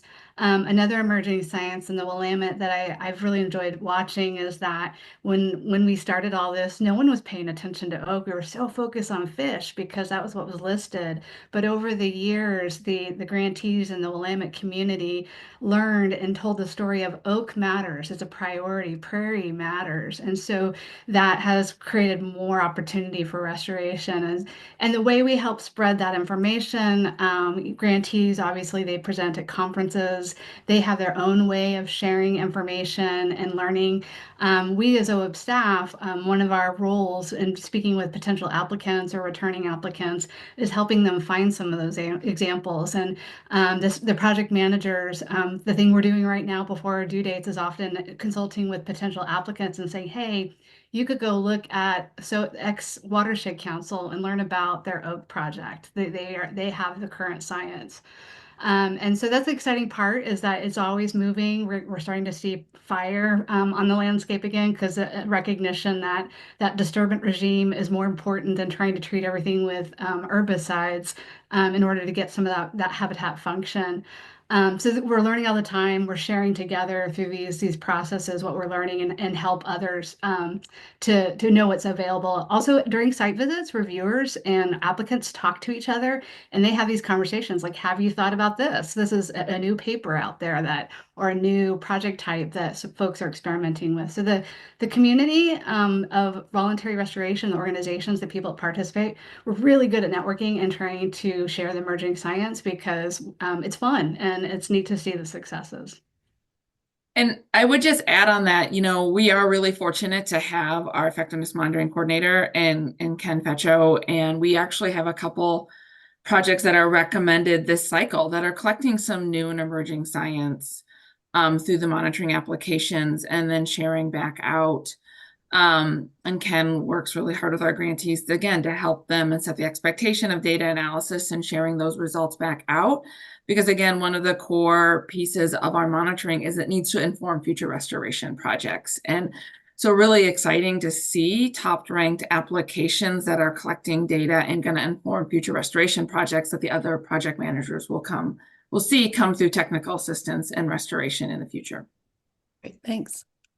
And to your second question, Liz, I've been pondering this as I'm trying to listen to the dialogue. This is a big question that you ask about incorporating soft science, and I think you're talking about rural communities and DEI as part of that. I think of the soft science piece is a bit bigger than that, but that's certainly a part of it.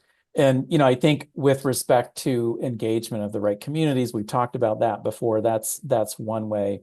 But, you know, I think there are others, you know, like, and it does, again, rely on this network of grantees we have that really have an impressive skill set in trying to unearth these things that are going to help further the cause, further restoration. And, you know, if you think about projects over time in the Hood River area where there are a lot of orchards, and the progress that's been made in reaching out directly to Spanish-speaking communities there, that has made a big difference in how orchards are managed. It's made a big difference in, you know, how irrigation is conducted, and you know, how irrigation efficiency has been implemented. And, you know, it isn't necessarily something that derives directly from our criteria or derives directly from our solicitations, but it's the knowledge, the local knowledge that our grantees have in understanding the kinds of things, the kind of conversations that have to happen to have effective restoration on the ground. The other piece that comes up an awful lot in review team conversations is they often, and this is one of our criteria, they talk about the potential for a project to kind of shed light on a technique or you know, a system of restoration that might encourage others in the watershed to do their own projects, you know, and to me that's a soft science, but it's really critical, particularly in areas that, you know, aren't big fans of the government. Like and there's a lot of areas like that, and people would rather do things without the government if they can. But, you know, in those areas, we have seen it's our grantee organizations on the ground making inroads in communities that are difficult to have these conversations with, getting a foothold in, showing the co-benefits that we talked about earlier of restoration. I think Justin Farrell talked about this a lot earlier this morning, the co-benefits of doing these projects on the ground that are also beneficial for the people managing the land in rural communities. And to me, that's a soft science that's really critical and important to getting work on the ground. One that I think we're always learning from, and our grantees are always trying to find new ways to make those connections. And it's not easy. And, you know, I give our grantee organizations a ton of credit for their ability to communicate and have really meaningful conversations to kind of move the dial, to move the public consciousness towards you know, this kind of balance of working lands and restoration, and they just do a wonderful job at it. And you know, I'm continually amazed by their success in doing it, because when you look at it, particularly if you're not familiar, not integrated into a community the way they are, feels like an impossible job. But they've been doing it, as Russ said, for 27 years under this rubric we have, but of course before that too, these kind of conversations were happening. So it's been going on a long time, and you know, I think we're going to need to continue, our grantee organizations are going to need to continue to further that effort at engaging communities to you know, tackle the more and more challenging projects that need to happen, particularly in light of changing watershed conditions. Right. And I think that because of how you cycle through and continue to evolve and adapt, I think OWEB is going to keep moving forward. And I'm very positive about that. So thank you. Thank you. We're going to go to Raya, but before we do, I want to just check in on a process conversation. So after Raya, I'd like to move into board deliberations and move towards a motion. We do have a draft motion in our packet to consider. It's 11:35. We'd really love folks to be able to have a lunch break today, so it'd be great if we could try to wrap up by noon. We're going to move item M until likely after lunch, depending on how the rest of this item goes that we're on now, item L. Item N is ODF and W, and that we have a hard start time at 1 o'clock to for their time. So just kind of a process check-in. I'm going to go ahead and open the floor for Raya. Thank you.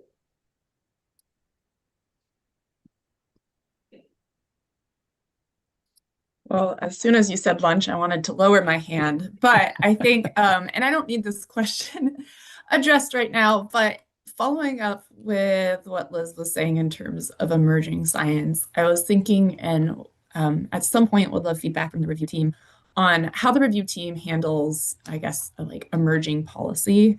I think we all know that changing state policy and federal policy is a lot slower than what we need to address in terms of projects in the ground. And I was just thinking about, you know, one project at this point might be voluntary in terms of the actions, because right now, like water policy doesn't allow for that project to occur. But, you know, it might be going into the legislative session, or it might be changing down the road. We know that we're really limited by policy, so sometimes actions are voluntary. And so I was just wondering how the review team considers whether, you know, someone's proposing a project and perhaps policy at this point doesn't allow it from an engagement, you know, from engagement or from another perspective, if that's put into consideration, you know, similar to emerging science and using cutting edge, being cutting edge in terms of that perspective as well. Yeah, thanks, Raya. That's kind of the crux of the issue that Ken barely addressed in the Harney Groundwater Project. I mean, that is why it ranked where it did, because the policy hadn't caught up yet. I think the team recognized the value in the engagement work. And if you look at that evaluation, that's the only concern the team had. But it was a major one. And as Ken pointed out, after the application cycle, after the review process just a few weeks ago, the policy was finalized. And so, you know, it kind of makes more sense now. And I think it's an example where if the review team discussion happened after the policy, it probably would have ranked a little bit higher. And, you know, I think that's a clear-cut example. I'm struggling to think of other examples where that's the case.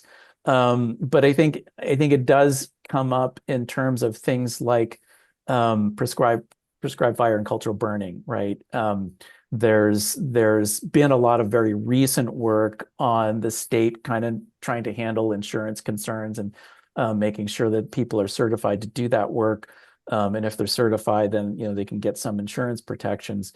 That I think is going to help smooth the way for that kind of project. And I think that's really an issue that goes more towards the capacity for a grantee to even have the ability to propose that kind of work versus they're proposing something that can't be implemented because of policy changes. But you know, I think there are always going to be those kind of questions coming up, and I'll defer to my colleagues if anyone has another recent example in addition to the Harney groundwater one. Not seeing any hands, Raya. So Great. but thanks for that. Thank you for that. And I really look forward to hopefully sitting in one day on one of these processes. Sarah. I think we've successfully whetted the appetite for visits to review teams, at least. That's definitely picking up some steam.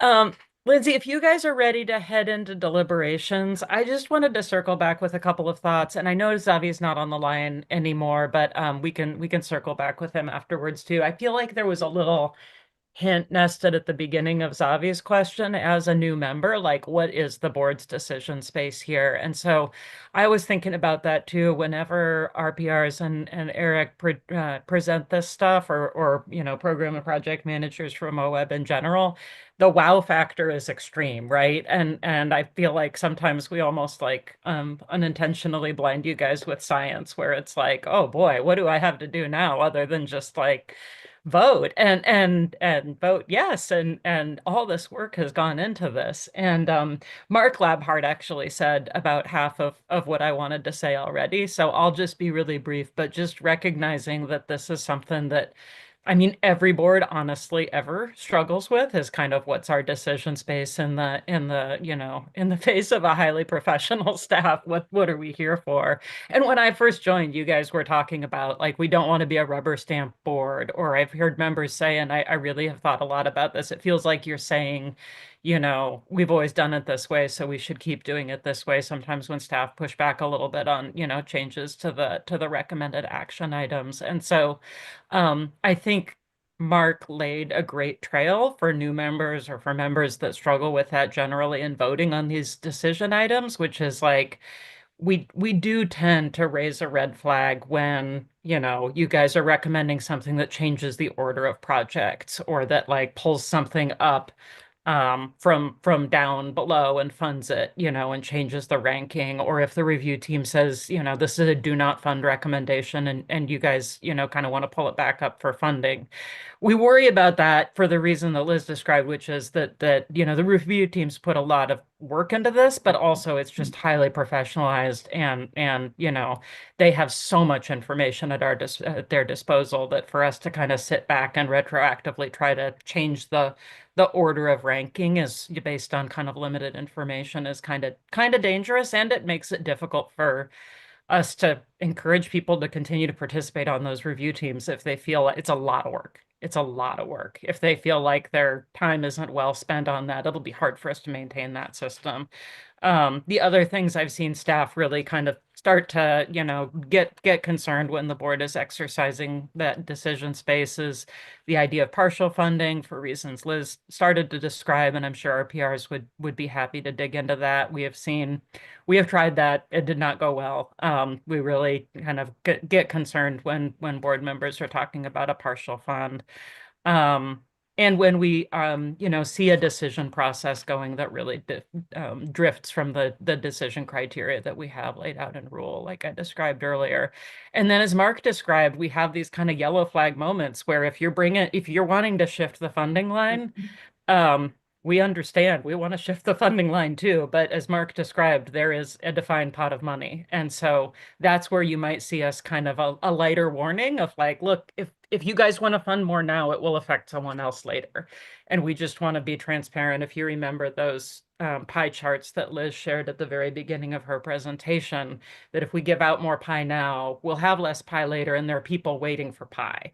There are people who are like, you know, developing their projects. There are people who are submitting their applications today or yesterday that like are ready for the next round of funding and have some expectations.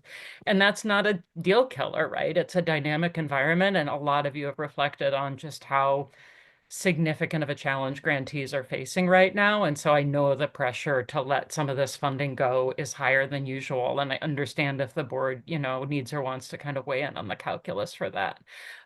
So like I said, we'll circle back with Savi a little bit on that because I think it was probably more closely related to his question than any other discussions. If Eric or Liz or RPRs want to correct, or other managers want to correct me on any of that, I'm happy to. But I feel like it took me a year as a new director to figure out why sometimes we get really nervous with the board recommending something different than the proposed action, and why sometimes we're like, yeah, that makes sense.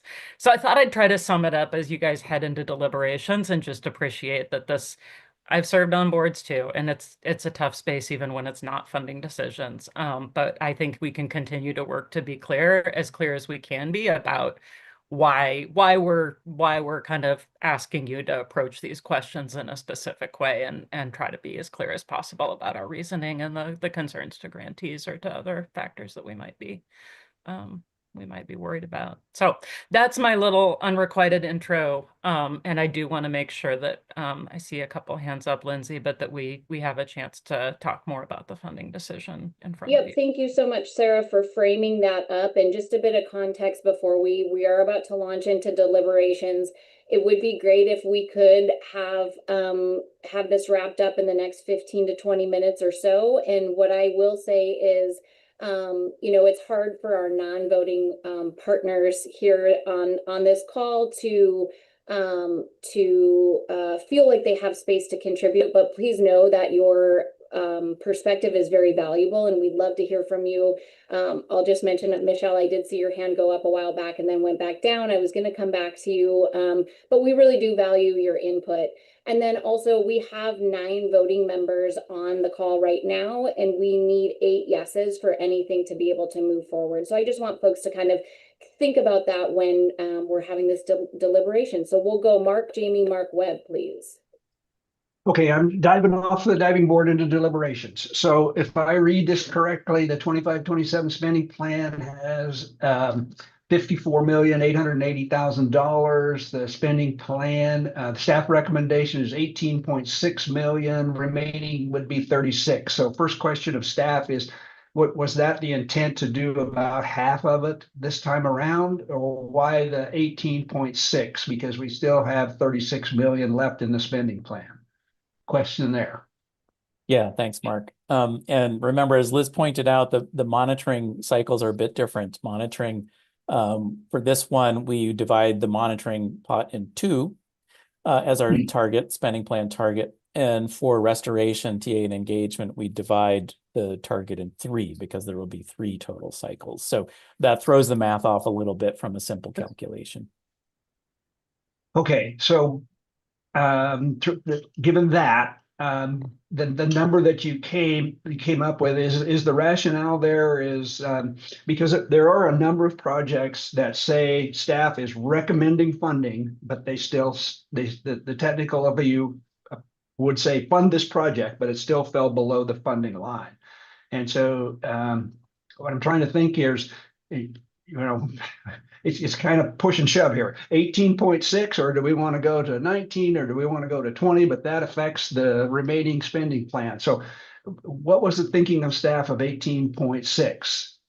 Was it just help me understand that? So we take, like I said, take 1/3 of the spending plan as our target. Yep. And then when we're comparing projects across the regions to figure out where that line goes, you're looking at the projects that are on the bubble. You're looking at, are there significant concerns, even though it was recommended, and recognizing that we have 6-month cycles. If there are significant concerns, that leaves an opportunity to resubmit, as we've talked about a couple of times today in this conversation. So that those projects that have significant concerns are the ones that we tend to put below the line. We're trying to get as close as possible to the target, hopefully without going over. We went over a little bit with the monitoring target, because that project that took it over that target really was a worthy project to fund, didn't have significant concerns, right? And so that's kind of the thinking that goes into where to draw that line. And so it's not going to line up exactly on that number.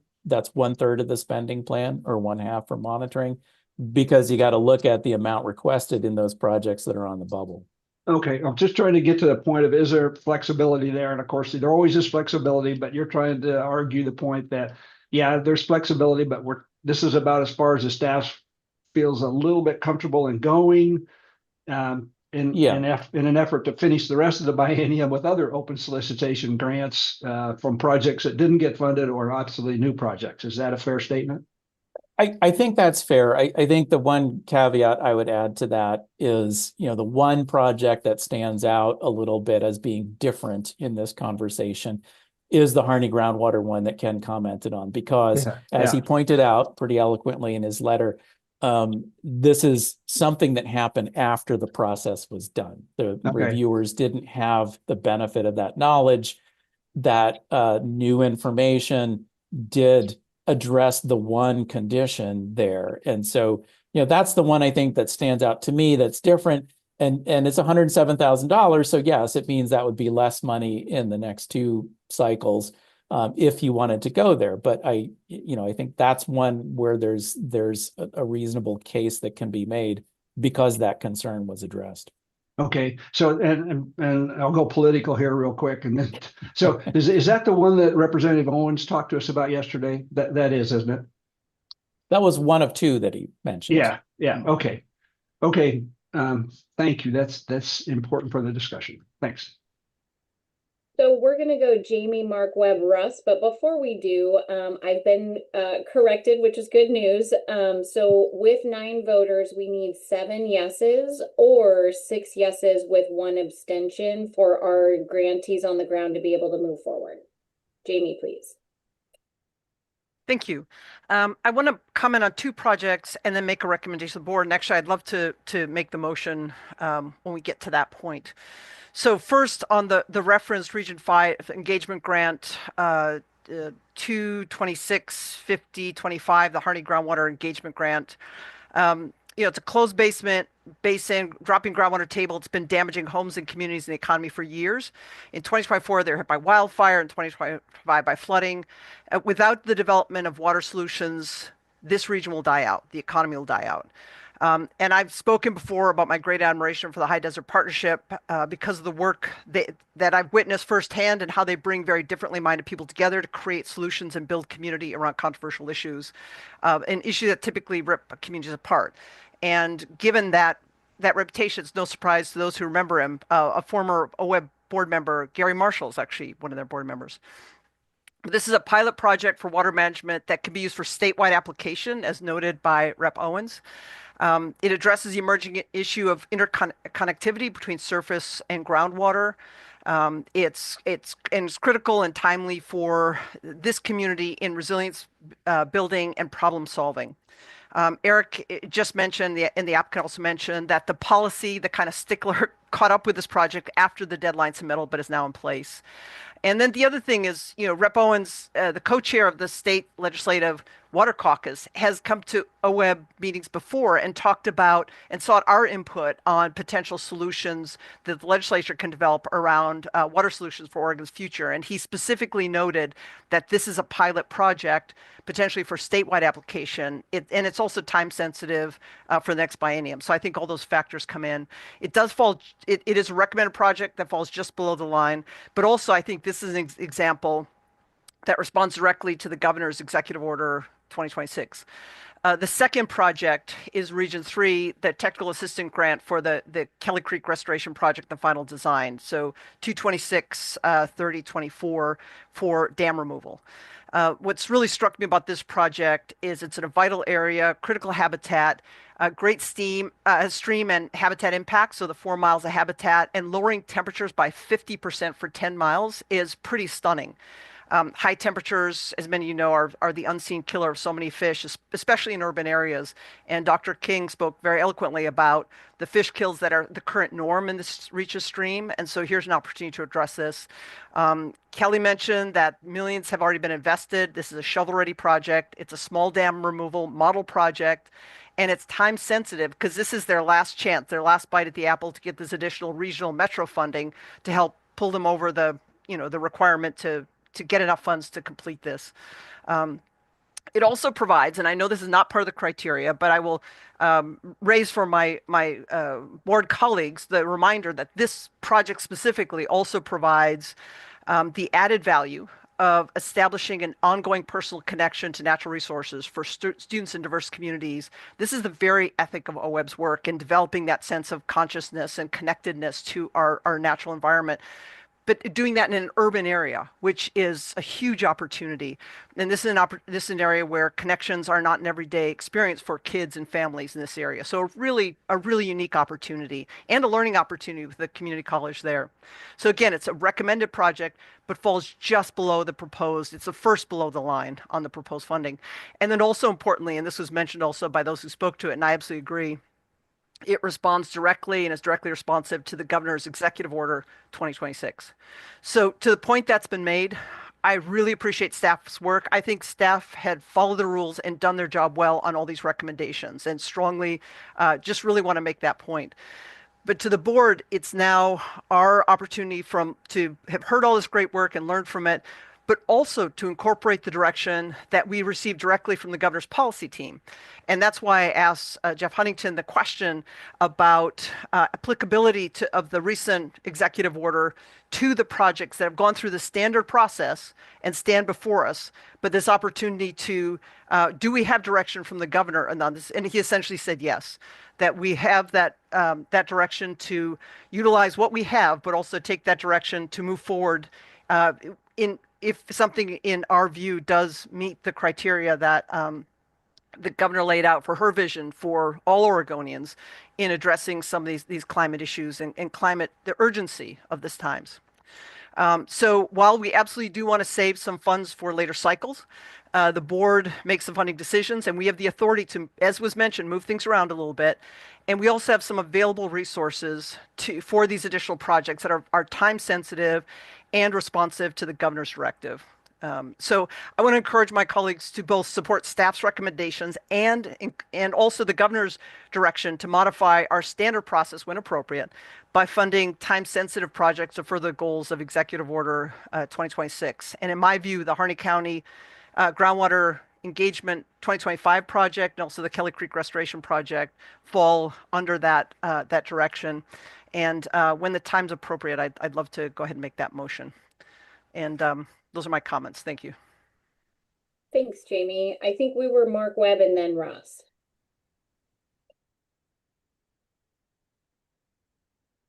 Thanks a lot. I really appreciate everything, team. It's pretty impressive.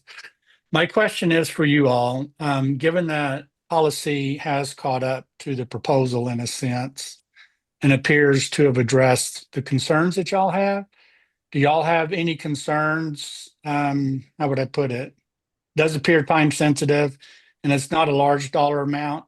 I'm curious what your recommendation would be now, whether to adjust funding to cover the cost of the Harney groundwater engagement proposal, or to have them sit out and wait for the next cycle. So I just would appreciate what y'all think about that.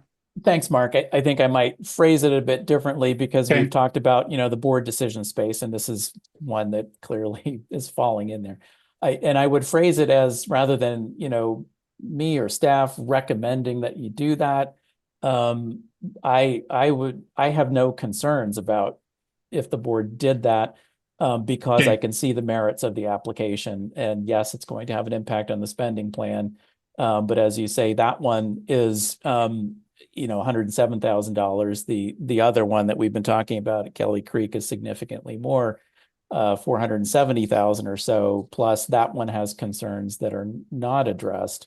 The main one being, that it's not on the ODFW priority barrier list, which the review team pointed out. And so that's a criteria that gets that sort of prioritization and what are the most important things to work on. Not saying the project's not important, but that was one of the concerns that remains if you look at that project evaluation. Thank you. I appreciate the rephrasing. Yep. Thanks, Mark. Russ, please. Thank you. Jamie, I just want to say that I agree 100% with your comments. I thought they were very powerful and to the point. And to the comment about the Kelly Creek project and ODFWs not having it as a priority, I do want to remind everybody that this would create a free-flowing river from Mount Hood all the way to the Columbia, and the fisheries benefits from lamprey to salmon would be extraordinary. And I am, Jamie, you really clearly articulated the importance from the flexibility on the governor's climate directive, but also on connectivity related issues and the DEI. I guess I would lean on respect for the staff prioritization and the struggles to be able to hit the projects just below the line, that are the number ones and number twos. that you really had pain associated with your decision to not fund because you didn't have identified resources. And I would propose that we give the director of OWEB the authority to work with staff with a block of additional money to identify the projects that they feel, based upon criteria, really need to move forward now. And not an extraordinary amount of money, but maybe $2.5 million to be able to identify the ones just below the line where there is no doubt that they will meet the mission and vision of the organization. Before we go there, Russ, Liz has some graphics that might help frame this discussion, since we're talking about numbers here and the numbers are pretty big. So go ahead, Liz. Yeah, just to give you context, what you're looking at is I had a feeling we'd have this conversation to play with our pie charts. But the top chart, or the top table, keeps the staff recommendation numbers so that you can remember what those are. And then what I did below in the pie charts was make the adjustments for the two that you're talking about. So in technical assistance, the Kelly Creek, you can see that that's more, a little over 3 million, while the staff recommendation is at 2.5 million. And then also, this is the engagement project. If we added that to our summer 2025 funding, how does that adjust the rest of the cycle? So I created with the adjustment and let you know the difference. So if you added Kelly Creek to technical assistance, it would impact the next two cycles by reducing the available funding by almost 250,000 compared to the staff recommendation. So we'd have 250-ish less in the two future funding cycles. And then you can see the similar number for engagement. It impacts it by, we would have a little over $50,000 less available in funding for future engagement offerings. So that's just to give you a sense of the impact and why we kind of struggled with that funding line, is that that's a significant difference for future cycles. The other thing I would note that's in your board report, it's not on the visual, is that the funding and the spending plan is not totally available yet. So usually in the summer, there's a conversation where we add funding to the spending plan to actually meet these numbers. And it's what we're hoping, expecting to get from NOAA Fisheries and the PCSRF next funding cycle. So we don't have that yet, and it usually would be added in the summer. So we don't have all these funds yet. That was another part of our equation. Would you add anything, Eric? No, I think you made that clear. That 39 million, for example, for restoration already includes the money we don't have. And so there's, who knows what kind of uncertainty there is with that. We hope we get it all, but we'll see. The other piece I would mention is to Russ's suggestion of going even 2.5 million more, is going to take those numbers down with the red arrows pretty significantly. I think we've all acknowledged the challenges that grantees are facing with loss of federal funding sources. That situation isn't likely to change in the next two grant cycles, and so that need is still going to be there. I think you could have the philosophical debate about, do we fund even more projects that have some concerns versus funding the top projects that come in the next two cycles. Thank you for that. And while I have the mic, I might just chime in and say that Russ, I appreciate that your heart is so big and want to be able to fund all of the really good projects that come through. But my hunch is, if we allocated $2.5 million to Sarah to work with grantees on the highest priorities of their applications, that might be outside of the OWEB process as well. I see. Sarah, do you want to? I mean, I'm happy to talk about it in more detail if that gains some steam, but I want to make sure we get to board member comments. Yep, thank you. So Brian, followed by Mark Labhart, please. Yeah, thanks. Brian Staub with Forest Service, non-voting member, but you asked for some input, so I'll provide some. I think regarding the groundwater proposal, I think what we heard from a reminder from Sarah was, and I think collectively the discussions we've had as a board is to try to stay at the strategic level to guide the processes and the thinking and the criteria around what we're trying to, and the goals that we're trying to achieve with those processes, right? And then to check in to make sure that those processes are being implemented and we're getting the outcomes that we want. But then trust the process and the technical experts that staff and all the other agencies are putting in to actually work that. So I think that's kind of what we heard. But I also think we recognize that that voting members want to have an influence on important things. And I think the groundwater example is a good one, where we did all those things, but there was an emerging, a very significant issue that we know about. And there's a little bit of timing policy mismatch.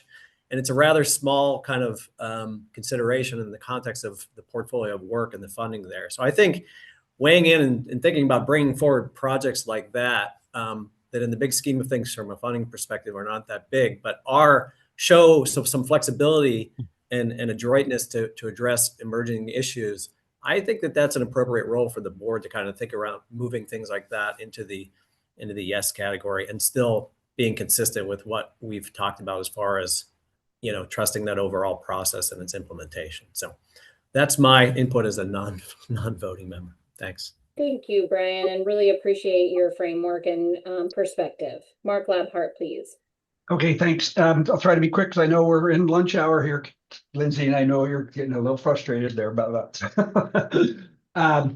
I can't support Russ's proposal to have the director do the 2 million, and the reason for that is that's why we get paid the big bucks. The board needs to make those decisions, not punt to the director to spend $2 million. I mean, that's in my opinion, that's our role. And so I wouldn't be able to support that.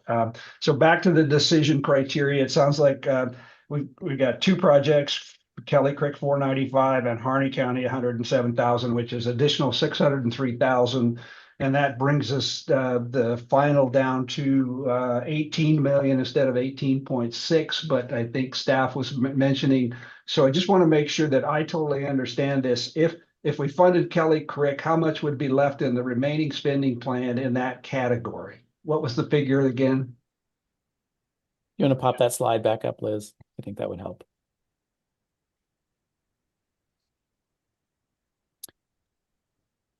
So you can see there, Mark, in the TA, the second pie chart there, what it would mean is the amount available in the next two cycles would be decreased almost 250,000 per cycle. So, and what would that be? Remaining spending plan would be, that would be 5.4 minus 250, right? 5.4 minus 495. So okay, 495. Sorry, yeah. I'm sorry, 495. So that would still give us a little bit under $4 million, right? 5 million. Little under 5 million, yeah. Or a little under 5 million. I'm sorry. Excuse me. So, okay, and you can see proportionally in the pie chart, if you do that, your award this cycle would be 3.025 million. The next two cycles, it would be under 2.5 million, just so you can understand the difference in proportionality for what you'd be able to fund in the next two cycles. Yep, that's exactly what we're fighting about. Is do we want to spend it up front or do we want to spend it? And I'm okay with Jamie's proposal. And even though I would have a little bit of a concern there about not being on ODF&W's high priority chart, but it's an important project. I know Dr. King very well. I don't think she would be proposing this unless it was a priority project for them to get across the finish line. So, and I definitely support the Harney 107,000. Thanks. Thanks, Mark, for your thoughts. Jesse, please. I'll be fast. As a non-voting board member, the only thing I wanted to draw attention to is that when we say 107,000 for an engagement grant, that's actually a sixth of what the budget was. It was like 660,000 or something. So in the context of what we're talking about, yes, when you're looking at like 25 million or whatever it is, this is actually for the engagement offering, we have a much smaller pot.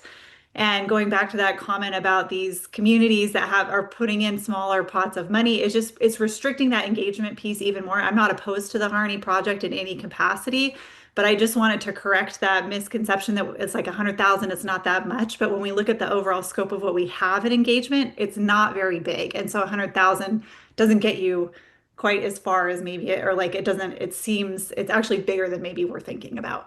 So that's all. Thanks, Jesse. Michelle. Michelle Swarchus, non-voting member. I think this is in regard to the Kelly Creek project that Dr. King addressed us about. I didn't want to bring it up at the time, but just going to point out, I think there was a bit of an overstatement about the number of listed species that could benefit from that project. I don't believe it's correct that there are 17 listed species within Portland city limits. Thanks, Michelle. Barbara. Sorry. So I'm a little hesitant on the Kelly Dam removal because it's not listed.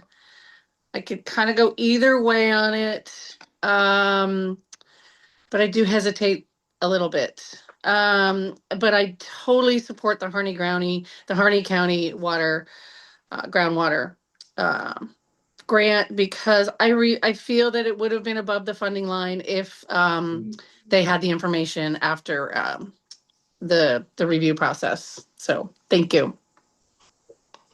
Thanks, Barbara. And I do want to just note that I value all of this deliberation, and this is what we're here to do.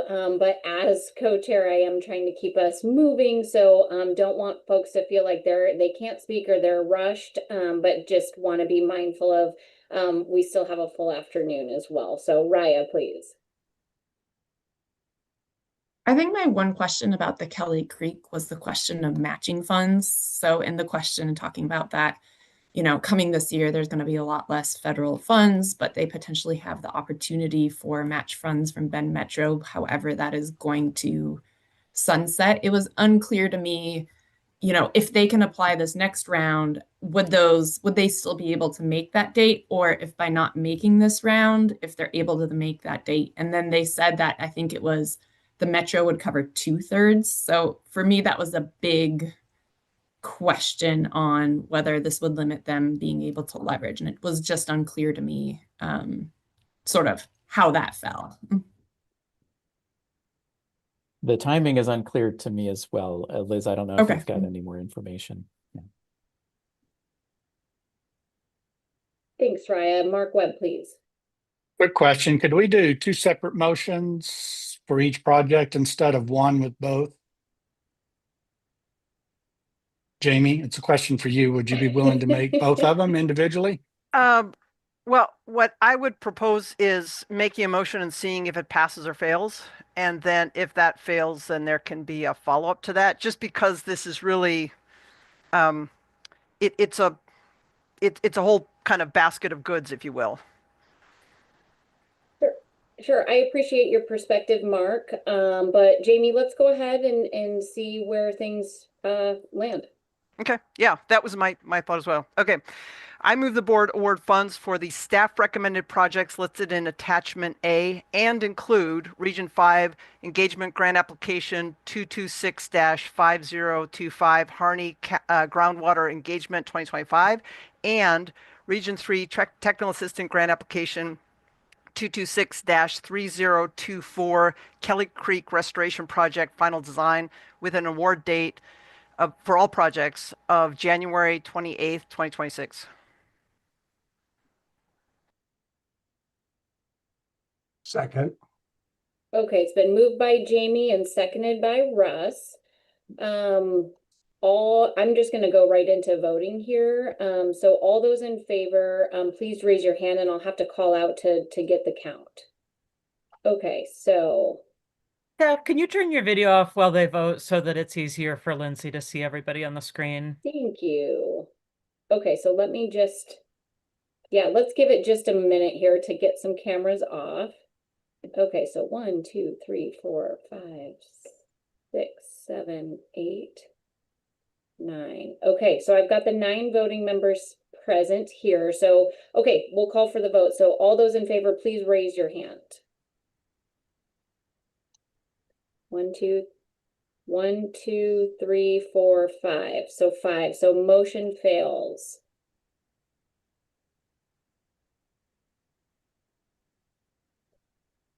Chair, can I do a follow-up motion? Sure. Given that motion failed, I move the board award funds for the staff recommended projects listed in attachment D and include Region 5 Engagement Grant Application 226-5025 Harney Groundwater Engagement 2025 with an award date of January 28th, 2026. Second. Been moved by Jamie and seconded by Mark Labhart. I'll call for the vote. So all those in favor of that motion, please raise your hand. 1, 2, 3, 4, 5, 6, 7, 8, 9. Full 9 vote. Motion passes.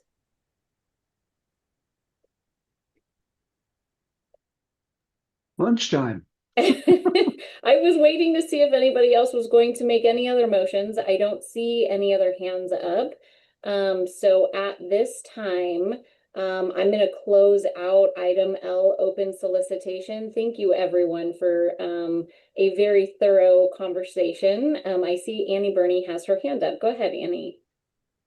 Sorry, group, but isn't there a vote on the rest of the applications, like that we're all in line with? Maybe not. Maybe that's. It was included in the motion. Oh, sorry, Jamie. Okay. Yeah, no worries. Yeah, no Thank worries. you. I'm learning over here. What about We the would rest of be the project? super unpopular We got if we 'em. forget to vote on the rest of them. That's Okay, got I it, was like, Rose. wait, what's going on here? Okay, thank you. Yeah, thanks for the clarifying question, Annie. So at this time, I'm going to say we take a break for lunch and come back to address item N, BMW right at 1 o'clock. Jamie, thank you for the motion. Thanks, everyone. Yeah, great job, team. Thanks, everyone.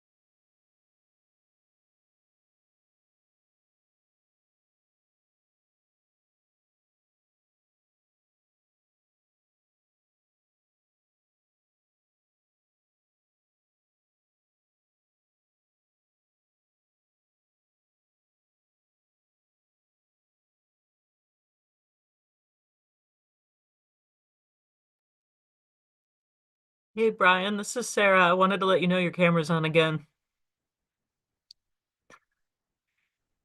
I can't, and you're muted, but I suspect that it's just a comment. Okay, I will figure out this tech at some point. But I yeah, just wouldn't want to be eating my lunch and not knowing if I were in your shoes. So that's all. You looked very studious. You're the picture of a hardworking federal employee. It's totally fine. I just wanted you to know. You're looking good, appreciate Brian. This is Liz.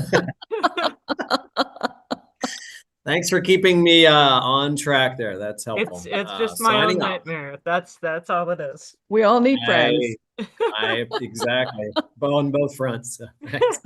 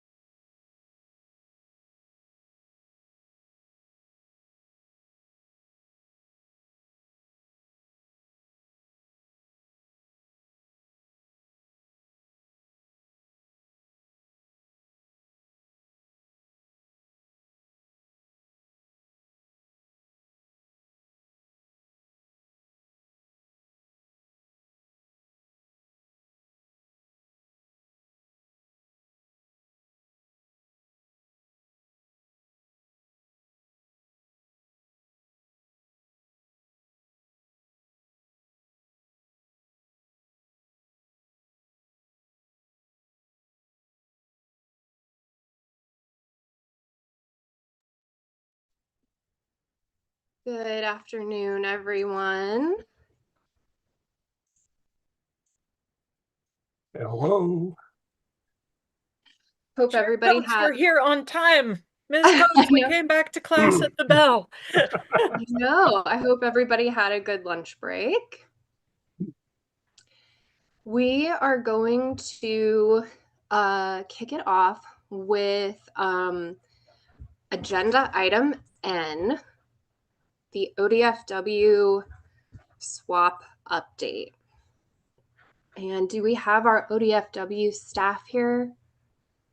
I think I saw Emily in, and as we're getting started, I just want to appreciate Russ and Mark kind of reminding us to make this connection and helping us to connect, and hugely appreciate ODFW staff for being here today and for bringing cool animal photos, because I feel that will add a lot. Definitely. Okay. So should we hand it over to Bernadette, maybe? Bernadette, did you want to be the kicker offer here? I didn't see your photo at first. Sorry, your square. Yeah, no problem. I'm happy to kick it off if you guys are ready. Perfect. Thank you so much. And before you kick it off, Bernadette, can I just double check that the right screen is sharing? So as you start going, I don't have to interrupt you. It looks correct. So Yep. it looks like it's presenting. Awesome. Thank you so much. Great. So good afternoon, co-chairs Coates and McClary, members of the board, Director O'Brien. I'm Bernadette Graham Hudson, and I'm the Wildlife Division Administrator with the Oregon Department of Fish and Wildlife. And I'm joined today by my colleague, Emily Van Wyk, who's our Wildlife Diversity Program Coordinator. I want to thank you guys for having us today to talk about one of our department's biggest priorities, our State Wildlife Action Plan, which was previously known as the Oregon Conservation Strategy. We're going to talk today about why we feel it's a big priority, especially especially with the ongoing impacts of climate change on Oregon's natural resources, our wildlife populations, and of course, people of Oregon. And why we need bold action to really safeguard Oregon's fish and wildlife in the face of these threats. And of course, we feel like our mission is very closely aligned with OWEB's, and so look forward to continued partnership with you all. Next slide, please. So I want to start with the famously adorable hoary bat. This individual recently won the BLM's Bat Beauty Contest, and Bat Conservation International has called the hoary bat the George Clooney of bats because of its charming salt and pepper hair. Doesn't get much cuter than that. Hoary bats are highly migratory. They winter further south and arrive in Oregon in the spring. And because of their complex life history, this makes them susceptible to threats across the landscape that they encounter. In 2019, a study found that hoary bat populations are declining by 2% every year. And a 2024 study found that 53% of North American bat species have moderate to very high risk of extinction in the next 15 years. Next slide, please. So the finding with bats aligns, unfortunately, with international trends for biodiversity. The World Wildlife Fund's 2024 Living Planet report found an average 73% decline in wildlife populations globally since 1970. The figures on this slide here show the percent of species in relevant taxonomic groups globally that are at risk based on the 2024 IUCN Red List. And while these are global figures, we do see the same pattern here in Oregon. Our species at risk include over half of our 32 amphibian species, approximately 10% of our bird species, and almost 20% of our reptile species. Next slide, please. So we know that ODFW and OWEB work closely to put funding on the ground and invest in capacity to support these at-risk species.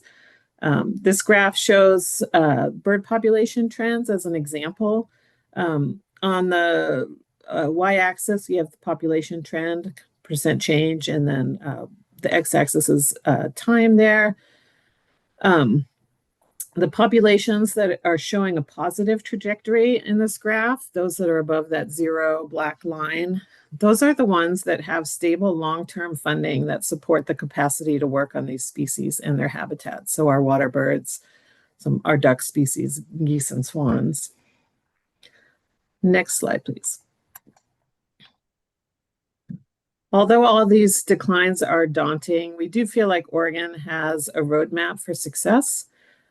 When we have the capacity to monitor our species status and trends, and we have the science to understand what limits those species, we can use that information to prioritize how we spend our limited funding to conserve these species of greatest conservation need. And that prioritization is done through our State Wildlife Action Plan. Then we have tools that we can use to collaborate with our partners like OWEB, landowners, and others to address those limiting factors. In the interest of time, I won't cover all these examples here, but just wanted to highlight a couple. The peregrine falcon, for example, was first listed as endangered in 1970 by the Department of Interior. It was kept on the endangered species list when the ESA was adopted by Congress in 1973. And then by 1999, that species was recovered. Similarly, Oregon chub were listed in 1993 when the population declined to under 1,000 fish in only 8 known locations. And by 2014, we had recovered that species. So that recovery program included improved monitoring, working with landowners to secure habitat, improving floodplain management through restoration, and transplanting fish to more than 20 new locations. So a lot of work has gone into that. Next slide. So now that I've kind of set the stage on why we feel that having a state wildlife action plan is important and how we can use it, Emily will talk in more detail about the plan and what we've done during our 10-year revision process. So with that, I will turn it over to Emily. Awesome. Thank you. And thanks for having me. For the record, my name is Emily Van Wyk. I'm our Wildlife Diversity Program Coordinator here at the Oregon Department of Fish and Wildlife. And with the background that Bernadette has provided, I will try my best to keep this overview as brief as possible of the 10-year revision of our State Wildlife Action Plan, which is previously referred to as the Oregon Conservation Strategy. It's a lot of information, and so brief is a strong word here, but happy to ask or answer any follow-up questions that might pop up. So the State Wildlife Action Plan, or our SWAP, retains a lot of the structure of the Oregon Conservation Strategy with minor modifications and updates. The through line that this is Oregon's collective roadmap to address the biodiversity crisis through voluntary proactive conservation really does remain the same, as do our overarching goals within the document. And those goals are here up on the screen. Broadly, it's to maintain healthy fish and wildlife populations, to prevent declines of species that are at risk, and wherever we possibly can, reverse declines. Similarly, the SWAP works the same way that the OCS, the Oregon Conservation Strategy, worked. The SWAP is a broad plan for all Oregonians, and it offers potential roles and opportunities for community members, private landowners, organizations, and agencies alike. Although we at ODF&W led the process, it really is intended to be used by everyone. And the SWAP can be used to direct funding opportunities, focus conservation actions. It provides an informational resource, and it helps improve coordination. And all of that, in turn, can help lead to more efficient and effective conservation. So, lofty goals. To do this, the SWAP provides information to help individuals learn more about species and the habitats that are most at risk in our state, the threats that are impacting them, and then recommended conservation actions to try to address those threats. And through Compass, the SWAP's online data mapping and planning tool, folks can identify more locally specific information. Compass is integrated with the SWAP website, and it offers spatial visualization of conservation data. It also allows users to define their planning area and generate reports on species and habitats within it relative to the SWAP. The information contained within the SWAP also helps to prioritize projects. There is a lot of work that can be done in the state, but by focusing our investments on priorities rather than engaging in random acts of conservation throughout the state, we can collectively make progress. Throughout the SWAP, conservation resources, recommendations, and actions are included in each chapter and section to help support that. And this can help us take action at all scales that works collaboratively. So before walking through each core component, I want to share some of the highlight reel of updates from this iteration. So one key change throughout that I've already mentioned is the name change. We've changed the name to the State Wildlife Action Plan to be in line with national terminology and to reflect the total integration of what was previously referred to as the Oregon Nearshore Strategy and the Oregon Conservation Strategy. The Oregon Conservation Strategy was always our State Wildlife Action Plan, and this just helps simplify the way that we communicate that to external partners. Our next big update is that we've added pollution as a brand new key conservation issue. While this large-scale threat was mentioned previously in the first and the second iterations of our State Wildlife Action Plan, we really didn't provide information in one centralized location. We also completely restructured the conservation toolbox to enhance usability and added sections showcasing the types of actions that individuals could take. We have updated the conservation opportunity areas to help make sure that they included new and up-to-date layers and reflected new species added to the SWAP. And we updated and enhanced our climate change content throughout and added in new information on climate projections specific to each ecoregion. We also conducted a comprehensive review and revision of all of our species lists. So if we were really short on time, this is where I would stop and save more time for questions. But since we do have some time, I can dig in just a little bit further on each of the core components of the SWAP to walk through how each of those was updated, starting with species. So we have three broad categories of species included in the revised SWAP, and we went through that extensive process with the public and partners to inform the updated list of species included. So these categories really do matter because they help guide where and how we invest limited resources. So where do we still need research? Or where are we ready for on-the-ground action? So our species of greatest conservation need, or our SGCNs, are the species that we've identified as having imperiled conservation status and are what we previously referred to as strategy species. Similar to the name of the SWAP that was updated to match national terminology. And we've always defined our strategy species as our SGCN, and this just kind of takes out that middleman. So in the revision, there are 320 species of greatest conservation need, including amphibians, birds, reptiles, fish, mammals, plants, algae, and invertebrates. And you'll notice that includes some taxonomic groups that are outside of ODF&W's expertise or authority, like plants or insects. And so to make sure that we included those, making sure that this was a comprehensive resource, we worked really closely with our external partners that had the types of expertise that we don't have. Our next group is our species of greatest information need, or our SGIN, and these are the ones that, we just don't know enough about them to determine their status. There are 176 of those species were identified as SGIN. And the third group is kind of a catch-all for additional focal species. For this, these are species whose populations are really secure, but they're key to informing conservation actions in the state. And for this, we can think about species like the acorn woodpecker, whose population in Oregon is secure and increasing, but they're really closely associated with healthy oak habitats in the west side. All right, so once we know what species we're focused on, the next question, of course, is where are the habitats that support them? And that brings us to our key habitats. So these are our habitats of conservation concern within Oregon that provide important benefits to SGCN. Through the revision process, we reaffirmed the inclusion of the key habitats presented in earlier iterations of the SWAP, and the revision provides enhanced information on each of them. So these key habitats are really broad and inclusive and allow us to present specific detail on unique vegetation communities under those umbrella headings. For this revision, we also updated our key habitat map to increase accuracy in the extent and distribution of those key habitats by incorporating new data and ground truthing existing vegetation types. We also added information qualifying the types of changes in those habitat types across the landscape over the last 25 years. So what's driving loss, what's driving impacts, and providing information on that.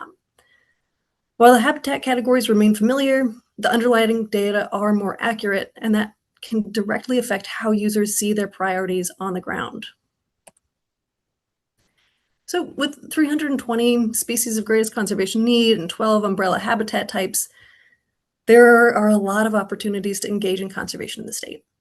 To help focus efforts, we've identified conservation opportunity areas, or COAs. These are places where broad fish and wildlife conservation goals would best be met.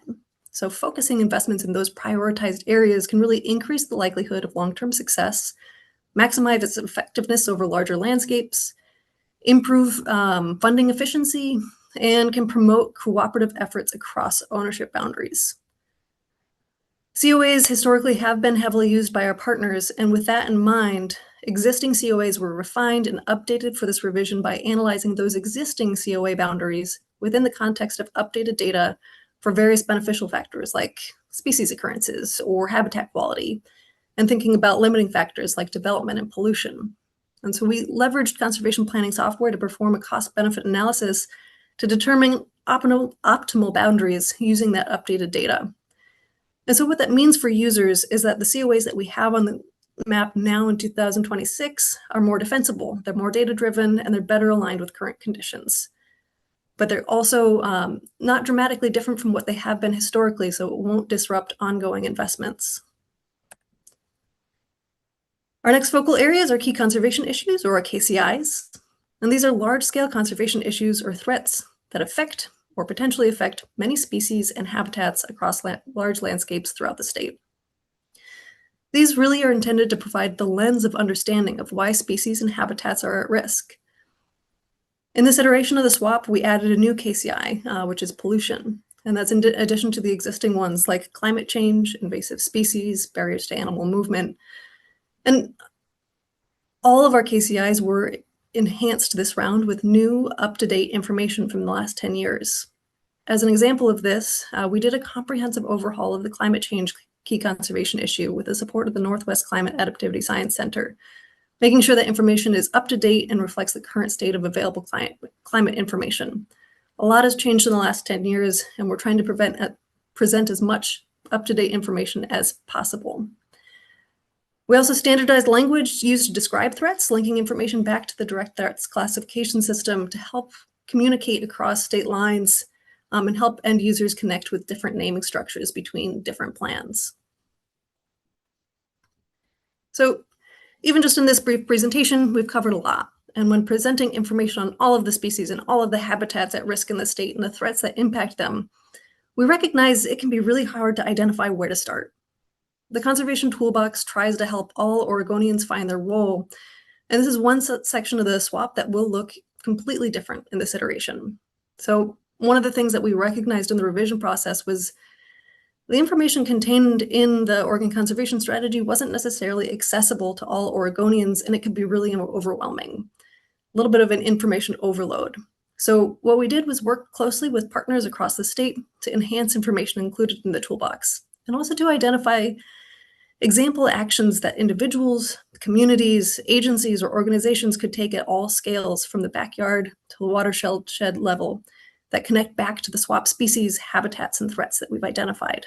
And this can include really simple actions like keeping your cats indoors or recycling, and also more complex actions like planning large-scale habitat restoration projects.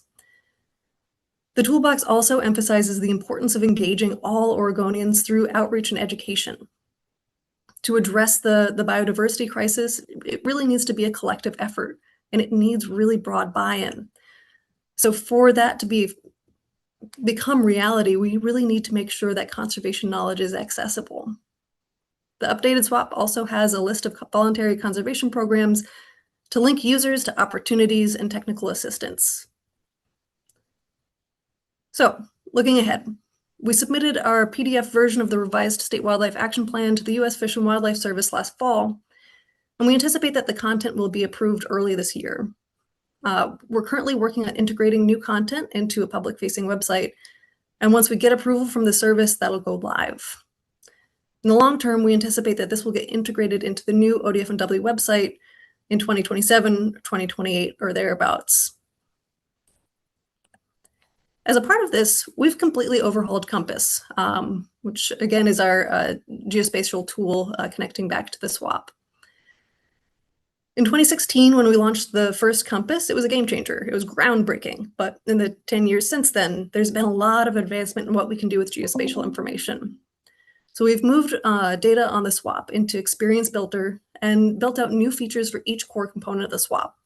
So there are new filters that allows you to view data, opportunity for users to add their own project-specific data. You can save your view, which seems really simple, but is a game changer from previous Compass. You have easy access to add additional layers or your own project-specific information. And what that means for OWEB is that site-specific or project-specific information can readily be overlaid with swap data, including things like species ranges or occurrence data. Instead of having to try to find information and pull it in there, you can build that map readily through this platform.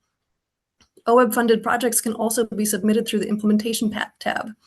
And this will help us learn more about SWAP-related efforts and elevate the success stories of partners working towards shared conservation goals in Oregon.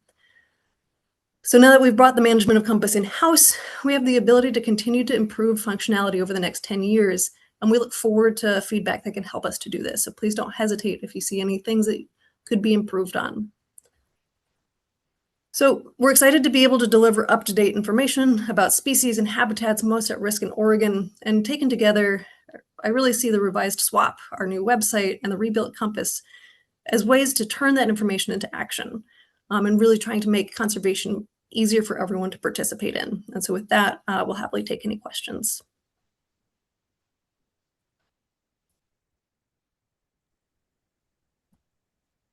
Great. Thank you so much. Also really appreciate all of the animal photos, especially ending with the bat. Love bats. We'll take a couple questions from folks, and I think I'm getting this in the right order. Mark Webb and then Russ. Okay. Thanks, doesn't matter to me. So I'm interested, we didn't talk about it now, but the PWCAs, the priority wildlife habitat, the connectivity areas. Could you explain that a bit? Just because I have concerns looking at the map itself based on our work, and this is just on the Malheur National Forest.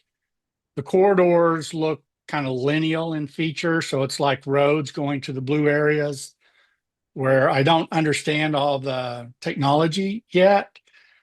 But we've found on the Malheur that the connectivity corridors in the current forest plan both limit our ability to treat the landscape at scale in the way that needs to happen, as well as address the full suite of wildlife habitat needs for all the species that occur on the Malheur. So I have concerns around that connectivity picture, but I'm assuming I misunderstand it. So there's a few different components there. So the PWCAs, the priority wildlife connectivity areas, were done through our OCAMP project. So Oregon Connectivity Assessment Mapping Project, OCAMP. And it looked at approximately 53, I believe, species that had a variety of different life history types, movement ability, etc., and modeled the kind of the most important habitats for the the most important habitats for those 53 species, and identified kind of core areas. That's probably not the technical term, but core areas that were most important. And then once you put those on the map, we added kind of connectivity, the easiest path between those core areas as well, those connector areas. And that's probably what you're talking about when you see the more linear features there. And then within each of those, it identifies priorities, priority actions, whether it should be protection, restoration, or enhancement in those PWCAs. So we could certainly drill down to specific geographies and look at what you're seeing on the ground versus this kind of overarching modeling that we've done. Certainly, it's a pretty high level analysis. So looking, once you get into the more specific areas, looking at on the ground, more specific plans you might have, say for a national forest area, and kind of trying to line that up, I think would be a good next step to identify what kind of restoration you might want to do or protection of certain areas. It also might depend somewhat on the species that you're targeting and what you see in the PWCAs, which are kind of species agnostic. They look at, across the board priority areas rather than looking at individual species. So I'm not sure if I completely answered your question, but hopefully that helped. I would appreciate further conversation on that, in part because that's just not how wildlife move in terms of those corridors. We think of it in terms of permeability. Yep. And what we try to do is step away from the corridors in time in terms of that kind of linear perspective, and treat the landscape in a way that the full landscape functions itself as a connectivity corridor, but it will function different from the species there depending on the habitat type, the treatments, and so on. I'm just concerned with what the state is doing, that it might limit our ability on the Maui here to do the kind of treatments that we need. And again, I might misunderstand it, but I would personally really appreciate that, just because that's my focus of work. Yep. Yeah, and we can certainly put you in touch with our connectivity coordinator. And habitat permeability was one of the processes that went into developing the PWCA. So I'm probably not explaining it as well as she could. So happy to put you in touch with her as well. Thank you. Thanks. Russ? Emily and Bernadette, Russ Hoflick here. For the context of the new members of the OWEB board, I just want to remind everybody a little bit about the history. In 2006, it was Governor Ted Kulingowski, after he convened a group to study the potential impacts of climate change. The state ODFW contracted, and I was at the Nature Conservancy state director at the time. We were contracted to develop the first Oregon conservation strategy and then its update.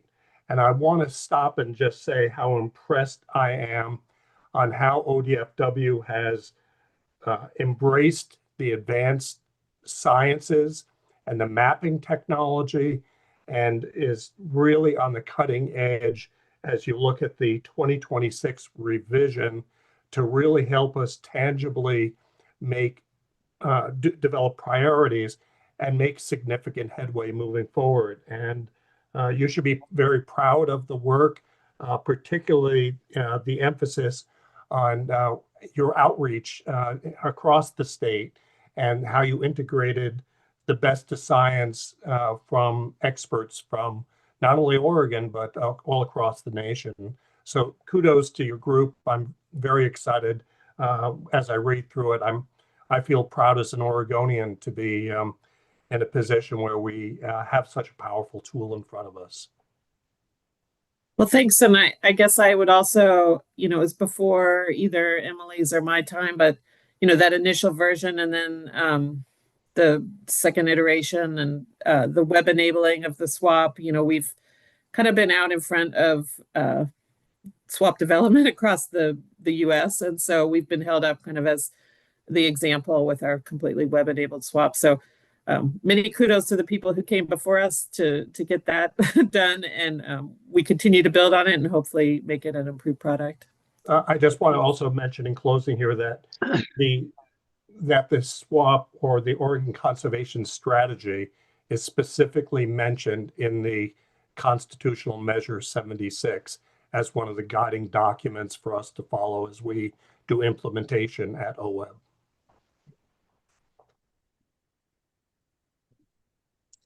Thank you. Mark Labhart. Okay, I'm going to be quick. I'm going to pile on a little bit with what Bernadette said. I had the opportunity every year to go to the Western Association of Fish and Wildlife Agencies meeting, and I attended one of the workshops, and Oregon's plan, it was a conservation plan at that time, but it was held up by the states as the gold standard for the Western United States of the way to do a plan. And so this plan is better for that, and I'm pretty sure it's going to be held up with the gold standard. And Bernadette, I know you haven't been listening in on the last 2 days because you're a busy person, but the swap's been mentioned several times by the OWEB staff and the OWEB board as the guiding document for helping us to move forward with putting some money into the swap to try to help recover those species. And I think one thing also I'd like to mention is that this is a document that the U.S. Fish and Wildlife Service hopefully will approve in the near future, and it is the document that helps the Fish and Wildlife Service provide funding to Oregon to implement that. So we receive a significant amount of federal funding in Oregon as a result of that document. So well done.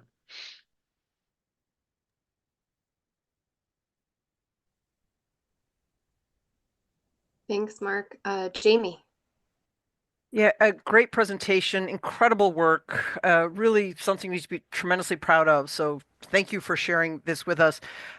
My question relates to some comments that our federal partners on the OWEB board mentioned yesterday during their comments about the direction they're receiving now is more twofold, one of consolidating a lot of plans for regions, but also potentially some changes. So now that you've gone through all this incredible work, do you at all anticipate there may be some changes to it that we might see? Hopefully the quick answer is no, but is that something we need to be worried about given some of the different policy approaches we're currently seeing at the federal level? I can take this specific to the swap and then turn it to Bernadette for the broader context. But specific to the state wildlife action plans, I wouldn't anticipate revisiting this for another 10 years. So this is a 10-year required revision. And we wouldn't anticipate any shifts unless we went through as big a process as we just went through. So we tried to build our plan to allow for some level of flexibility and adding more information, and worked really closely with the service to provide opportunities for that in a way that was new. Typically, these are PDFs, then you hand over your PDF and then you revisit it in 10 years. And so we wanted to hand over a PDF, but kind of leave these hooks that we could add more information to. Things are going to change in 10 years. We're going to learn more from OWEB. There's going to be more opportunities from other partners. There's going to be information that changes. Climate change continues to exacerbate all issues that we see, and like things are going to be very different. So providing opportunities to continue to enhance the information we're providing to the public and partners over time while retaining that more rigid structure that's a requirement for the service.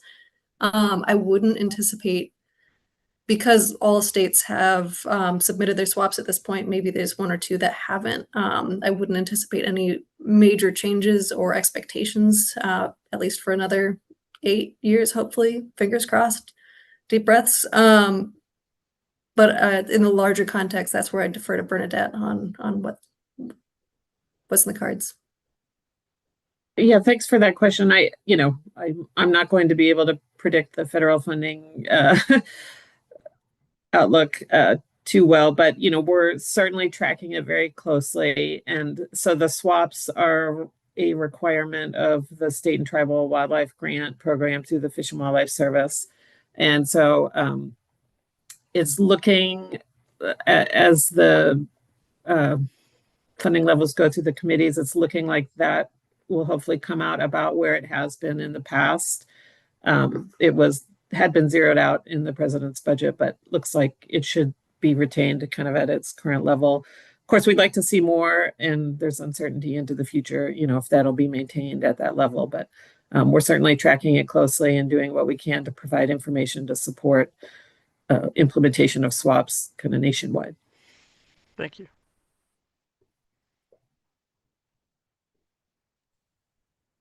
Okay. Thank you both so much for your time today and for the fantastic presentation. Really appreciate that. I know I, for one, am really excited about this new format with the swap. It's going to make it a lot easier to search and find the species that I'm looking for when I am writing a grant or trying to figure out, if they're listed as a state sensitive species or, what's going on, what the needs are, what the threats are. And so just really appreciate, I know it took a long time. It was a big lift, and just kudos. And thank you. Thank you guys for your interest in it. And we look forward to working with OWEB on implementation of the swap. And thanks for having us today. Yep, thank you. And if there are specific questions, our partners are looking for support please send them my way. Will do. Thank you very much. Okay, we are going to switch things up just a little bit. And I probably should have said this when we started, when we came back for lunch. I was just on like a high from my walk, I guess. I don't know. But we did not get to agenda item M, the Ag Heritage Commission appointments. So I'm going to invite Taylor and Renee up to, well, up, I mean, on camera. I don't really know how to say that. Yeah. To walk us through this one. And it is on page 153 of our ebook. And then after this item, we'll get back in order of agenda items. So I'm going to hand it off now. Great. Well, thank you, Kelly, and members of the board. Thank you for having me. My name is Taylor Larson, and I'm the coordinator for the Oregon Ag Heritage Program. And we're here today to have you consider a couple of commissioner appointments to the Oregon Ag Heritage Commission. So just a quick recap, the Oregon Ag Heritage Commission is a 12-member body that oversees the Oregon Ag Heritage Program. And they make funding recommendations to the board for all grant applications that come to the program with the goal of building economic and environmental resilience on regionally significant working lands throughout the state. The program funds conservation easements to prevent land conversion and conservation management plans to incentivize agricultural practices that improve soil health, water quality, and wildlife habitat. And all the grant programs are designed to leverage and integrate existing state priorities such as the SWAP and the whole alphabet soup of federal matching programs such as ASAP, AL, EQIP, CSP, CREP, NACA, so on and so forth. We have 3 seats that are currently vacant, and 2 of them are up for appointment at this meeting. So the first seat is representing agricultural interests, and this is a seat that's nominated by the Board of Agriculture and then appointed by the OWEB board. And so this is to replace the longtime chair of the commission, Doug Kramer, who served on the commission since its inception and has finally turned out of his 2nd term, so he will be missed. But the Board of Agriculture has sent us a nomination. We've received 3 applications, and ultimately the Board of Agriculture nominated John Deck of Deck Family Farm, which is a ranching operation outside of Junction City. And you can see that letter with the Board of Agriculture's nomination as attachment B to the staff report. The second appointment we're asking you to make today is a seat representing land conservation. And so this is a seat that is nominated by the Land Conservation and Development Commission. And this one is asking you to consider a reappointment. So Nancy Duncrack's first term is expiring, and LCDC has nominated her for a 2nd term on the commission for a 2nd 4-year term. And you can see that letter in attachment C. The 3rd seat that is vacant is the seat representing tribal interests. And this seat is actually directly appointed by the OWEB board. And so our former commissioner in this seat, Amanda Lowe, recently left her job as a soil conservationist with the Confederated Tribes of Umatilla Indian Reservation several weeks ago. And she let staff know back in November that this was in the works. And we've been working with our tribal liaison to recruit for this seat. However, as of this meeting, we have not yet received any applications for the seat. So what we're going to do is we're going to keep this application open until filled, with a new deadline that would allow for applications to be considered by the board in April, which also coincidentally will be my last meeting as OAHP coordinator due to my position being ending in June. So just to recap, staff recommend the board appoint John Deck and Nancy Duncrack to the Oregon Ag Heritage Commission for terms ending January 1st, 2030. And so with that, I think I'll probably get us back on time and open it up for questions and discussion. Thank you, Taylor. Mark Webb. Happy to make the motion. Sounds good. So I move I move the board appoint John Deck and Nancy Duncrack to the Oregon Agricultural Heritage Commission for terms ending January 1, 2030. Second that. Second. I defer to Liz. Thanks, Jamie. Okay. Mark Webb made the motion. Liz seconded. Okay. All those in favor, please raise your hand.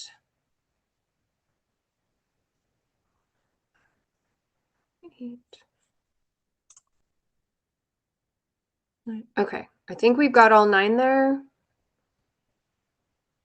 Nicole, help me out. Yep, okay, great. Any no's or any opposed? Any abstentions? Okay, motion passes. Thank you so much, Taylor and Renee. All right. Wow, you guys really got us back on track there. I appreciate that.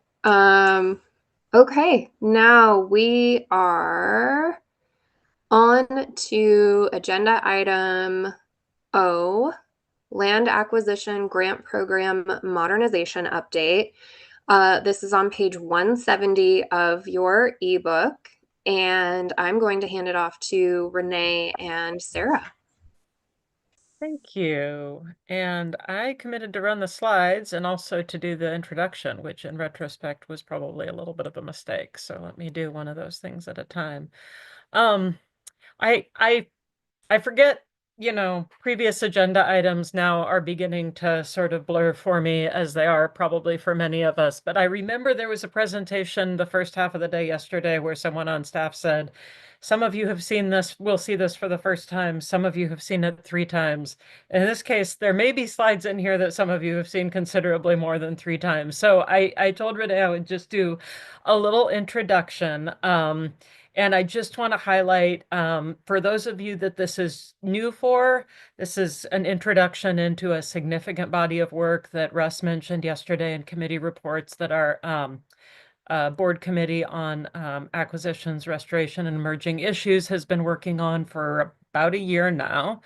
And so this is just a little bit more of a detailed update than we normally give in committee conversations or in committee report outs, because we anticipate some substantive recommendations from the committee coming to this board a little bit later this year. And it's a lot. It is a very deep issue with a lot of sort of ins and outs and content wrinkles. And so we're trying to kind of bring it in small doses, so that when the board committee's recommendation comes through, then we'll have a little better shared understanding of what the committee's been working on. And so what Renee will talk about today is a process that we've been going through that includes both the committee and some other work streams. And the committee has really been doing a deep dive on 4 pretty big philosophical issues that came up as we took a close look at sort of modernization and update and changes to our land acquisitions program under our Measure 76 lottery funding. And we've done a really deep dive into about 2 of those, maybe 1.5 so far. And that took us a while. And so I think one of the benefits of that conversation is that we sort of really plumbed the depths of these first 2 issues. And we found, I think, in addition to making progress on understanding where we think the board will probably, want to provide some guidance and direction, we found the right level. Or we think we're starting to find the right level, both to sort of propose some solutions, some improvements to this program that will reflect the concerns that we've heard and that we've been talking through, and kind of some really pragmatic, like, this is causing some problems, so let's do this, that we've been hearing from partners, that we've been hearing from staff, that we've been kind of mulling over as a team. And also finding the right level for board engagement. So we kind of, I was telling the committee the other day, I feel like we kind of dragged you pretty far down in the weeds with us on this one. And so we're going to bring you back up a little bit in the next couple of conversations, and hopefully kind of pick up the pace on those last 2 philosophical questions, but also be sort of behind the scenes crafting where we think the sense and temperature of that committee is, so that we can move quickly to a recommendation over the next couple of meetings to come back to this group. So we have not asked the committee or the co-chairs of the committee to start on that written recommendation yet. But all along we've been kind of sensing the temperature and writing stuff down and synthesizing and bringing back. And I think Russ may have flagged in our conversation yesterday, we have pulled the sort of timeline both for a board recommendation and for potential start to rulemaking out a little bit. And I really think we've hit a point where, again, haven't asked for the sense of the committee or of the members at all, but I sense that we're starting to play around with the idea of, hey, we may have some strategies we want to try before rulemaking. And so can we dig in and start addressing some of these things that don't require rulemaking sooner rather than later. So Renee, that's probably more context than you wanted or asked for, but I do want, for folks who have been flying along with us for a while, just to share that's kind of where the sense of things is headed. Members of the committee, of course, or others that have been participating are welcome to chime in as we go along and share your reflections. But let's ask Renee to kind of walk us through the highlights, and we can have some time and space for reflections and feedback and questions, especially from folks that are newer to the topic. Great. Thank you, Sarah. Good afternoon, co-chairs, members of the board. For the record, Renee Davis, Acquisitions and Special Programs Manager. Miriam Forney, our Land Acquisition Coordinator, is not able to join us today. She's out sick. So we'll miss having Miriam here today with us.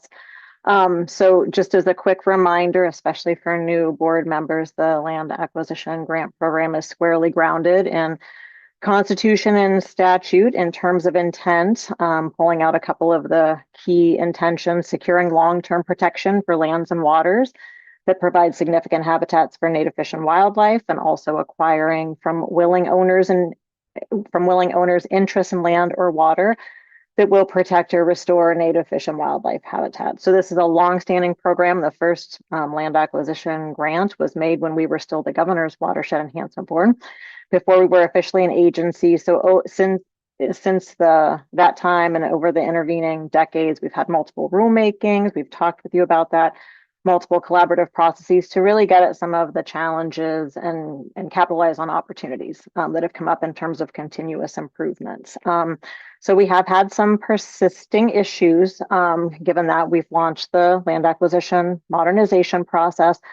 There were various prompts for that. I talked about just some of those persisting issues. We also received some direction from Governor Kotek that you see here about removing non-essential components to the program to ensure that we have an accessible program. Also, just overall, I think Sarah's vision as director for better integration of program structure and more accessible customer service experience, regardless of which grant program we're talking about at the agency. So ultimately, we really are aiming to update the program in a way that advances mutual conservation outcomes, in a way that supports habitats for native fish and wildlife species, and is a well-utilized program by our local partners. So we have a work stream or a program, modernization program with 4 work streams. I'll talk about that in a second. It's okay, Sarah, this is the challenge of a tag team in terms of the PowerPoint running.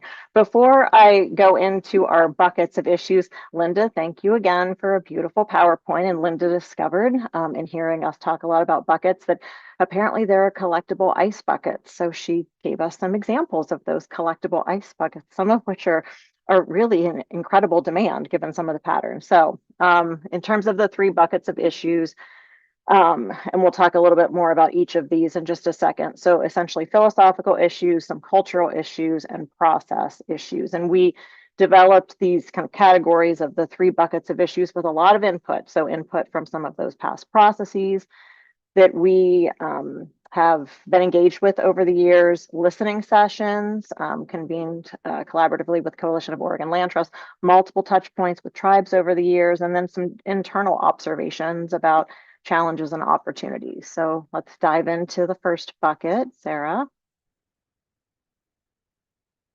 Okay, so in terms of the 3 buckets of issues, so I want to give you a glimpse into what's under that lid.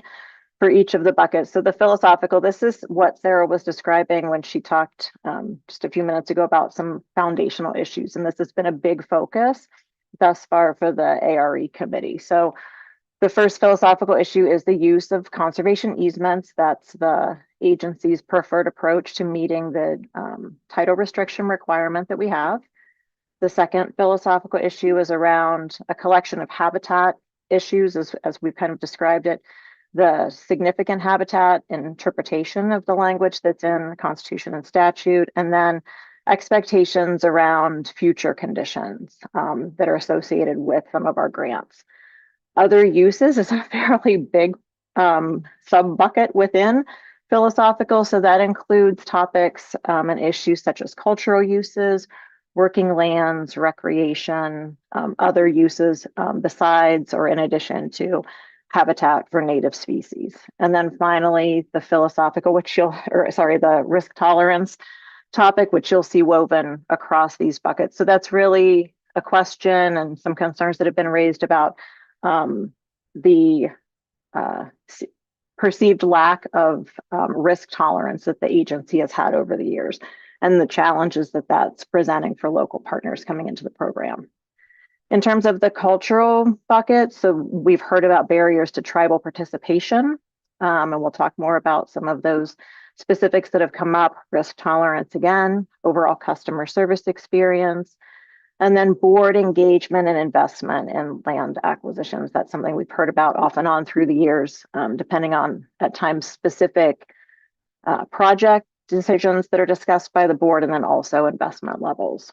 And then in terms of the process bucket, and I need you to know these are only a few examples. We've gotten lots of feedback about process. Anytime you open a modernization or continuous improvement process, you can hear a lot about process. So some examples are transparency into an understanding of the review process for land acquisition grants and how kind of the ins and outs of how that works, risk tolerance, and flexibility, in particular in the due diligence, that 18-month due diligence timeframe, once a grant is awarded before we get to closing. The level of detail required in management plans, and then just some interest in streamlined grant making. We can go to the next slide. So in terms of the work streams, we do have 4 work streams. It's a fairly complex modernization process. Those 4 components are work by the ARE committee. So again, as Sarah noted, we're asking that committee, and thank you, Dan, Russ, Mark Webb, Kelly, thank you in the past to Bruce Buckmaster, thank you. Now I think Jamie's joining and has audited the committee at times. So really asking these board members, really on behalf of the full board, to take a deeper dive into issues, in particular, some of those philosophical issues. Help to communicate and translate those discussions to the board, and then offer learning and recommendations to the full board. The second work stream is focused on tribal considerations and specific areas of interest to our tribal partners on sovereignty issues.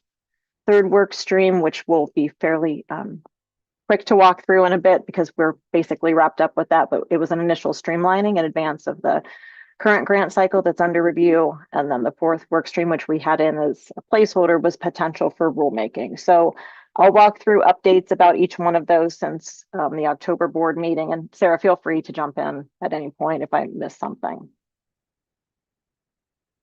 All right, so the ARE committee work stream, again, we've talked about, they're really focused a lot on the 4 foundational issues. You see here the timeline. We really started digging into this in June with primer, if you will, of measure 66 and 76 and some of the expectations and cornerstones that really informed the land acquisition grant program.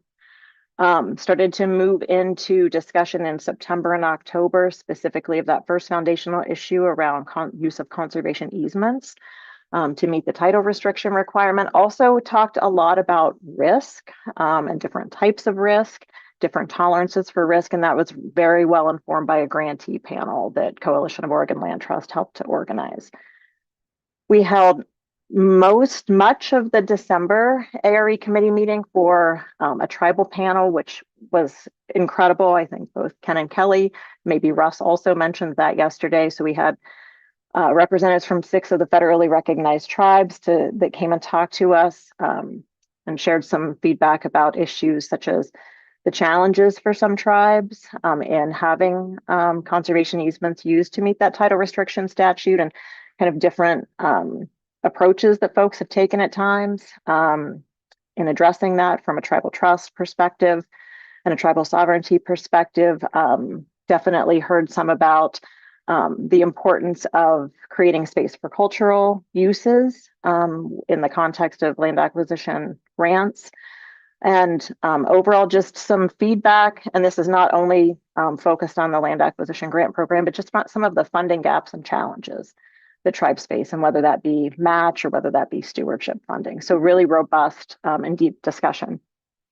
That did, however, put us a little bit off track in getting in more deeply to the habitat issues. So the March ARE committee meeting is going to dive deeply into the habitat issues. So again, significant habitat, desired future conditions, and then some of the ways that we deploy that within the grant program. So things like prohibited uses as described in a conservation easement document, use of a management plan, and particular detail and approval requirements associated with that.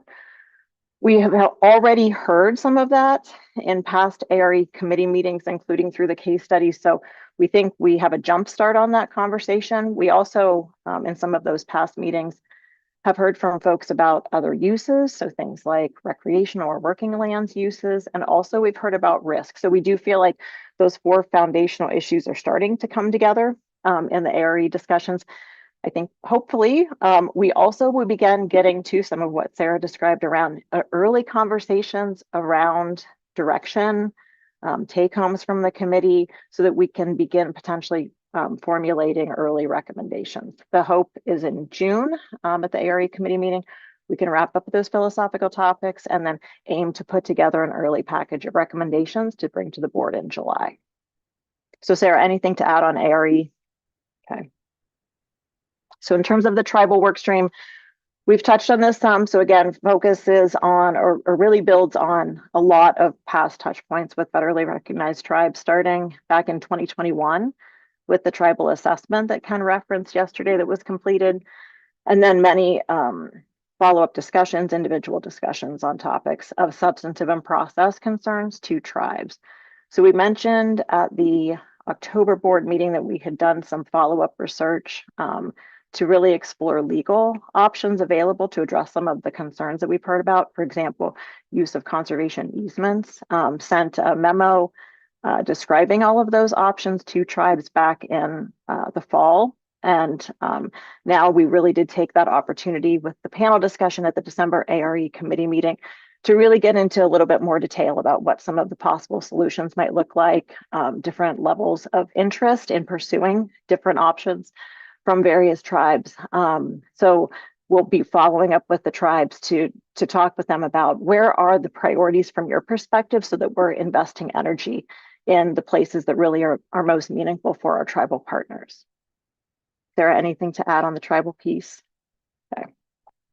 All right, so the grant cycle streamlining, I mentioned that this one should be fairly quick because it's a completed work stream, which is great. We did undertake a very well-scoped initial streamlining process in advance of launching the 2025 grant cycle, used an internal and external work group to really scope where are some of those areas for early streamlining. And this really helps to get at some of the direction that was provided to the agency in Governor Kotek's letter, not only focused on land acquisitions, but certainly I think challenging the agency, where could we find opportunities for more streamlining and efficiencies in our grant making to lessen the burden on applicants. So we did receive 9 grant applications for this cycle. I want to make sure I have the numbers correct. It's more than $12 million in requests and nearly $12 million in proposed match. So incredible demand. Haven't seen this demand for over a decade in terms of the land acquisition grant program. So really excited about that. We, in the past, have used a team approach, if you will, that involved, for example, the regional program reps during our review process. We've really kind of put that on steroids this year in terms of having a team approach to the review process for land acquisition. So huge kudos to Miriam, to Robin Meacher, to Audrey Squires, and a whole host of other folks on the OWEB team to get these 9 grant applications reviewed. We will be bringing funding recommendations to the board at the April meeting, in addition to water acquisition and Oregon Ag Heritage Conservation easement recommendations. So really excited about the demand and interest this cycle. Okay, before we move into the 4th work stream and discussion of some of the next steps and potential connection to rulemaking, we did want to give you a sense of some of the recent follow-ups we've been doing on various topics. So one is outreach to interested parties and statewide organizations. I think it was Mark Webb, who just went off camera, who had first suggested to us, it might be good, you don't have to come back on camera, Mark, just wanted to give you a shout out for this. It would be really good to make sure that we're talking with folks who may not be our traditional applicants or traditional grantees, but are still parties who are really interested in understanding what's happening with land acquisition. So between Sarah and me, mostly together, but periodically, individually, we've had conversations with Oregon Association of Counties, multiple county commissioners, either individually or as a commission, a full commission, legislators, Oregon Farm Bureau, Oregon Water Resources Congress, and Oregon Association of Conservation Districts. One, to let them know about the modernization process. At times, it's really to help them to have an opportunity to ask questions. They may not even be aware of our land acquisition grant program. So really, though, taking this opportunity to get some different perspectives from folks who are less familiar with the program or might have a different lens on the program. So in terms of, we also have had an opportunity, I should mention, through the public hearings that we hold for any fee projects that are proposed to us. We hold public hearings for those as part of the review process. So we've had 7 of those in different locations around the state. So had an opportunity to get some feedback overall there too, not only in the context of OWEB's interface on individual projects, but just overall the grant program. And so some of the substantive feedback thus far, I would say, is just one, a strong interest in underscoring that we please do our best to communicate, especially in areas where folks aren't as familiar with land acquisition or more rural areas where there could be implications associated with tax base and properties coming off the tax rolls, to please work hard on notification and communication, consideration of how that might align with local comprehensive plan considerations. And I would say general curiosity and just better understanding the program itself, not always just interfacing with OWEB as it relates to a particular project that's been proposed to us. I think folks have been really authentic in saying we may not always agree philosophically with some of the intention around the land acquisition program, but for them, I think that the strongest interest is having good, open, two-way communication about where the program is going and potential investments that the program might be making. So thanks, Mark Webb, for encouraging and challenging us to do some of that outreach. We have been doing some follow-up discussions with grantees who've provided case studies at the ARE committee to really move from kind of problem identification into what are some ideas that you have for improvements or refinements to the program to try to get at some of those issues that have been persisting through the years. We did also in early January, I guess it was, hold another listening session with Colt members. Thank you, Joe and Carson from Colt, for helping with those listening sessions. And then we've been following up some of the feedback that we've gotten, for example, from the tribal panel about there are some examples of tribal conservation easement templates and boilerplates out there that you should be looking at OWEB to see how it might be able to inform refinements to a CE template to address some of those concerns about sovereignty and avoid waiver of sovereign immunity is just one example. So just wanted to flag those follow-ups. So I think now, Sarah, let's jump to the last slide. So we bundled potential next steps in rulemaking because we did have this placeholder as the 4th work stream associated with rulemaking. And I think Sarah already gave you a sneak peek. We're not entirely convinced that rulemaking is is needed out of the gates and for some things. I think through this process, what we have learned a lot is that there are some things that absolutely would need to be addressed during rulemaking. There are some other pieces, though, that really live more at that kind of program space. You might remember, although it's asking a lot, to remember this far back when Diane Lloyd, our contact counsel, first presented that pyramid diagram. And there's a set of things that kind of lives more in the program structure guidance space that's under the rulemaking that you all, with rules advisory committees, go through and adopt administrative rules for. So really the next few ARE meetings, we are intending to make it through the rest of those foundational topics and start compiling those ideas around the program refinements that we think would address some of what we've heard. And we do believe that a chunk of that does live in the program guidance space. So just starting to articulate some of those things out and talk through it with the committee. We recognize that rulemaking is a big undertaking. We're not at all opposed to doing it, and that's why it was on the in the table of potential rulemakings. We're just not sure about timing, and do want to be able to talk with the committee about, is there some value to trying to deploy some of these program level changes in advance of rulemaking to see how many problems are solved. To do that, though, we do believe, and I've started some very early conversations with Dan and Russ, the ARE co-chairs, about that would likely require some type of a mechanism for some formal direction to be provided from the board to staff around things like, generally, we would like you to approach next steps with program changes in this way. And so whether that's around risk tolerance, what are the things of greatest concern from a legal risk standpoint to all of you, versus what are things that actually we incur that level of risk in other programs, we're comfortable with risk on some of these other topics.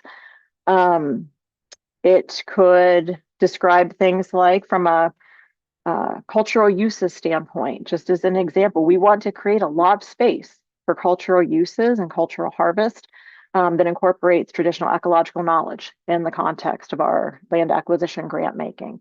And there are a few examples, and Dan Brown, I hope you don't mind, Dan has kind of described it as maybe having lighter conservation easements, and meaning things like maybe don't attach habitat restoration requirements as part that are not funded as part of what we build into a conservation easement, or maybe extracting out the management planning process in a way that has less of a kind of prescription and approval approach to it, that leaves some of that to our grantees to work through, but making sure we have collaborative communication on that.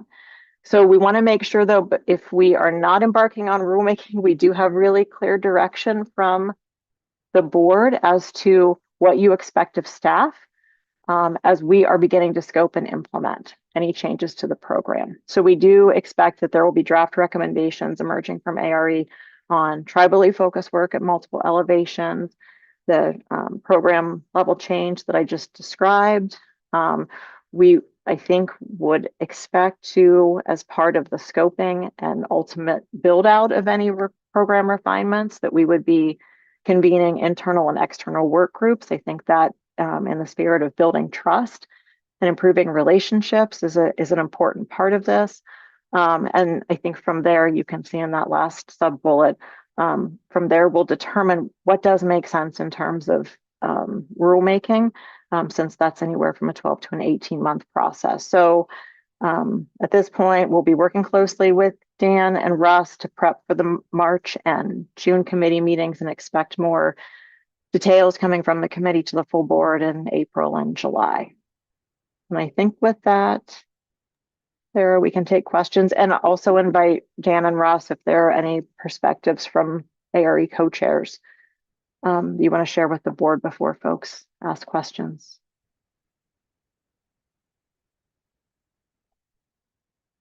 Can we let Dan jump in line, Kelly, just to share any co-chair reflections for the committee? Yes, let's go Dan and Russ, and then we can get to questions. I see your hand, Michelle. I actually had a question, but I will say, great job summarizing an incredible amount of work that the committee's been doing. And Jamie, super happy to hear that you're going to be joining the committee. Was sad to see Bruce step away from the work, but maybe we got a good deal out of it. Oh, Jamie coming. And then I guess it's not. Well, I guess it's kind of a question for you, Renee and Sarah. I'm hearing like, you'd like the full board to give some direction on process changes. Some of these ideas we've been talking about on the committee that might make improvements without rule changes. And I'm kind of curious, like with the big uptick in applicants, whether or not they're hopeful that there's going to be some changes like in this round. And so maybe at our next meeting, there'll be an opportunity to talk about like that CE Lite version, like how much of that is sort of within the discretion of OWEB staff to maybe implement some minor changes and tweaks just to see it as we're going through this round that we have right in front of us, rather than waiting for the committee and the full board to give that kind of direction. Just food for thought. Yeah, Dan, just briefly, I would say we're test driving that. We have to be mindful of the information that we put out in the program guidance, and being consistent enough with that. But just last week, I was working with Miriam and Robin to talk through. We're taking a slightly lighter touch on some aspects of the project soundness piece of the review this year. And recognizing that will flow through to maybe fewer funding conditions, and it will raise the importance of those coordinated or collaborative conversations with grantees about, as you're bumping up against this, oh, that was a surprise. Let's talk through that. So I do think we'll start to see some of that test driving, but without wholesale changing things such that it's really different from how we solicited. That makes total sense, of course, to be expected from you. Okay, Russ. Yeah, I would just add, again, thank you for the really wonderful summation of the work and the articulation of the deep commitment of the experts that have helped us through the process. I must say that it was really exciting to have the tribal work stream merge with ours and getting clarity about what we need to do to meet their comfort level to be active participants in the land acquisition and easement program. It will emerge, and I think we'll all be really pleased by the outcome of that ongoing dialogue that is there. And lastly, I would just add that we have $6.5 million in the biennial budget for the land acquisition program. And that really is a reflection of not that there's an extraordinary need, but there has been a frustration on the part of the applicants. And now that the process has been improving, we're going to see greater and greater requests, I think, for OWEB to find a balance between its acquisition and easement programs and other programs when the base budgets are established for future bienniums. Thanks, Russ. Michelle? Yes, thank you. So this was undoubtedly part of my onboarding training. I'm going to confess I don't remember. Can you please remind me, what is the statutory title restriction requirement that's associated with the land acquisition grant? Yeah, I don't know that we actually touched on that, Michelle. I think we had too little time. So we can send some background. So essentially, it was added by the legislature. It was not prescribed from the Constitution to the agency, but a requirement that for fee projects, the agency utilize some type of a title restriction to ensure consistency with intended use of the constitutionally dedicated lottery funds that would support the project, and to ensure that there were protections in the event of a sale or transfer, that those would need to be reviewed and approved by the OWEB board. So essentially someone doesn't either come in and utilize OWEB funding to then have a piece of property that they build a housing development on, just as an example, or decide I'm going to hold this, then I'm going to sell it for a profit. There's a profit component to that, and have inappropriately utilized public funding for that. So does it essentially ensure that whatever restrictions are placed on it continue in perpetuity? Correct.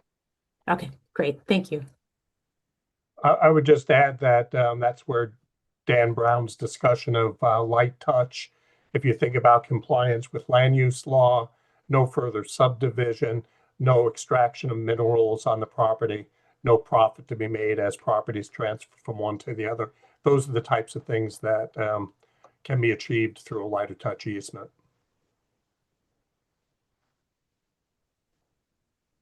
Jamie? Yeah, thanks, Renee, for your always very thoughtful approach and presentation, and you always seem to have a talent for going into very complex issues and still making them accessible. So really appreciate that, and I'm very much looking forward to working with the board, the committee, I'm sorry, in order to prep up this conversation for the board. 4 different questions. I'll just throw them out, and some are small and some maybe longer conversations that may be future board committee conversations. So I'll just cue that up. One is just to confirm, you talked about, Renee, you mentioned that a lot of input was taken. I know in the past there were some robust exchanges around land and water acquisition, including previous board members. So just wanted to verify that those perspectives and conversation were incorporated into the thought process. The second question is to ask, will this draw on Colt's work? And I mentioned yesterday, their December 2025, their Conservation Law Forum, they had tribal land access, legal toolkits, and tribal co-management strategies. So they've done an amazing amount of work on this, but there were also some things they were still working on. So I assume there would be tie in there, but if you could just verify.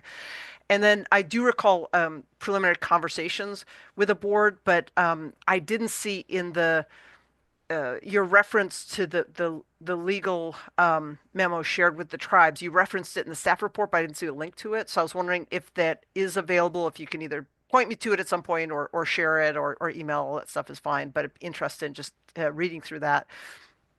And then and I know this is part of the heart of the conversation, but one of the things I'm still kind of grappling with, and it touches on the point just raised that both Michelle and Russ spoke to in terms of how to maintain some things per the direction and in statute. Yeah, I think of the purpose of land easements is to maintain a specific intent for a site through changes in ownership and local and regional policy and political changes in leadership. And I recognize that it's different for each tribe. I mean, we're talking about separate sovereign governments, but looking forward to, I guess, maybe learning more, or I don't know if there's some preliminary things you can share about whether there is an equivalent easement type process that tribes can apply if, for any land that may be transition to tribes. I know this is still part of the conversation again, but that would fall under an easement comparable type of restrictions that would protect the use of that land through changes in policy and political leadership. And I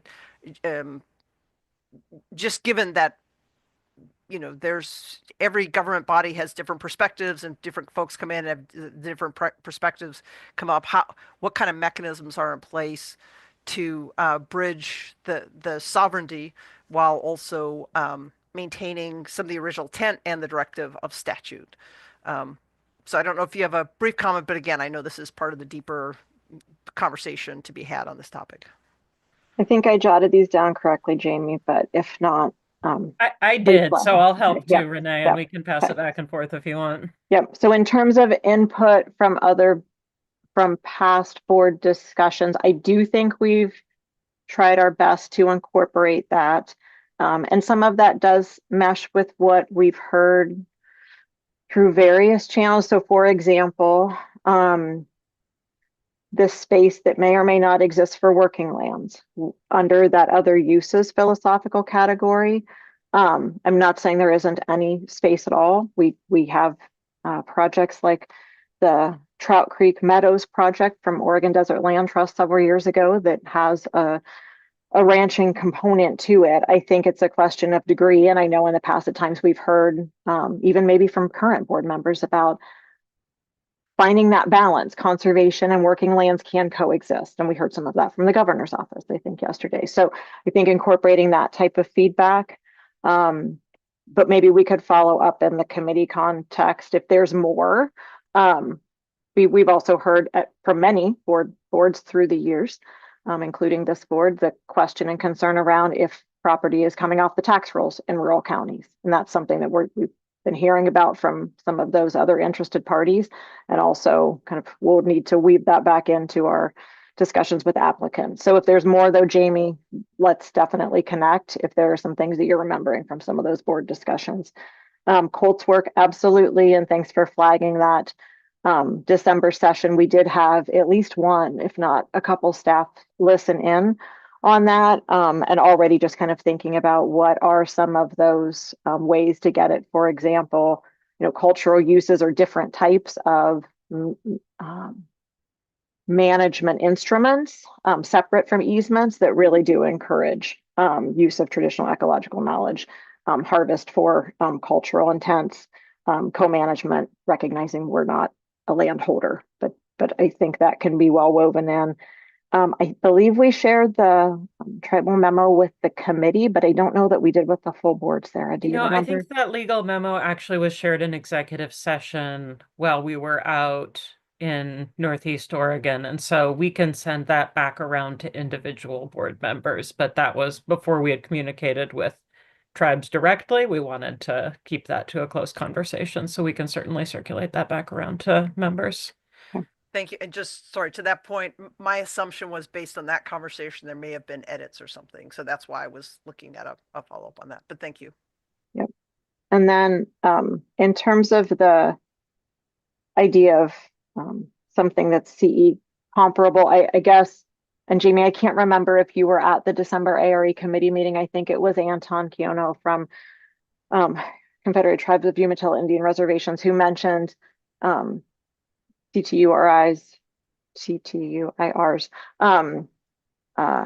conservation easement template that has worked for them as a tribe, and the value that he thought, not only if they still have been able to utilize that and then transfer properties into trust, but also he mentioned we do at our tribe have an economic development department. And so the idea that there is some kind of protective mechanism that aligns with initial intent, given that there are different pressures, and whether you're talking about a county or a city or a tribe, there can be kind of different pressures, and figuring out a way to balance sovereignty with maintaining alignment with initial intent. Thank you. You got him, Renee?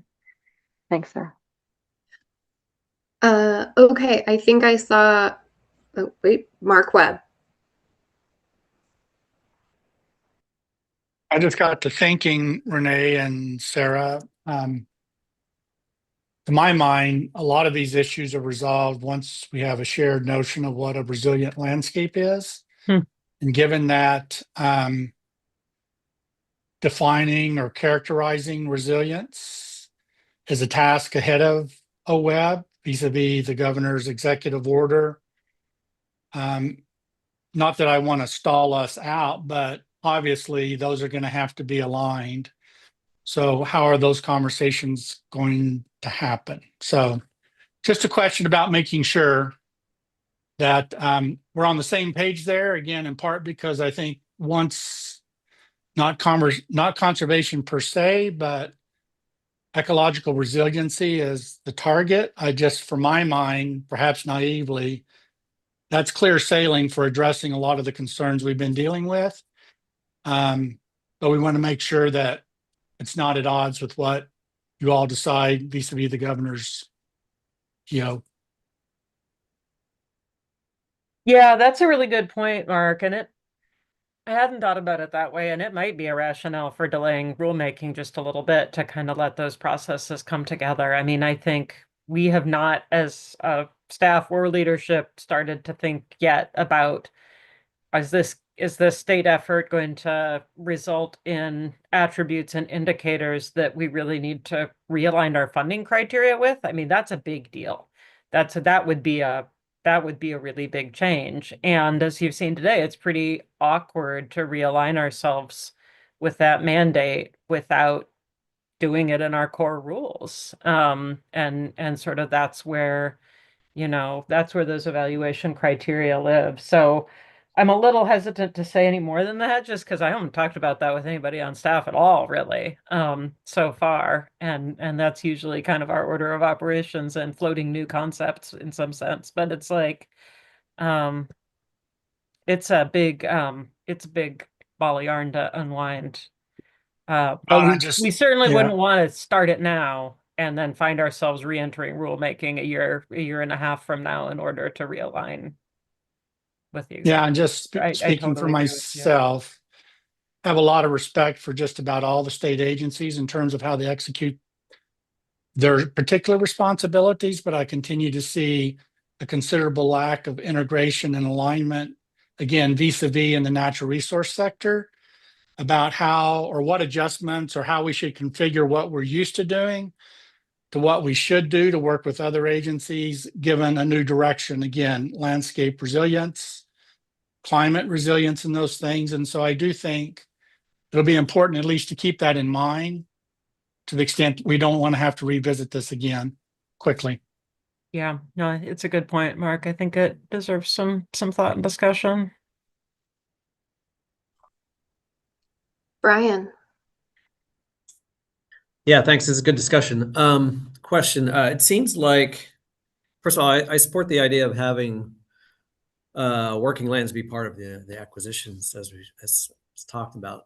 I do wonder though if it does potentially incur more longer term costs for OWEB or some party, because presumably you would have a management plan around how that working land was going to work and function around and still achieve the objectives. And management plans tend to be a little more dynamic in a working landscape than in a one that's not especially focused on that. So I guess my question is, does folks agree with that? And if so, has that been kind of thought about by the subcommittee on, because I think it's a doable thing, but I think if people agree with my notion, then I think we just need to make sure that that's a known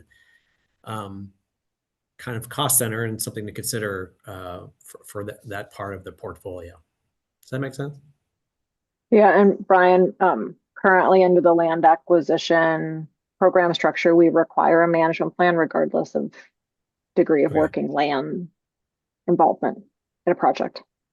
No, that makes sense. But I do think it would probably be a little more dynamic in that context. Yeah, and there has been a lot of discussion, Brian, and in particular feedback from, past and potential grantees of how we structure those management plans, how detailed they are, how the negotiations around them work. And I think it was maybe on our tribal panel in December, a grantee mentioned, hey, with this other funder, we've got not so much a management plan that you come and hold us to, or that we have to sort of negotiate any departure from, but we write down a shared 10-year adaptive management plan, and that kind of shows us where we're heading together, and then we have checkpoints along the way. And that doesn't sound very different when I say it out loud, but I think the impression from the grantees has been, actually, that's a very different experience. And so it could be that kind of approach is easier to incorporate different kinds of working lands or other uses into. And it's really about, how do we describe and communicate the long-term vision for this property and kind of set ourselves some checkpoints on the way that we don't have to be really minding the details of day-to-day management decisions, but we're bringing ourselves back up to the balcony view again a little bit, and that makes us some space to accommodate. Because you're right, we don't have anybody on staff in that program, at least, that's prepared to kind of go down to the nuts and bolts of a grazing management plan, I think. Or, there's just, it is that kind of land management is probably there are, and I just don't know all the brilliant things that everybody on staff knows. But there is a set of expertise that would involve, that maybe it involves some greater external contracting or some kind of learning on staff or something like that. So I think it's worth noting for sure. Brian, I think the other piece that's important to note, probably for the committee members too, is that we do fund both fee simple and conservation easements. And conservation easements, where you have a party working with a landowner who's retaining, this is what we do in Oregon Ag Heritage Program, like just making sure that those expectations are clear. That may involve a management plan, but it's a question of if it's prescribed by us and approved by us. It may just be existence of a management plan. So I just wanted to differentiate that in fee simple and conservation easement projects too.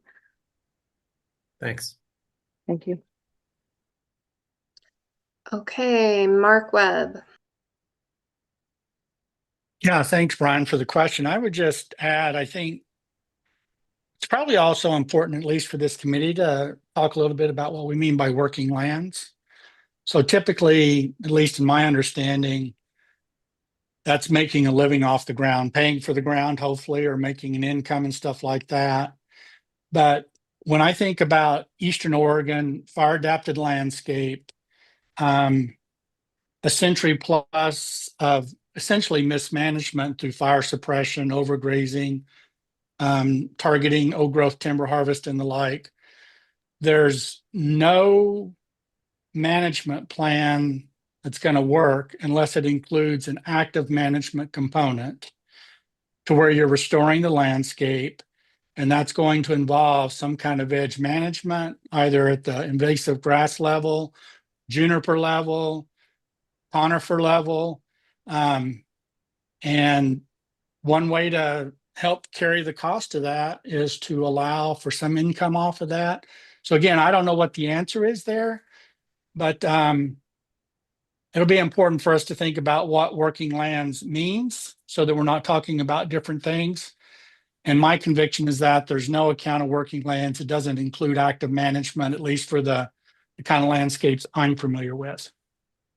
Yeah, that's a good point, Mark. And it's an awkward shorthand for an awkward concept, a complex process, or a complex, concept. And I know Russ will at least know what I say when I say Sarah Vickerman of Defenders of Wildlife back years ago echoes still in the back of my head saying, "What are you saying, that natural areas aren't working? How are those not working lands? They're serving all Oregonians every day." And so there's a continuum of different uses there. And I think you're right. I think we've tended to see this as like a paradigm where it's either protect it and leave it alone, and we're not going to expect any restoration, or, let's get in there and fix it, or natural, we're going to use it for active production, and that's going to be the acceptable use. And it just really doesn't reflect the way that these lands have been stewarded for time immemorial, and will continue to need that kind of active stewardship as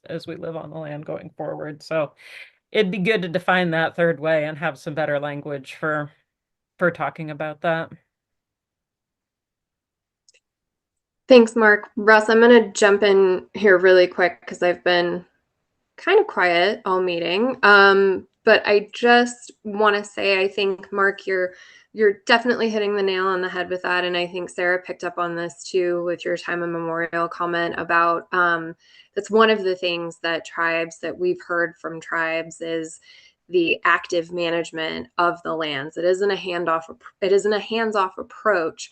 People are very much an integrated part of the lands. And so I think the active management part of it in relation to the working lands kind of definition is really, really important for tribes as well. I know, like from Cow Creek's perspective, we need to be able to actively manage the lands because that's how we've been managing our land since time immemorial. And it's really important for us to be able to be out there and do the management and help the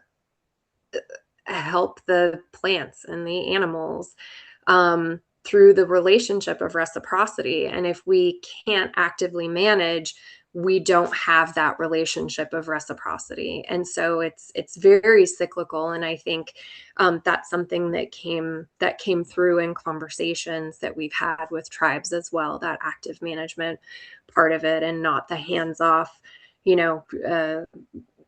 previous kind of conservation approaches that we've had in the past. So thank you for bringing that up, Mark. And I really appreciate that. So just wanted to insert that. Russ. Thank you. This has been a very healthy conversation with Brian and Mark. I just want to comment that as part of the conversation, whether it's fee or an easement, we have to be humble as it relates to a management plan, have to be humble about what it takes to achieve resilient landscapes in the face of climate change, particularly when we're asking for a management plan before we even have possession of an interest in the landscape. It takes time to really watch the land, observe its subtleties, understand what its strengths and weaknesses are in the face of climate change before you want to take action. So being able to address the desire for a management plan and the timing is going to have to be addressed in a practical manner. We have to be cognizant of the subtleties of every particular landscape we're dealing with. Russ, Miriam is in my head right now. I want to just clarify briefly that there's more space in terms of management planning, time horizon wise, for the investments we make. I think, and yes, there is still a management plan requirement. So I think there is a little bit of wiggle room there. I do think where some of this has come up is in articulating desired future conditions, that are codified in the easement that is finalized at time of closing. I think that's where we've heard some of that challenge around. We don't even know the property yet, and we're needing to lock in some of these conservation values and desired future conditions. So just wanted to make sure that that piece was clarified. People in land acquisitions think on different timelines than people in restoration or other lines of work. That was kind of one of my take-homes, Renee, from our conversations with, follow-up conversations with land trusts working through these case studies, is they would often be just like referring to something 10 years ago, like it happened yesterday, because the timeline of their work is such that something that we talked to them about 10 years ago is still quite ripe. And is still kind of reaching its, fruition in terms of the way that, an agreement we made 5 or 10 or 15 or 20 years ago and have amended, and we have improved the program, and we have actually addressed some of the things that they have been frustrated about in the past. But those projects develop on such a long time arc, and they're perpetual agreements. That makes a ton of sense. That those of us who are used to thinking about a shorter cycle have to kind of zoom out a little bit and think, not only should we be flexible, but we need to get ourselves into kind of a balcony view of what is the long-term trajectory of the outcomes of this program. And it's going to be a heck of a long time before we can say with confidence what happened to the investments that we made even 5, 10, 15 years ago or today. So that's just my little philosophical diatribe for the day. It's been really interesting to dive into that world and think about how someone who is involved in perpetual transactions thinks about their work. Brian. Yeah, one last comment. Russ, I really agree with your comment around having some humility, and Sarah, your comment on, that takes time. Those are really important. But Renee, I have a question for you. I think the getting towards how we're going to achieve a desired condition, and what that looks like, is going to take longer. I mean, that's to Russ's point. However, shouldn't we know what our desired condition is for that parcel before we acquire it? Isn't that fundamentally, we ought to have that characterized to some degree? Maybe not the details, but in broad narrative strokes, we ought to be able to know that before we're putting money into it. Then we can specify those later with additional understanding and technical details around like what that looks like in real more meaningful ways. But at least in a broad general sense, I think we either do know what they should be, or if we don't, I'm a little bit concerned that we don't, if we're going to be investing money. But maybe I'm misunderstanding the the dynamics of the process and what's already baked in. But does that make sense? My question or my comment, my question. Yeah, it makes sense. And I think this is one of kind of one of those core rub areas is you have a local partner who sees how X property fits into a puzzle and they see a vision for it. I think sometimes where the rub comes is issues come up and questions of flexibility, and are we flexible enough from their perspective? Are things staying on track sufficiently well from our perspective, given a public investment? And I do think some of this comes down to time horizon, but I think what you just described there, Brian, is like that's almost the root of how we try to get as clear as possible so we have a durable solution. So folks come in, we're on the same page in what is being described in a grant application, how that then plays out through decades of management, and what is our role in that as a funder. Like, yes, you all have to know this is going to provide an ecological benefit if you're going to fund it, given that we have limited funding available for a whole host of projects out there. So having a sense of what the long-term vision is, I think it's the question of how kind of the level of rigidity and the time horizon and getting us all on the same page. And that may be a lot of words that you're saying, I don't know what you're talking about because you haven't had the benefit of hearing some of the case studies, but we did hear exactly something like that. Well, we described something that we intended to be more aspirational, and then it turned into a lot of funding conditions, and I think we all were trying our best to be on the same page, but I think finding a way to get clearer about what you all expect from your land acquisition investments, and then how our local partners are ensuring delivery of that through time. But Sarah, feel free to jump in. I think the feel is so, oh, sorry, go ahead, Dan.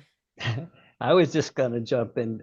Brian, you heard Joe mention this in his comments again today, and there's plenty on the record, as Renee very well articulated. This is one of the key, friction things, as I hear it, right? It's like how much of that DFC definition is included within a CE legally binding document, how much of it, including management plans that go along with it, can be kind of separated out. But I encourage you to look at the public documents and listen to the ARE committee meetings if you're really interested. Sorry, Sarah, I kind of cut you off. No, I think it was a great point. I think all I was going to say is I think the great advantage of this process and how deeply we've gotten in the weeds is there are so many examples where we really felt like we were providing the flexibility that grantees were asking for. And that wasn't the experience that they were describing. And you just have to get really down into the nitty-gritty. And it's not a right, wrong, ping pong, it's really like oh, that's how you saw that exchange? Like, okay. And then if we see enough of those stories, we can find the points in our process where people feel that friction the most. And our grantees just over and over will say, sometimes we feel like we're just shoulder to shoulder with you and facing these challenges. And sometimes we feel like we're having a compliance conversation with you. And so can we get more often into that shoulder to shoulder space? And I really think that's a systems challenge where we can then sit down and take a look at our processes and kind of how our guidance walks us through this and the way that we have built this system up as kind of a rational response to a complex environment over many, many years and say like, okay, it's right here. It's right here that we're sending a message that people are receiving differently than we intend it to be, or that we didn't think flexibility was needed, but it is, or we thought we were providing flexibility, but they needed something different. And so that was the point where we were like, okay, we've now dragged the board committee way down in the weeds with us. We better zoom up for the other philosophical issues. But I think for Renee and I and other folks who have chimed in for those conversations, the ability to see all of those interactions from our perspective, from the grantee's perspective, and start figuring out what are the systems that drive that and the process steps that drive that has just been like exhausting, but extraordinarily valuable. So it's that nuanced, Brian, of just like, well, we said this, you said this. Oh, okay. Yeah, no, I can see how that I can see how that didn't land. That felt different than we thought it would. It's very feeling. I'm a very I just feeling want person. I apologize. I missed a lot of the conversation because my system froze up and I had to reboot. So, Well, I think in we the have a interest of happy time, hour I'll go back next and week with the we'll go back federal. and revisit. Yeah. What's that? I was going to say, I think we have a happy hour next week with the federal members, so the Exactly. folks that can get together without quorum concerns, we can have an informal version of this conversation as well. Exactly. And I'll go check out the video. So let's proceed.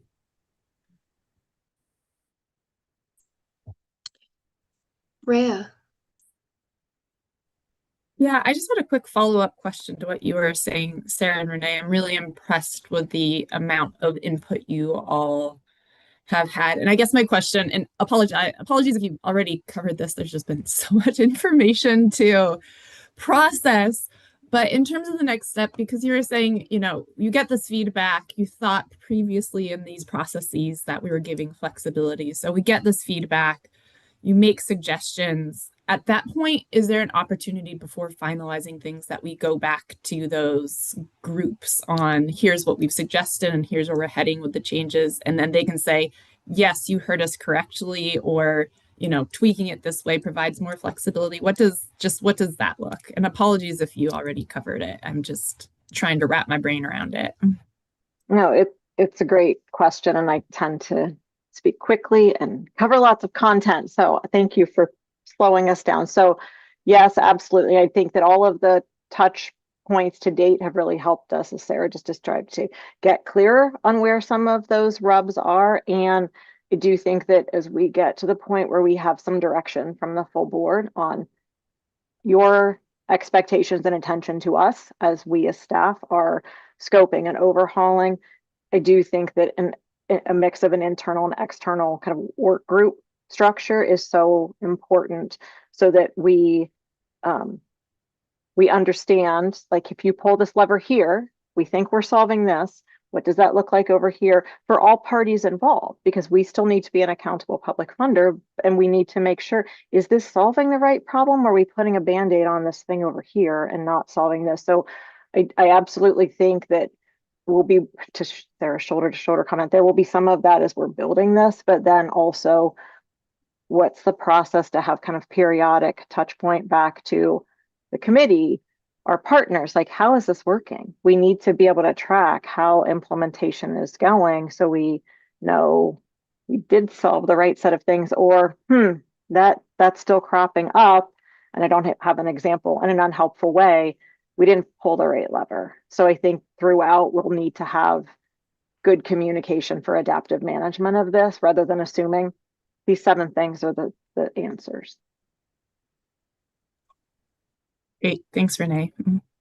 Russ.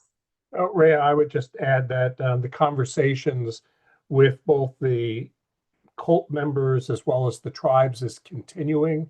It's ongoing. So at least in the short term, when we come to a recommendation,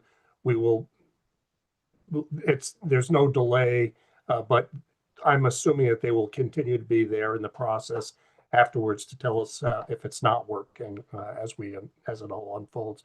But they are right there hand in hand with us at our meetings.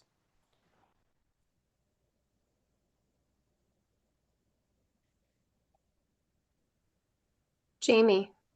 Thanks. Just one small add, Brian, while you were off camera, I mean, you talked about this whole laundry list of things we're going to have to consider. One, of course, are the change of climate change impacts to be factored into this whole confusing mess of anticipated issues coming up that that Renee and Sarah mentioned. But Brian, just to assure you, while you were off camera, Renee said staff's going to take care of all climate change impacts on these lands, and so that we're not going to have to worry about that when we're going into this consideration process. So just to let you know, that reassurance is provided. I'm sure it's just like a rider we can put onto the end of the easement document or something like that. If anything changes, all bets are off. Oh, there it goes. Little checklist.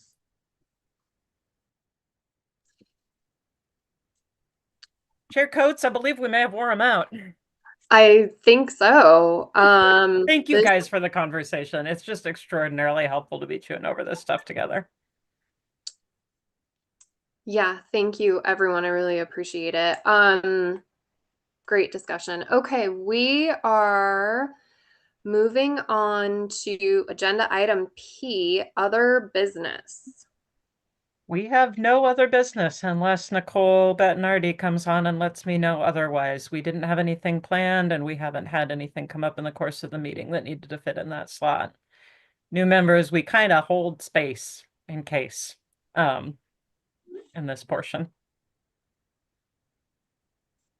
Okay. Okay, Russ? Yeah, I do have a quick idea here.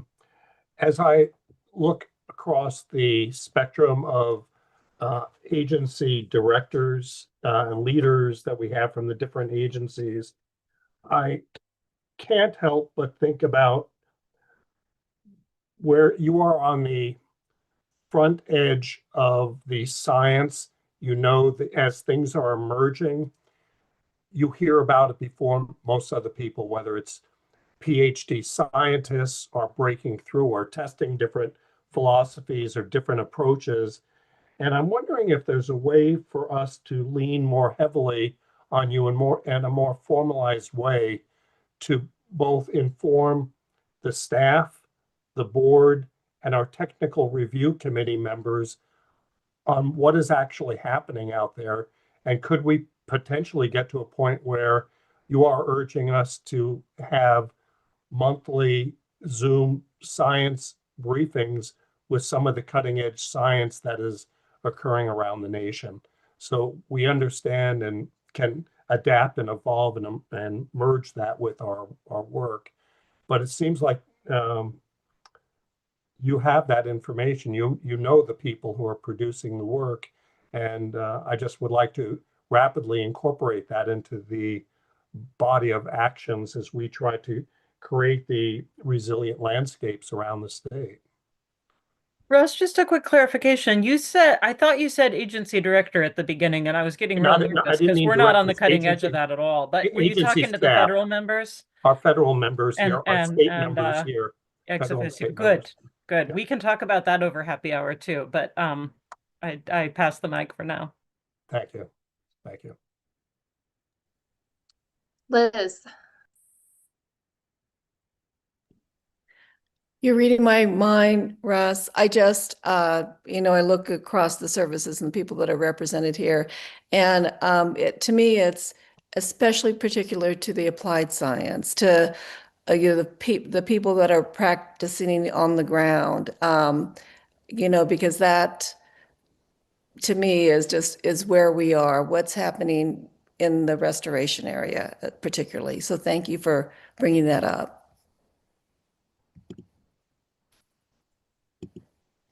Thanks, Michelle.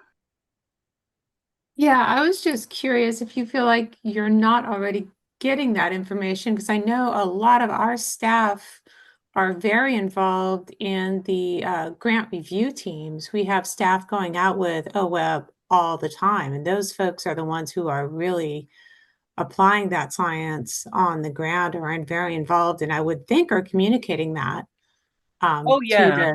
Yeah. Absolutely, at the staff level. That was, I think, part of my confusion, Russ, is I feel like we do a ton of that at the staff level. And if you were suggesting bringing more of that into the board conversation. But yeah, I agree with Michelle. That is the one of the biggest values of the review teams. I guess what I see is the soil and water conservation districts and the watershed council leadership and understanding, making sure that they are empowered with the information, not just the technical review teams, so they can think in a more comprehensive manner as they develop projects.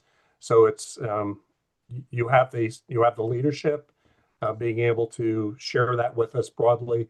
I think people are hungry for that information at a broader level. Those who are designing and implementing the projects on the ground. And you feel like that information is not getting to those folks? I don't believe it is in a consistent manner. They're just being pushed in so many different directions just to survive, but to be able to be refreshed with what is working, what isn't working, really needs to be, we should ask them, but I believe that it would be beneficial. Ryan. Yeah, I think on the, I mean, I think we're talking about both climate change and restoration. I think, some of the international efforts, I think, are a decent model where they have summary science for policy and decision maker level folks. And that's a very different level of resolution and thinking and information than the real technical stuff that people, field scientists at the project level are working with. So I think there's models to kind of address those different levels of information that's actionable for different audiences, I guess. Well, we can bring that to the ex officio's conversation, and we can bring that to the our regular conversation with conservation partners, with OECD and now C and Colt as well, Russ. And let you know what we learn. I agree. I think it'd be good to ask. Chair Coates, if I may, Nicole just reminded me that somewhere in my other presentation, I was supposed to give us a highlight of April at the end, which is, I think, maybe why you were looking at me at the beginning of this agenda item. I'm sorry. That's a new thing, and so I forgot it. Let me pull it up here. I always hit share instead of present, and then I go around this little circle. And then I have to hit share. Okay. We've talked about a lot of what's coming already this couple of days in the April meeting. There's a lot of there's a lot of acquisitions. I would call this transactions, actually. Land acquisitions, water acquisitions, conservation easements under the Oregon Ag Heritage Program, conservation easements under the Measure 76 program. Denise flagged, as we were talking about, sort of the on-ramp to FIPS, sort of FIP-like, I forget what your term was, but I liked it a lot, Jamie, kind of FIP-like collaboratives. The partnership TA funding source or program that she described will be coming up for funding decisions in April. We hope to be able to share some early versions of our policy option packages. That's a lot of abbreviations for our I think this should be 27-29 agency request budget. And whatever instructions we have on budget development by the time we get there, and whatever progress we've made on that, we'll certainly update you on. And then I mentioned earlier in today's meeting, we'll have an update on the water acquisitions rule revisions already in progress. And Jamie, I think that will continue to dip into some of the questions that you were asking today about groundwater, surface water connection, and how we deal with that in the context of lottery language. That's something that's come up a number of times, I think, in those rulemaking conversation and those RAC conversations. And we've been seeking advice on that because it is, as you say, complex and kind of weirdly intuitive and not intuitive at the same time. So that'll be a good time to do a little bit deeper dive into that conversation topic as well. So that's April, friends. Kelly, you'll be hosting us, I believe. Yes, we will. The April board meeting will be held at Seven Feathers Casino Resort in Canyonville. I look forward to hopefully seeing a lot of you there in person and hosting you all. Looking forward to it. Thank you for offering. And I know we're working on a field tour, a chance to connect with partners as usual while we're there. And I know that's something members look forward to a lot. So we'll look forward to it, and keep an eye out for our review team invitations. Those should be coming along the same timeline to let you know when those opportunities are available. So thank you guys so much. Thank you, Chair. Thank you. Thank you, everyone. Have a great rest of your week, and we will adjourn the meeting at 2:59 p.m. Thanks, everyone. Well done. Thanks so much. Bye.